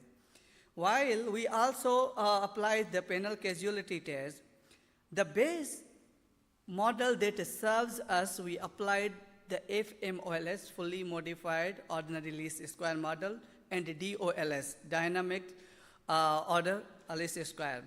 Because these are the model that serves us when there is the interdependency in the data, in the countries. So that's why these results are presented here. So first we present that unit root test, which tells us that at least for these kind of models, your variable should be stationary at level, at first difference. So just two variables are stationary at level, the rest became stationary after first difference. So that is a basic or fundamental assumption to proceed data further. Then we applied multicollinearity test to see the hetero issue in the data. And then the cross-section dependency test, which also suggests that, okay, the p-value is less than, we can see that there is an interdependency in the data set. And panel co-integration, we also see there is also co-integration, because these both results serve as the same. These are the main results of our study. We see that from the panel along the, we also applied AMG. We try to apply more models, more methods to see the importance of results, how one model and another model serve the same results. So we came to know that the same, suppose GDP has a significant impact on trade liberalization in all of the four models. That shows us that GDP is critical component for the trade liberalization. We can see the AMG augmented mean group or FMOLS, DOLS or fixed effect model all serves very well they address, they say 1% GDP increase lead up to 9% according to our main model FMOLS. While this study supports the theoretical framework that trade liberalization can promote economic development through multiple channels, including greater competition, efficiency, benefit, and access to new technology and markets. The rest variables have also served a significant impact. While we say import performance, income inequality, political stability, FDI, infrastructure, labor market, and education level shows the consistent negative impact on trade liberalization. So these are the basic results from our study. And we can see the causality impact. This is bidirectional causality.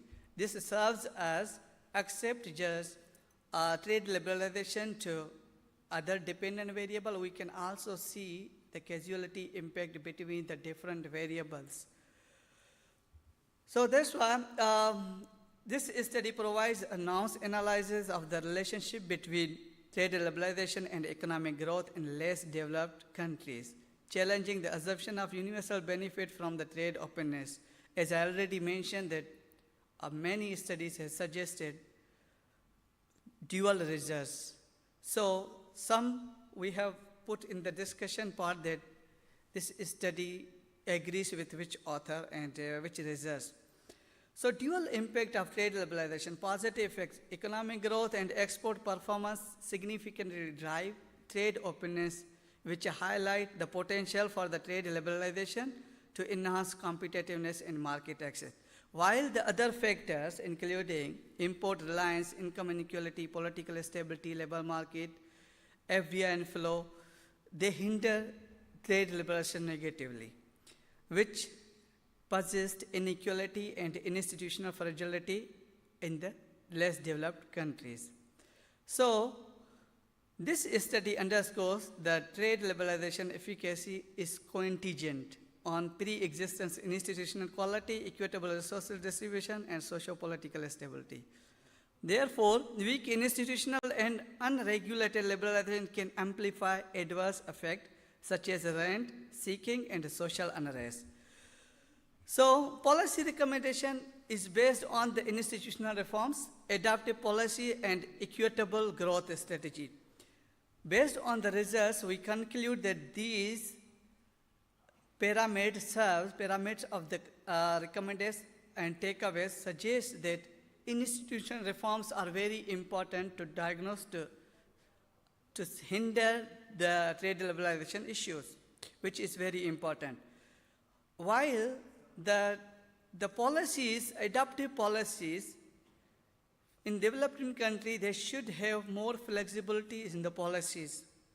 And also the equitable prioritizing sector specific liberalization.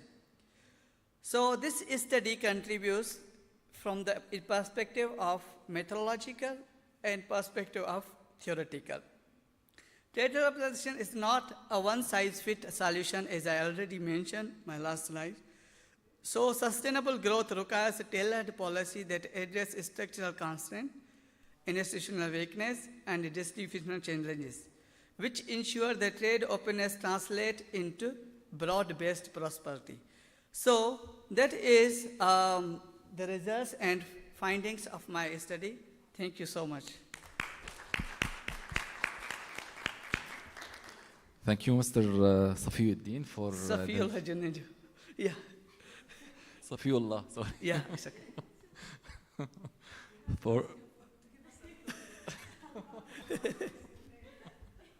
For the very informative presentation. And I think your topic is up to date currently. So where we have a war of trade between China and the United States, and that's socio-political that affect the GDP of countries. How your research can, or did you measure this effectiveness of trade between different countries in your PhD, in your research? Actually, this is a 1-year-old study. So the issue of tariff becomes, I finished my study. I confirmed, I reviewed with my professors, one of professor from China and one is from Pakistan. So I confirmed and I tried to publish it. And suddenly then I saw, oh, this study I done 1 year ago and the issue occurs now. So best way for me is to incorporate this, to aid with the current context. That will bring a more novelty in my study, more current issues in the study. So that's why it is missed in this study that I couldn't discuss these recent issues because it has been just 2 months that we have faced the tariff issues. For this conference, I have submitted this paper almost 3 months ago or 2 months ago. Maybe for the next version of yeah, sure. third conference. You'll be prepared, inshallah. Thank you very much. My question is, would you please brief from the South Asia perspective trade, liberalization and the elusive growth divided in less developed countries? Basically, we have started a new project on the same related to comparative analysis from the South to developing nations because we wanted to see the specific region fixed effect impact. So this study was mainly designed to include, even though there are we collected data mixed from the South African and the Southeast Asian, South Asian. So in this study, we didn't specify mention or the fixed effect of the South regions. We see the collectively results from 37 countries, where we also include the South Asian countries. Yeah. Okay. Thank you. Thank you. Thank you. Thank you so much.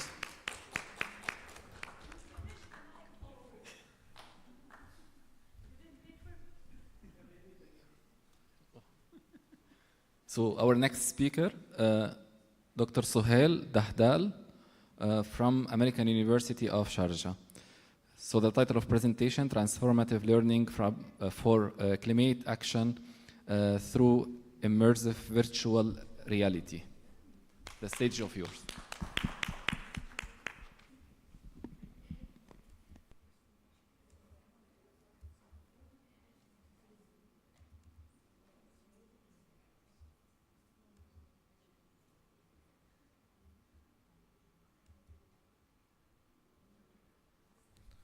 Hello, everyone.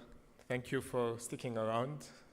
I know it's been a long day. So, my name is Suhail Dahdal. I'm the head of the Media Communication Department at the American University of Sharjah. Slightly different topic, and a bit more on the creative aspect and also an actual application as such. It does have a lot of potential impact, especially for sustainability from an educational point of view, for immersive learning. So, just to give you a bit of background, it's a long-going research. It's been 5 years in the making, roughly, 4.5 years. It's split into 2 stages. It's actually a VR project, which I'll show you a little bit of the VR project now. So I'll show you a video of some of the VR project. And then that creative project was taken and it's basically data collection with about 150 students from the university. So we have a really good kind of data collection where we had 150 students use the VR, and then we collected data from them, and I'll take you through what the data and the results of the data and some really interesting findings out of that. And I have 2 co-Is with me, Dr. Jessica Davis and Mrs. Julia Carlo. So I want to just first start with the research question, because it's a very important question especially for education on climate action, and especially for younger people. So it's split into 3 questions, actually. And the 3 questions kind of directly relate to the SDG goals. And so it has like the cognitive dimension, which is the awareness and understanding of the effect of climate action. Then the second question examines the emotional dimension and does the immersive learning or this specific VR experience enhances the user's empathy. And that's really important, and self-reflection. And later I'll tell you more about the storytelling, because actually the design of the VR was also corresponding to these questions. So the really interesting thing about this is that the actual creative project was built from the ground up to answer these questions. So the whole cinematic value, the whole script was written with these things in mind, and I'll explain that in a bit. And also the last one is the behavioral, the action. Once you have awareness, once you develop empathy, do you actually take action? Or in this case, because this research just studied immediately post the usage of the VR, we are looking at the intentional action, not the actual physical action. We need to actually measure it after a year or 2 years. But for now, we are asking them, out of this, do you have an intention to do something or no? So it's intentional action rather than actual action. Okay. So starting first, I'll give you a bit of an idea about the actual VR project. One is to show you, just give you context, but also because the VR project was designed from a storytelling point of view to actually specifically address these research questions. So I'm going to play it silently in the background while I'll explain it to you. Okay. So we created a magical kind of forest where you, using the latest technology that you don't actually need to use clickers or anything, you just walk in the forest and use your hands and your eyes to activate the interactivity. So you can actually open your hand and a little bird will come and sit on your hand and speak to you, the voice of the forest. You'll be able to touch things, music comes out, butterflies, you follow this fantastic and magical journey. And as you go through, you will see, and maybe I'll just forward a bit. Okay, so you can see the bird on the hand. So as you go through and you fall in love with this magical forest, interact with it, and feel that connection with that nature, you slowly see it dying. And over your period of minutes, the forest is turned black, it's dying, and fish are dying, everything in the forest. And there is like a voice of the forest speaking to you, and you understand that, okay, this situation is urgent and something needs to be done. And through this kind of message, you go into a journey, a magical journey. So you actually literally go on a magical journey. You take the bird brings you a fruit, you eat it, you shrink, you go into the forest, and you see this goblin, this creature, and you try to figure out who is this creature, why is this creature in the forest, what's happening. And as you, like you can see here, shrinking and going in the river, you go through this journey, all of this immersive movement, kinetic, so you're actually within this actual environment. And then there you are, you find the goblin's house, and you find that the goblin is causing all these problems for the forest, making it dying. So he is using electricity, he's got livestock, like one of our speakers, keynote speakers said, there's using too much, eating too much meat, eating too much food, and then the goblin goes into the water, and then there's a big revelation moment, and you realize that you are the goblin, and the goblin is you. So that's the twist. So using, as you see, the goblin is winking because the actual player here in this case winked. So we're using this latest technology in the MetaQuest Pro that allows you to capture the facial expressions.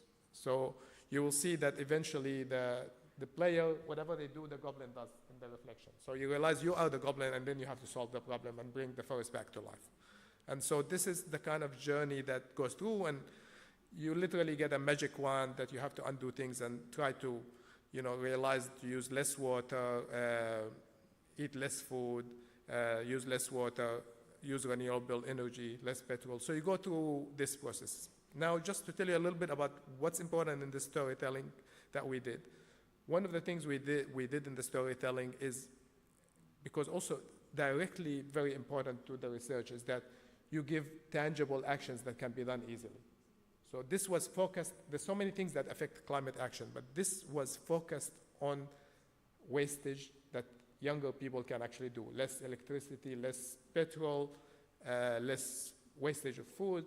So we try to do something that can be actually actionable by the youth. And so that was kind of the basic thing. And the twist of we were hoping that this idea that you realize you are the goblin and the goblin is yours also directly reflects to this empathy aspect, which is the second research question, and connects you and gives you that self-reflection, okay? So you see the forest come back to life at the end.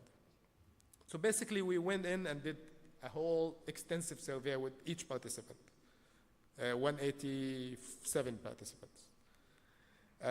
Each of them, we asked them all like a set of 20 questions. Some of them are actually qualitative, some are quantitative. These questions to measure the three dimensions, the cognitive, the emotional, and the behavioral. And we are getting really, really interesting results. We're getting results that shows, for example, like if you look at question 6, do you believe that human behavior influence impact on climate action? 81% said yes after the use. So it's pretty high. And I'll kind of relate it to other things later a bit in my data analysis. We talked as well on things like, for example, action. Are you planning, how likely are you to apply this? And this is really, really important data. I mean, 80% had awareness, but we managed to get about 45%, they feel strongly that they will do action. They have a strong intention. And we actually made sure that in the questions there is different degrees, because we wanted to measure how strong that intention is. So altogether it's over 88, but just alone, the ones that are strongly now have intention is 45. And in fact, that also, this question has had an answer for it, which said, did you before anyway had intention or not? So, and so you can see that 11 before had intention. So this is a big increase from 11 that had intention. Now we have 99. Because, yeah, okay. And I want to just relate this to some kind of cross data that I find interesting. For the interest time, I know everyone is getting tired, but so we crossed some of these data to talk about, for example, the action, which is really important, but relating that to the belief, and like whether if you learn something from the immersive, does it make action? Like, okay, I'm in the immersive and I learn something, does that translate into action? And if you notice here, that's really, really interesting data, which is like, if you knew before and you didn't know now, you're less likely to take action. If you learned it in the immersive at that moment, you became strongly likely. So you see, like in the ones that are strong and somewhat, is 43 and 40 and 53. And then the ones that are not unlikely, if you have strong belief, then it's only 7. So that data kind of is really telling, because it tells you that specifically the VR experience encouraged them to do action. Because it went from 33 unlikely down to 7. So if you see for the both, the somewhat and the strongly is only 7 unlikely. But for the ones, yeah. Same also in the second bit of interesting data here that you'll see, which became 0%, very likely to take action. It's 0% if you're already connected with nature. This is a very important statistic because it says that when you went into the immersive, it created empathy with nature. You connected with this nature because we asked them that specific question. So all the ones that connected with nature are likely to take action. The ones that did not connect with nature are 0% out of our statistics. So that's really also really, really interesting data. Just another couple of interesting data, and then I'll talk more about the results. This is also really, really interesting data, which is to do with the storyline. And it's also really good for research about immersive learning in general, but in this specific case, which is if the storyline are really engaging, if it really, really engage with the storyline, then you are more likely to take action. And you can see here this little bit of data that went to 80% said that they are not likely.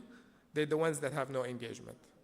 So I think that's really, really interesting that if you have no engagement, you become less likely to take action. And then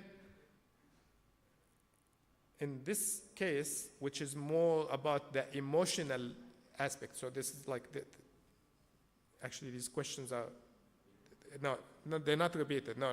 The first question is the emotion, is the enjoyment, but they're just mislabeled. Okay, so, yeah, so first question is enjoyment, second is the storyline. So, but both are related questions. One is, did you enjoy it? We asked them two questions that kind of related. One, did you enjoy it? The other is, did you engage with the story? And so both of them show the same thing, that, you know, if you actually enjoy or engage with the story, you're more likely to take action. So both of them, we wanted to create questions that are similar to validate. So like when you have two questions, one about enjoyment, one about storyline, they're kind of related, and this validates it because both results show you that, both results show you that actually you're more likely to take action if you enjoy the if you enjoy it, or if you engage with the storyline, which kind of similar things. Yeah. We also have asked them questions, qualitative data, and some of the answers they said showed us. I'm just gonna, for the interest of time, just list them here. It showed us that they understood, even though most of them, like one of the questions we asked also, how many of them have used the VR before? Only 5% have used it heavily, but every single person that used this VR understood the twist, understood the basics, which is the wastage. We don't say anything about wastage in the actual VR. We just show them. Yeah.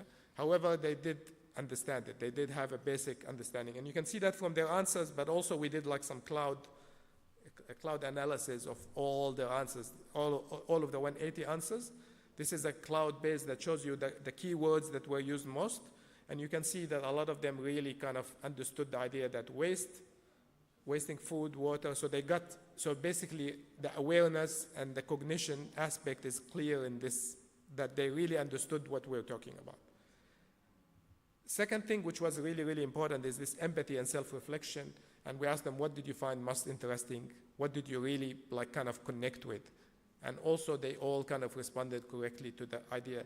All of them is about the twist, the idea that the goblin is we are the goblin and the goblin is us. So I think that was really also interesting. So all in all, we got some, I think we got some really, really positive data with a good data set, like 184 is a really good data set. And some of these insights is that we were specifically trying to give realistic tasks with small action that can be easily implemented. And, you know, the whole idea that storyline is, you know, you need to enjoy it so it can increase the intention to action. That's kind of validated, but that was early on built in the story to make it magical and fantastical and enjoyable. So creating these elements that where you can actually, for example, touch the mushrooms and butterflies fly, and then you have to follow the butterflies into your journey and find things.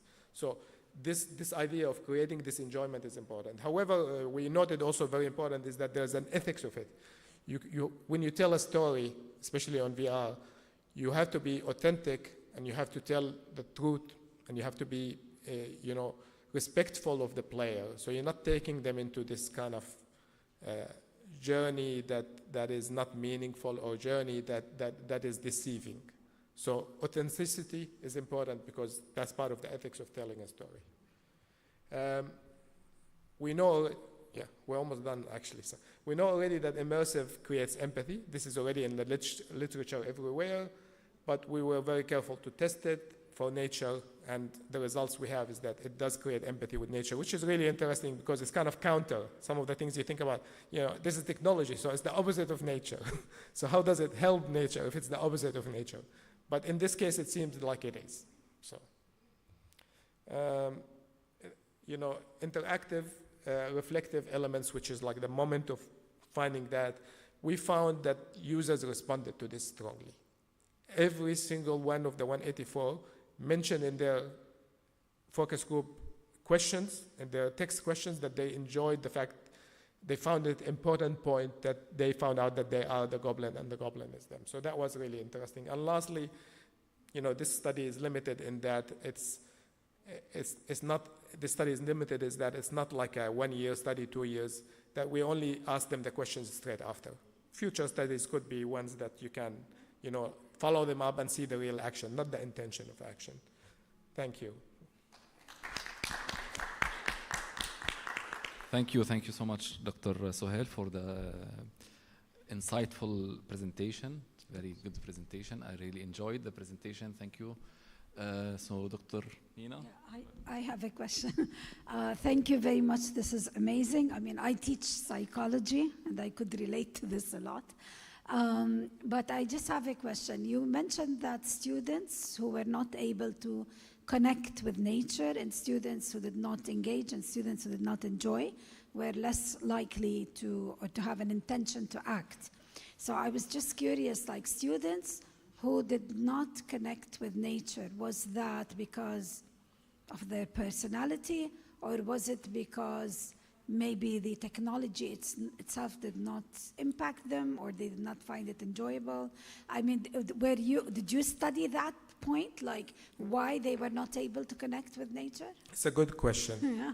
No, it's a very good question. We actually intentionally kept it focused on the VR. So even in we really worked hard on the questions of the survey to be specific. So we said, did the VR elements of the magical forest give you extra connection to nature or not?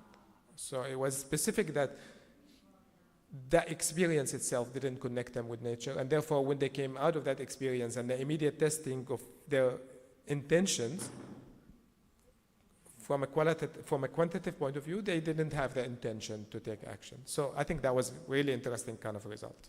Yeah. So it's like the technology itself was not able to give that effect. Okay. Yeah. Okay, thank you. Okay, thank you, Dr. Sohail. Thank you. Pleasure.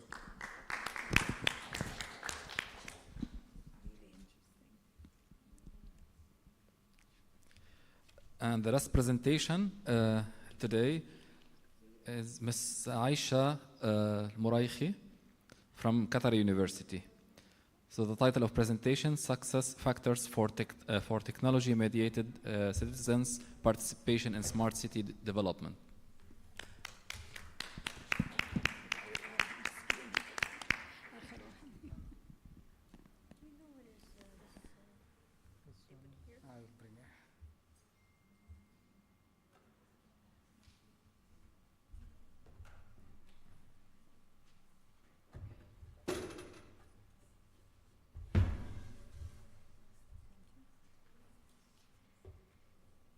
السلام عليكم. عايشة المريخي من جامعة قطر. عايشة المريخي from Qatar University. I know it was so long day, so I will try to just summarize it as much as I can. My topic is about success factor for technology mediate citizen participation in smart city development. So it's the 11th of the CDG. This research investigates the factors determining successful citizen participation in smart city development, with a focus on information and communication technology, ICT, as a mediating element in Gulf Cooperation Council, GCC, countries. The study explored technology-oriented smart cities, particularly through ICTs, can process vast information and enable meaningful interaction between citizens and public officials.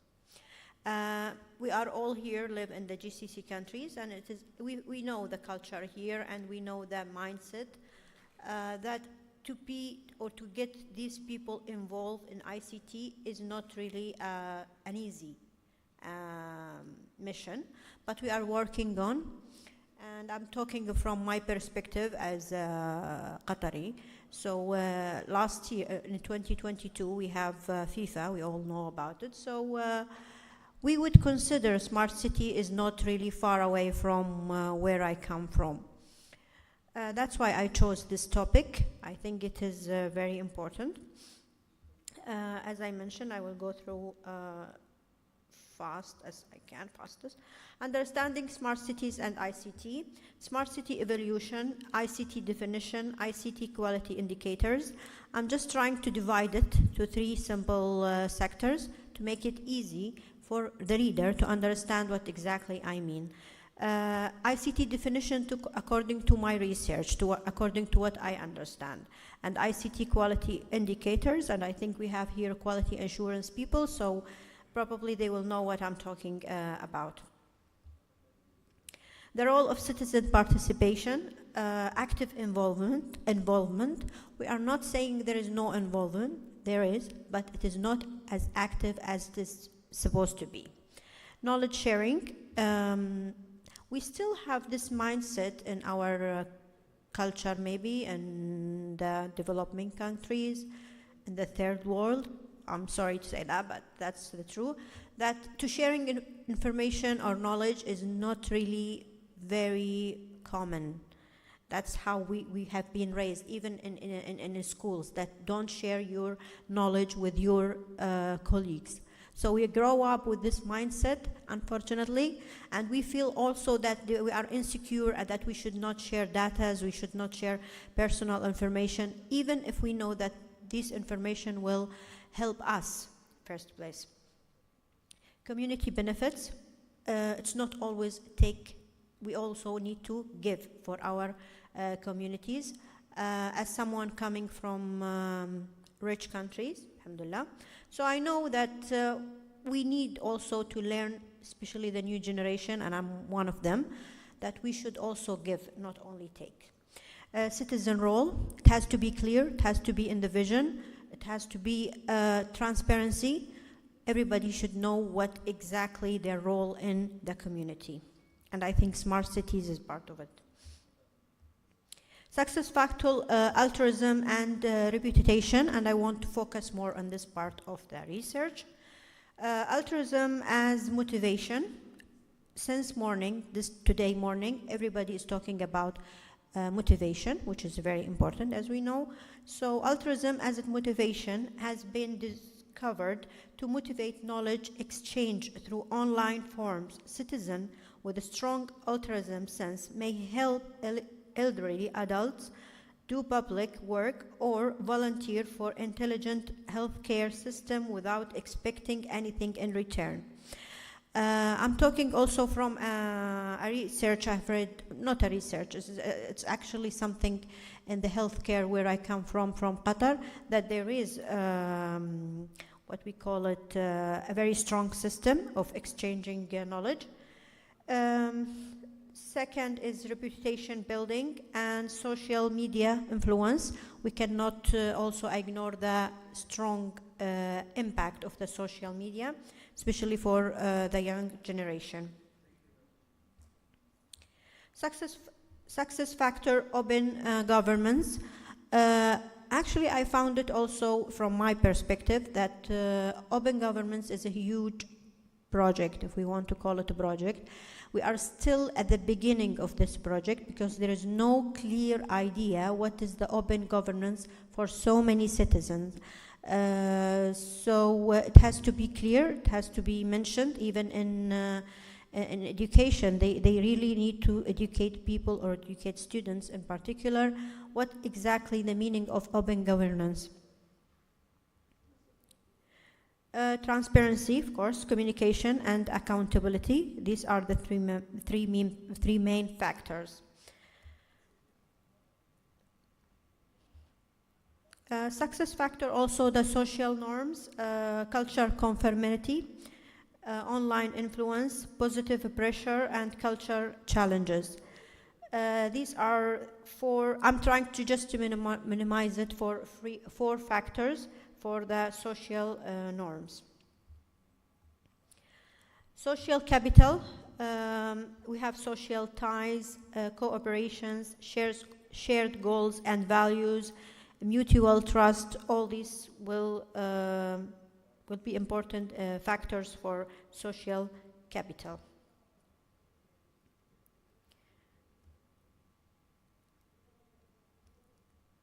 Expected implication, we have policy formulation. This is my major. I'm trying to finish my master on public policy, and I think policy plays an important factor in implications. We have research methodology, regional adaptation, and holistic assessment. Conclusion, limitation, and future research. The relationship between citizen participation and smart cities development is mediated by ICT. Citizens actively gather and report data that fuels smart cities. So without people giving data, smart cities cannot be there, and smart cities without these data cannot. There is no, without transparency, they cannot interact with the citizen. So it is not only one party to play, there are two parties to be cooperation in this thing. Sensor integration, application interface, and empirical validation. Again, I'm just trying to summarize it according to what I understand. And that's it. If you have any question, I'm happy to answer. Thank you.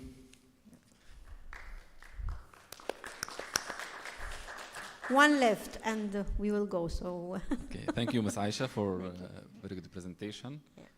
We open the floor for questions. Okay, so I have one question. So, in what ways can IoT contribute to improving the efficiency and accuracy of decision-making processes in smart city governance? Would you repeat the question, please? Yes. In what ways can IoT contribute to improving the efficiency and accuracy of decision-making process? Well, yeah. First of all, they have to start from awareness. People, how to cooperate, how to share knowledge, how to share information. And also, it is a trust. It is a matter of trust. People do not trust.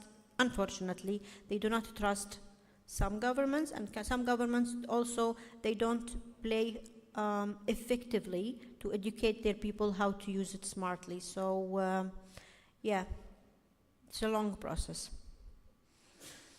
Thank you. You're welcome.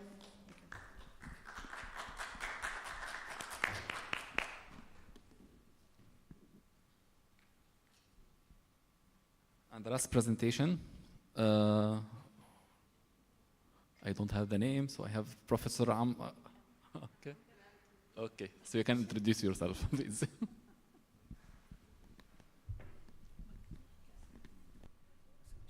Right? You sent it to me before? Yeah, already uploaded.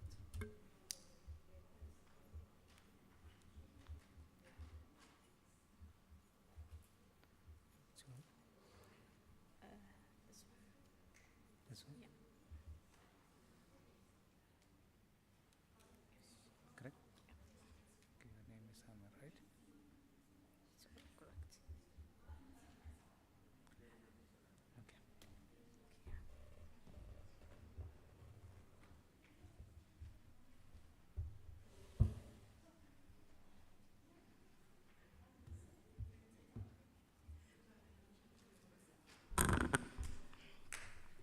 Hi everyone. Finally, finally, and since it's a really long time and a long day, I think I'll get tired. I'm gonna really briefly summarize our paper, especially that it's a theoretical paper. My name is Zahra Al-Bahmoud, Dr. Zahra Al-Bahmoud, Associate Professor in Al-Asala University in Saudi Arabia. I'm working with Professor Amr. Our paper, theoretical paper, about human capital resource and economic transformation, the case in Saudi Arabia. So our focus in the Vision 2030 in Saudi Arabia. Briefly about the vision, so in 2060, Saudi Vision 2030 aimed to transform economy. So when we say transform economy, they focus on diversify the economy, reduce dependency in oil, empower citizens by improving social capital, try to create environmental for investor, and enhance government effectiveness. So to do so, the channel or the important rule to achieve the goal is by investing in a human capital. So the government recognized that to achieve this, we have to invest in skill, knowledge, engaged population to achieve our goal and diversify the economy, enhancing the quality of life for citizens, and establish Saudi Arabia as a global leader. So before we go further, what the definition of a human capital? So a human capital refers to collective knowledge, skill, ability, experience, and talent, health that individual possess and use to create economic value. It's really important to invest in human capital. By doing so, we can end extreme poverty. We can create a strong society, developing human capital through some aspects.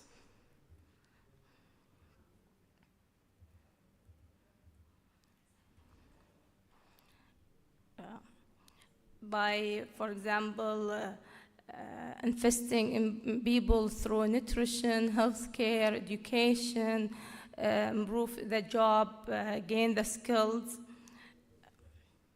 We move kind of from traditional economy to knowledge economy. Traditional economy like resource, as we know, land, labor, resource, capital, machine. So company can invest in capital, machine, building to increase productivity. But right now, in this time, we need also to invest in people. We need to equip them with skills, with knowledge to innovate, to be creative, intelligent, etc. The factors for human capital is, as we say, equip them with knowledge and education, skills, and not skills we need right now, technical skills, soft skills, experience, accumulate the knowledge so they improve their job and satisfaction of job, health and well-being, not only physical health, also the mental well-being. This is a really important rule of human capital. We focus, so when we talk about human capital and the factors, kind of we can summarize that we are thinking about education, skills, even the soft skills, team working, leadership, problem solving, critical thinking, access to health, etc.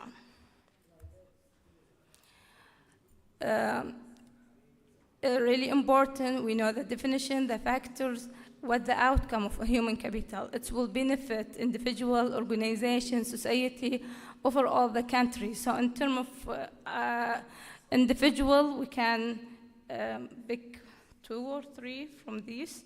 So for example, individual can increase earning potential by having higher level of education and skill, directly can translate to better job opportunity and higher wage through the individual career. We can, for example, create job satisfaction. So individuals who have confidence in their role can tend to experience higher level of job satisfaction, increase the opportunity for personal and professional growth. This is in terms of individual, will benefit organization, higher productivity and efficiency. A skilled work force lead to increased output and better utilization of resource, we can increase the competitiveness and compete with other country. We will have strong organizational culture.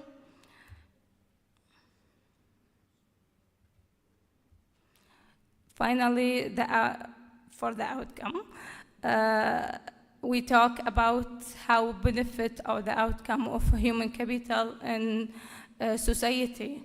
At the end, if we work in individual and organization, can benefit the society and the country overall. So we can have economic growth and development. So the GDP will increase, we can reduce poverty, improve the inequality, we have like equal opportunity for equal gender, increased participation of women, we can reduce the crime rate. So this is overall the human capital outcome and how it will benefit the country overall. So Saudi Arabia Vision 2030, did they achieve? Yeah, I believe the Saudi Arabia has made significant progress in developing its human capital under the Vision 2030. We have education, the strength education system, training, opportunity, encourage innovation and lifelong learning. We increase the women participation in workforce. In terms of education, we try to align it with the market demand. So we try to graduate students with skills, not only in particular topic, but for science, technology, engineering, mathematics. I try to summarize it.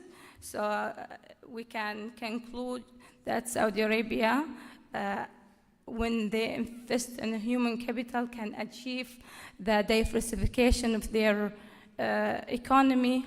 So can they transform from, or they progress to transform from oil-dependent economy to technology-driven, knowledge-based economy by investing in education, innovation, global trade, and do that. They promote the sustainable growth, improve the economy resilience against market fluctuation, and enhance living standard. This is the theoretical part, and next, hopefully, we're gonna focus on one of the aspects and try to expand it and collect data about that. So that's all. If you have any questions. Okay, thank you, Ms. Zahra, right? Yes. Thank you, Ms. Zahra, for the great presentation. And Dr. Nina, you have a question? Yeah, thank you. I have just a very quick question. Like when it comes to human capital development, did your study look at like what could be possible challenges in developing, human capital, or you're not going to touch upon challenges? Yeah, this is kind of general paper that we look in general, but maybe in next step we're gonna look, if we look, for example, for your question, we can look at all the channels, but I can tell you some of the channels in education, they try to, for example, increase the participation of women, and women before just focus on 2 or 3 major right now. You can see engineering and almost all the majors try to increase the adult education. So we try to reduce the literacy, but I think they did a great job. Thank you very much. Thank you very much. Yeah, thank you.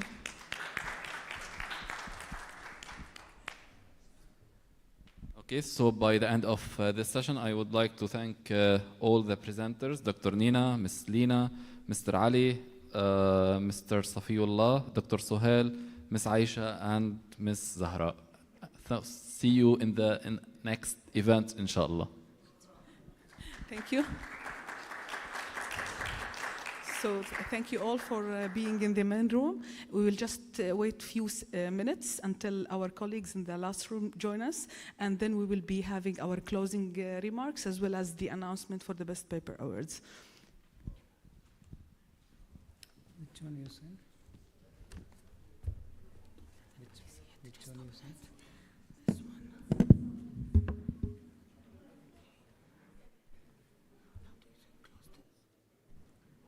This one. This one? No, no, isn't it? No, no, no, no. You sent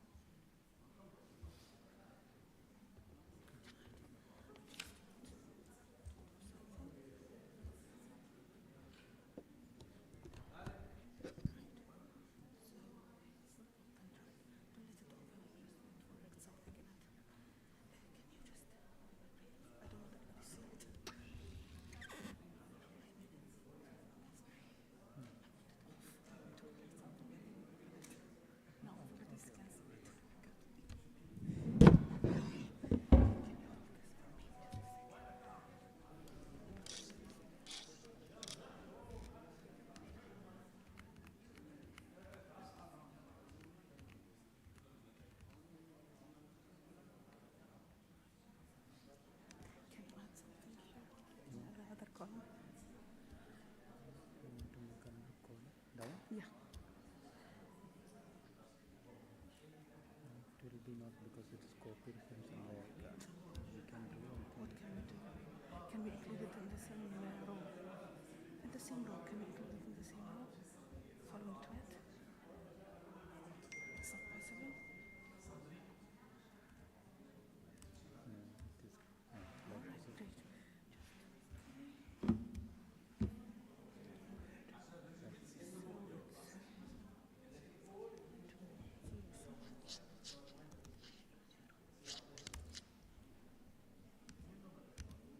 Here and enter.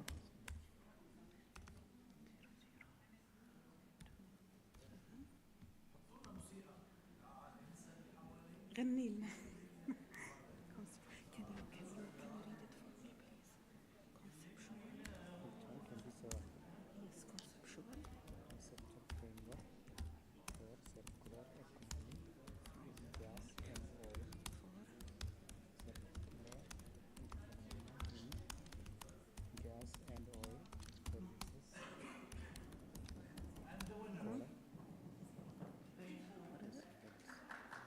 Integrating organization.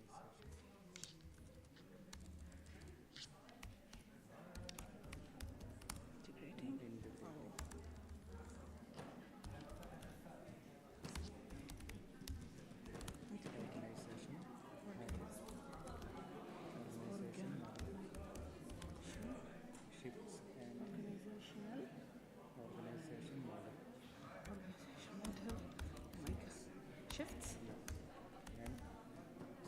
And social Oh my God, all this is social. responsibility.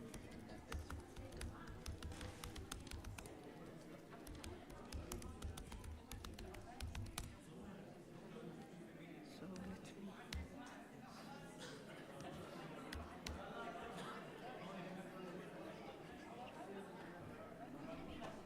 طيب يا ياسمين هلا بدنا نعلن عن بس تحكي انه انا بدي اعطيك هذا ثواني.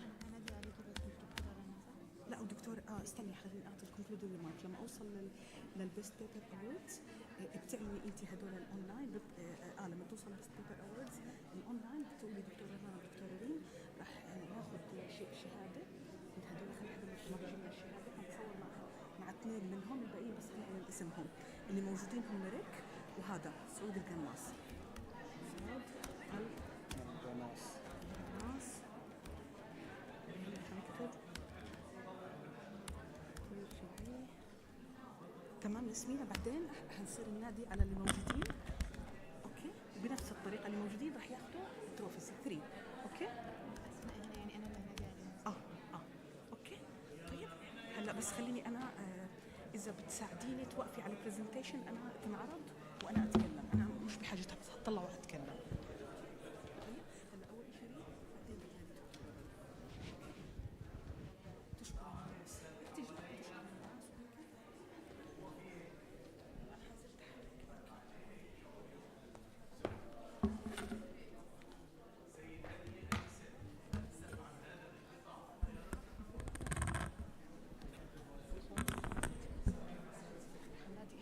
من الناس بعد ما اخلص انا لهذا. اول جروب حيكونوا اونلاين، 2 من الطلاب بدي اياك تعطيهم هذه يتصوروا فيها وترجع تاخذهم منها. طيب بس يتصوروا فيها معي انا ودكتور رنا تاخذهم. الثاني الباتش الثاني حيكونوا كلهم تصير لهم واحد. اول شيء بعطيك تاخذهم من الثاني.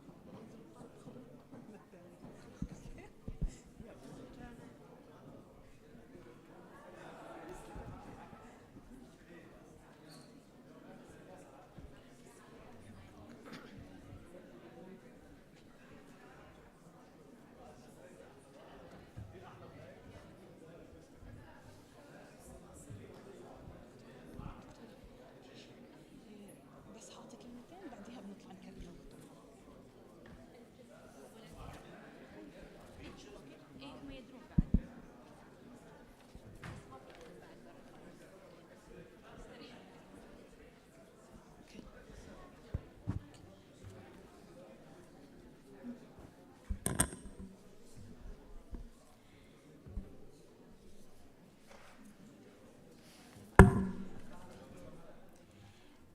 Ladies and gentlemen, as we come to the close of our second UCB International Conference, we take a moment to recognize the incredible talent, insights, and commitment that have made this event a success. I would like now to invite Dr. Reem Hamdan, Chair of the Organizing Committee, to deliver the closing remarks. Please come.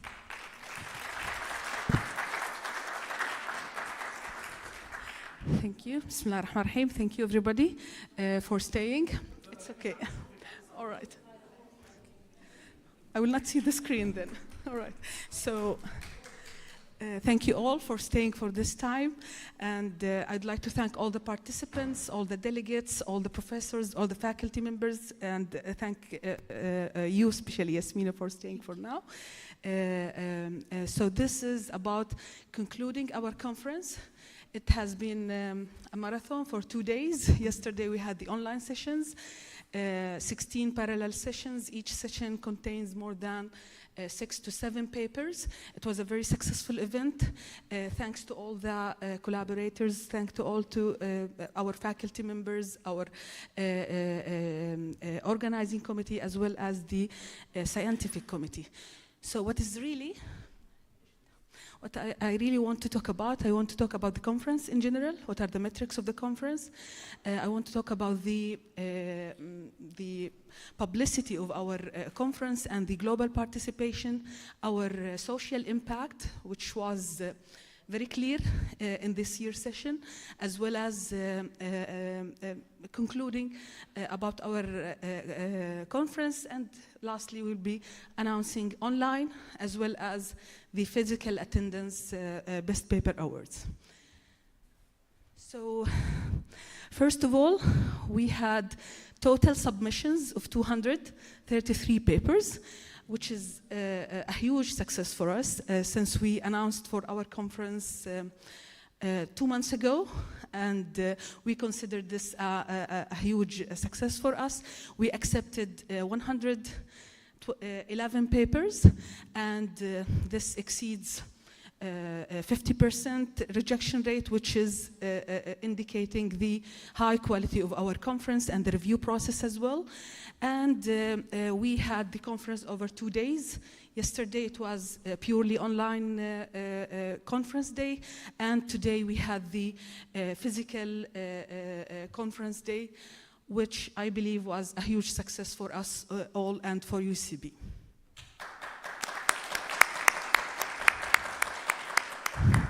So we had participants from all over the world.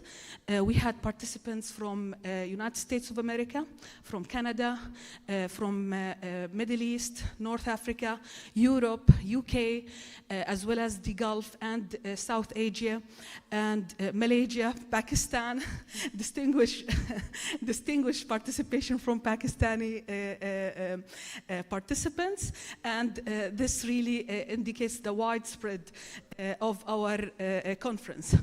Generously, this year we have sponsored 3 PhD students, a complete sponsorship for their traveling as well as participation in the conference. 3 valuable PhD students, Ali Al-Kalbani from Oman, Safiyullah from Pakistan and studying in Indonesia, and lastly Ms. Asma bin Hmama from Morocco, residing in UAE. So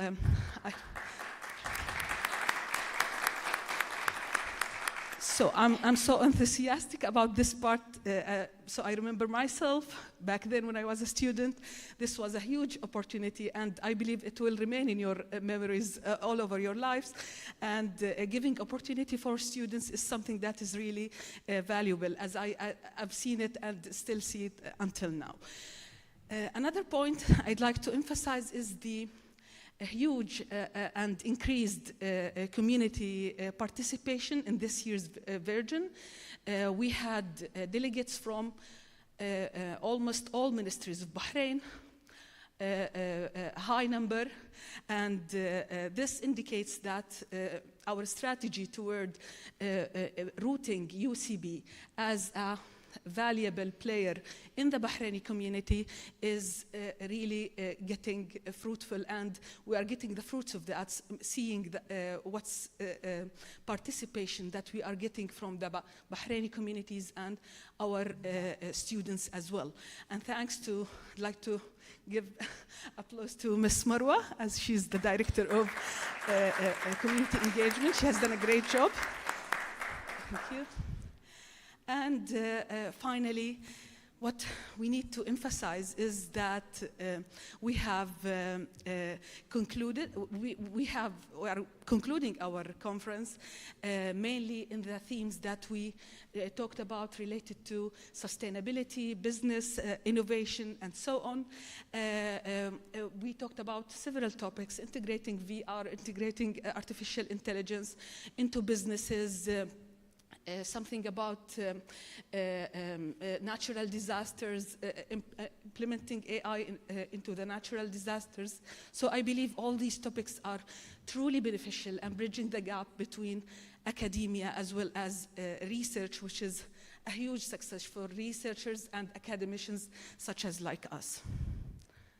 All right, so now to the part.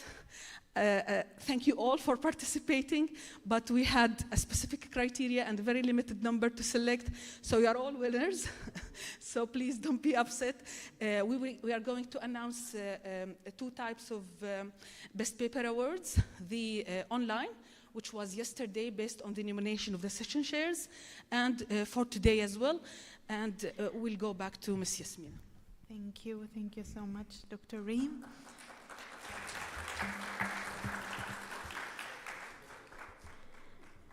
And now we've been to the moment that everyone waiting for, the awards announcement.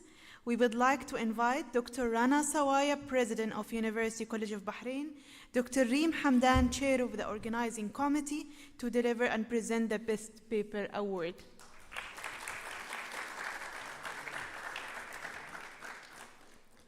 For the first category, the online sessions, we have 4 winners. The first winner is Rick Worth.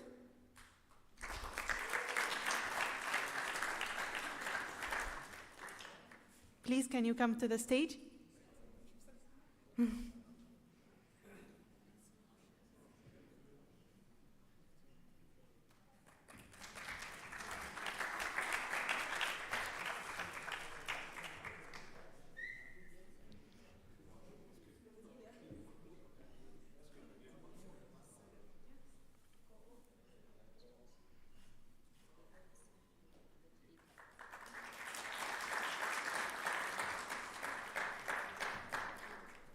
Congratulations, just to emphasize, Rick Worth from University College of Bahrain for his paper entitled Brand Loyalty Through Emotion. Congratulations. Second winner is Muhammad Khan from Ifat University, Saudi Arabia. He's not here today. And round of applause for him. Third winner is Arfin Shan from Global Banking School, UK. He's not here as well today. And our last winner is Saoud Al-Ghannas. عفوا سعود الغناس مبروك from UCB.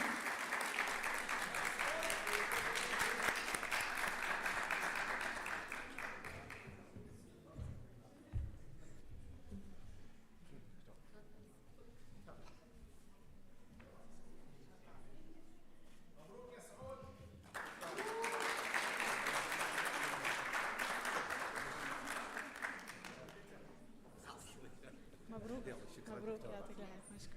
شكرا لدعمك أمس. التوفيق.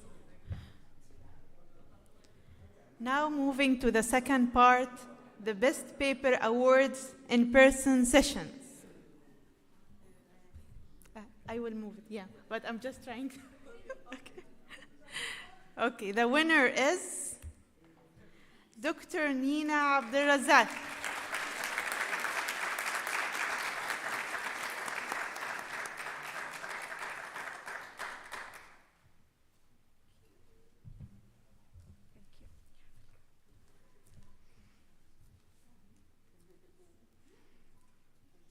From American University of Bahrain.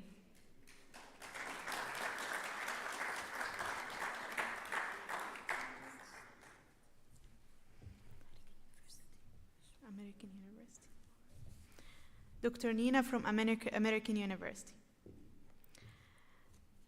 Our second winner for today is Dr. Lina Ali.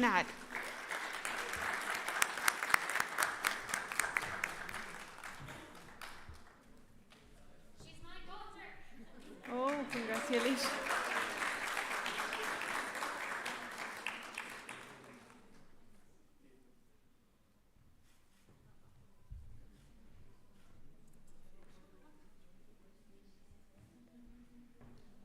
Our next winner is Dr. Ilyas Ghalib.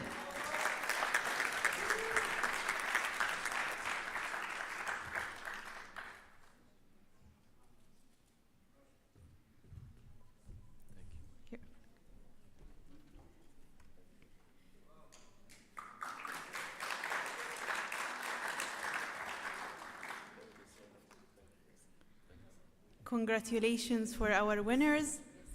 Yeah.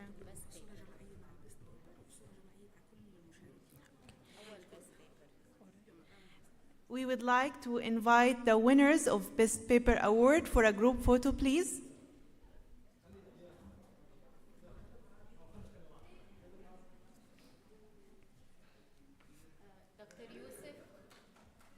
Dr. Yusuf. Dr. Janahi, can you come with us?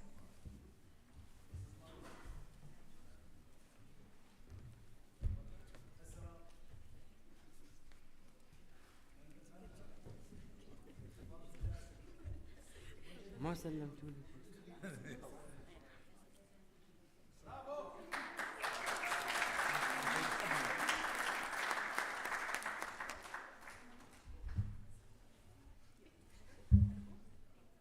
بعد وين كمرتش تسنيم بسرعة الله يخليك.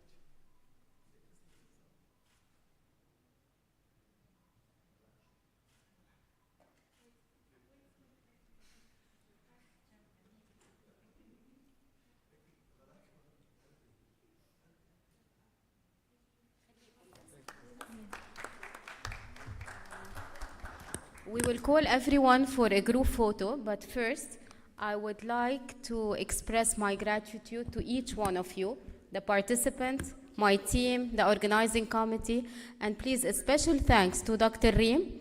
She will deliver anytime, so thank you for the baby.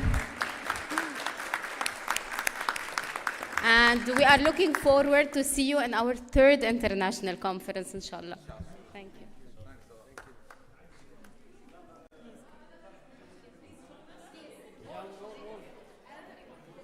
Please, everyone, join for a group photo.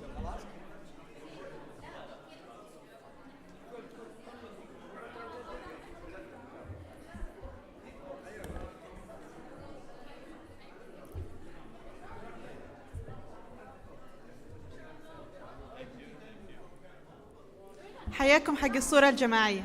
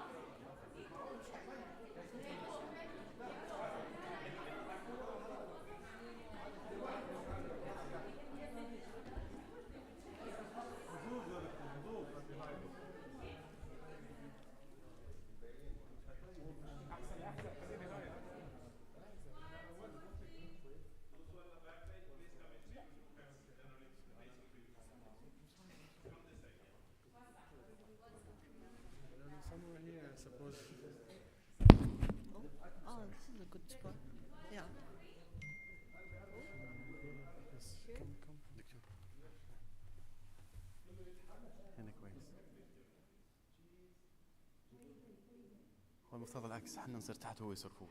المصور. ايه صح معك. المصور المفترض على فوق.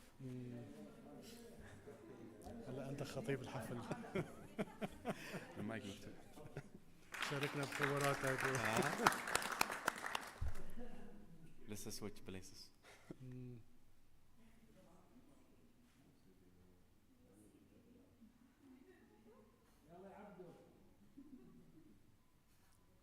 UCB. Let's be happy. ميرسي. فرصة سعيدة دكتور. حضرتك تفضل معنا. أفضل. شكرا مشاركتكم. I want to sleep.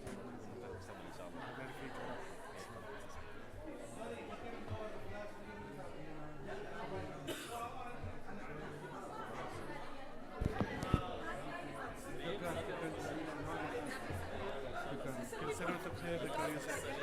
الله يقويك يا رب.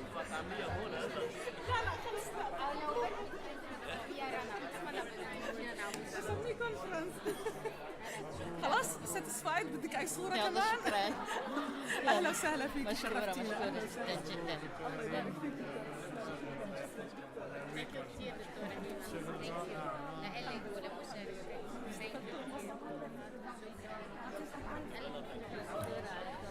Hello, hi. We met online. Yes,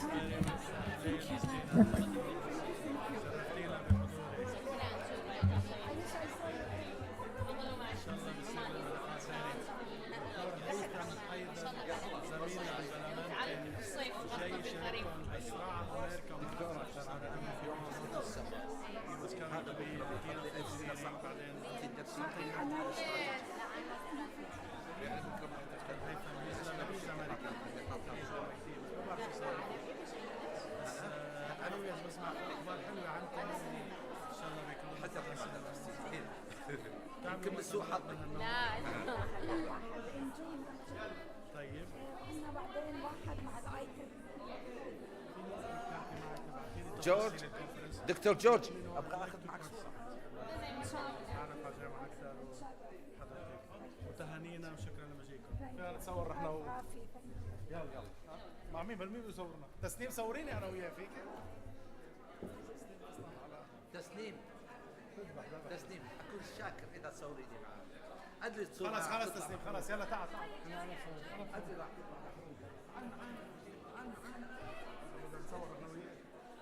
يلا اوكي تسنيم يلا جد ان شاء الله علمك تسنيم المسألة على سفر على البنات. الله تشويقي قوي. والله احط لك اف من اول الاعلى. ساندرين انا باخدك على الوقت. Are you sure? Okay. You have the power to inspire. لا هو ربحان من اول مره بس. عفاك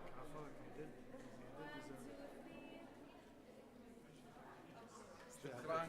يلا مبروك. روح دروس. يلا روح على درس. مع السلامة. بكرة وراينا اختبار هو يدرسنا صح بكرة؟ وياكم مو غير سكشني. أنا سكشن 2.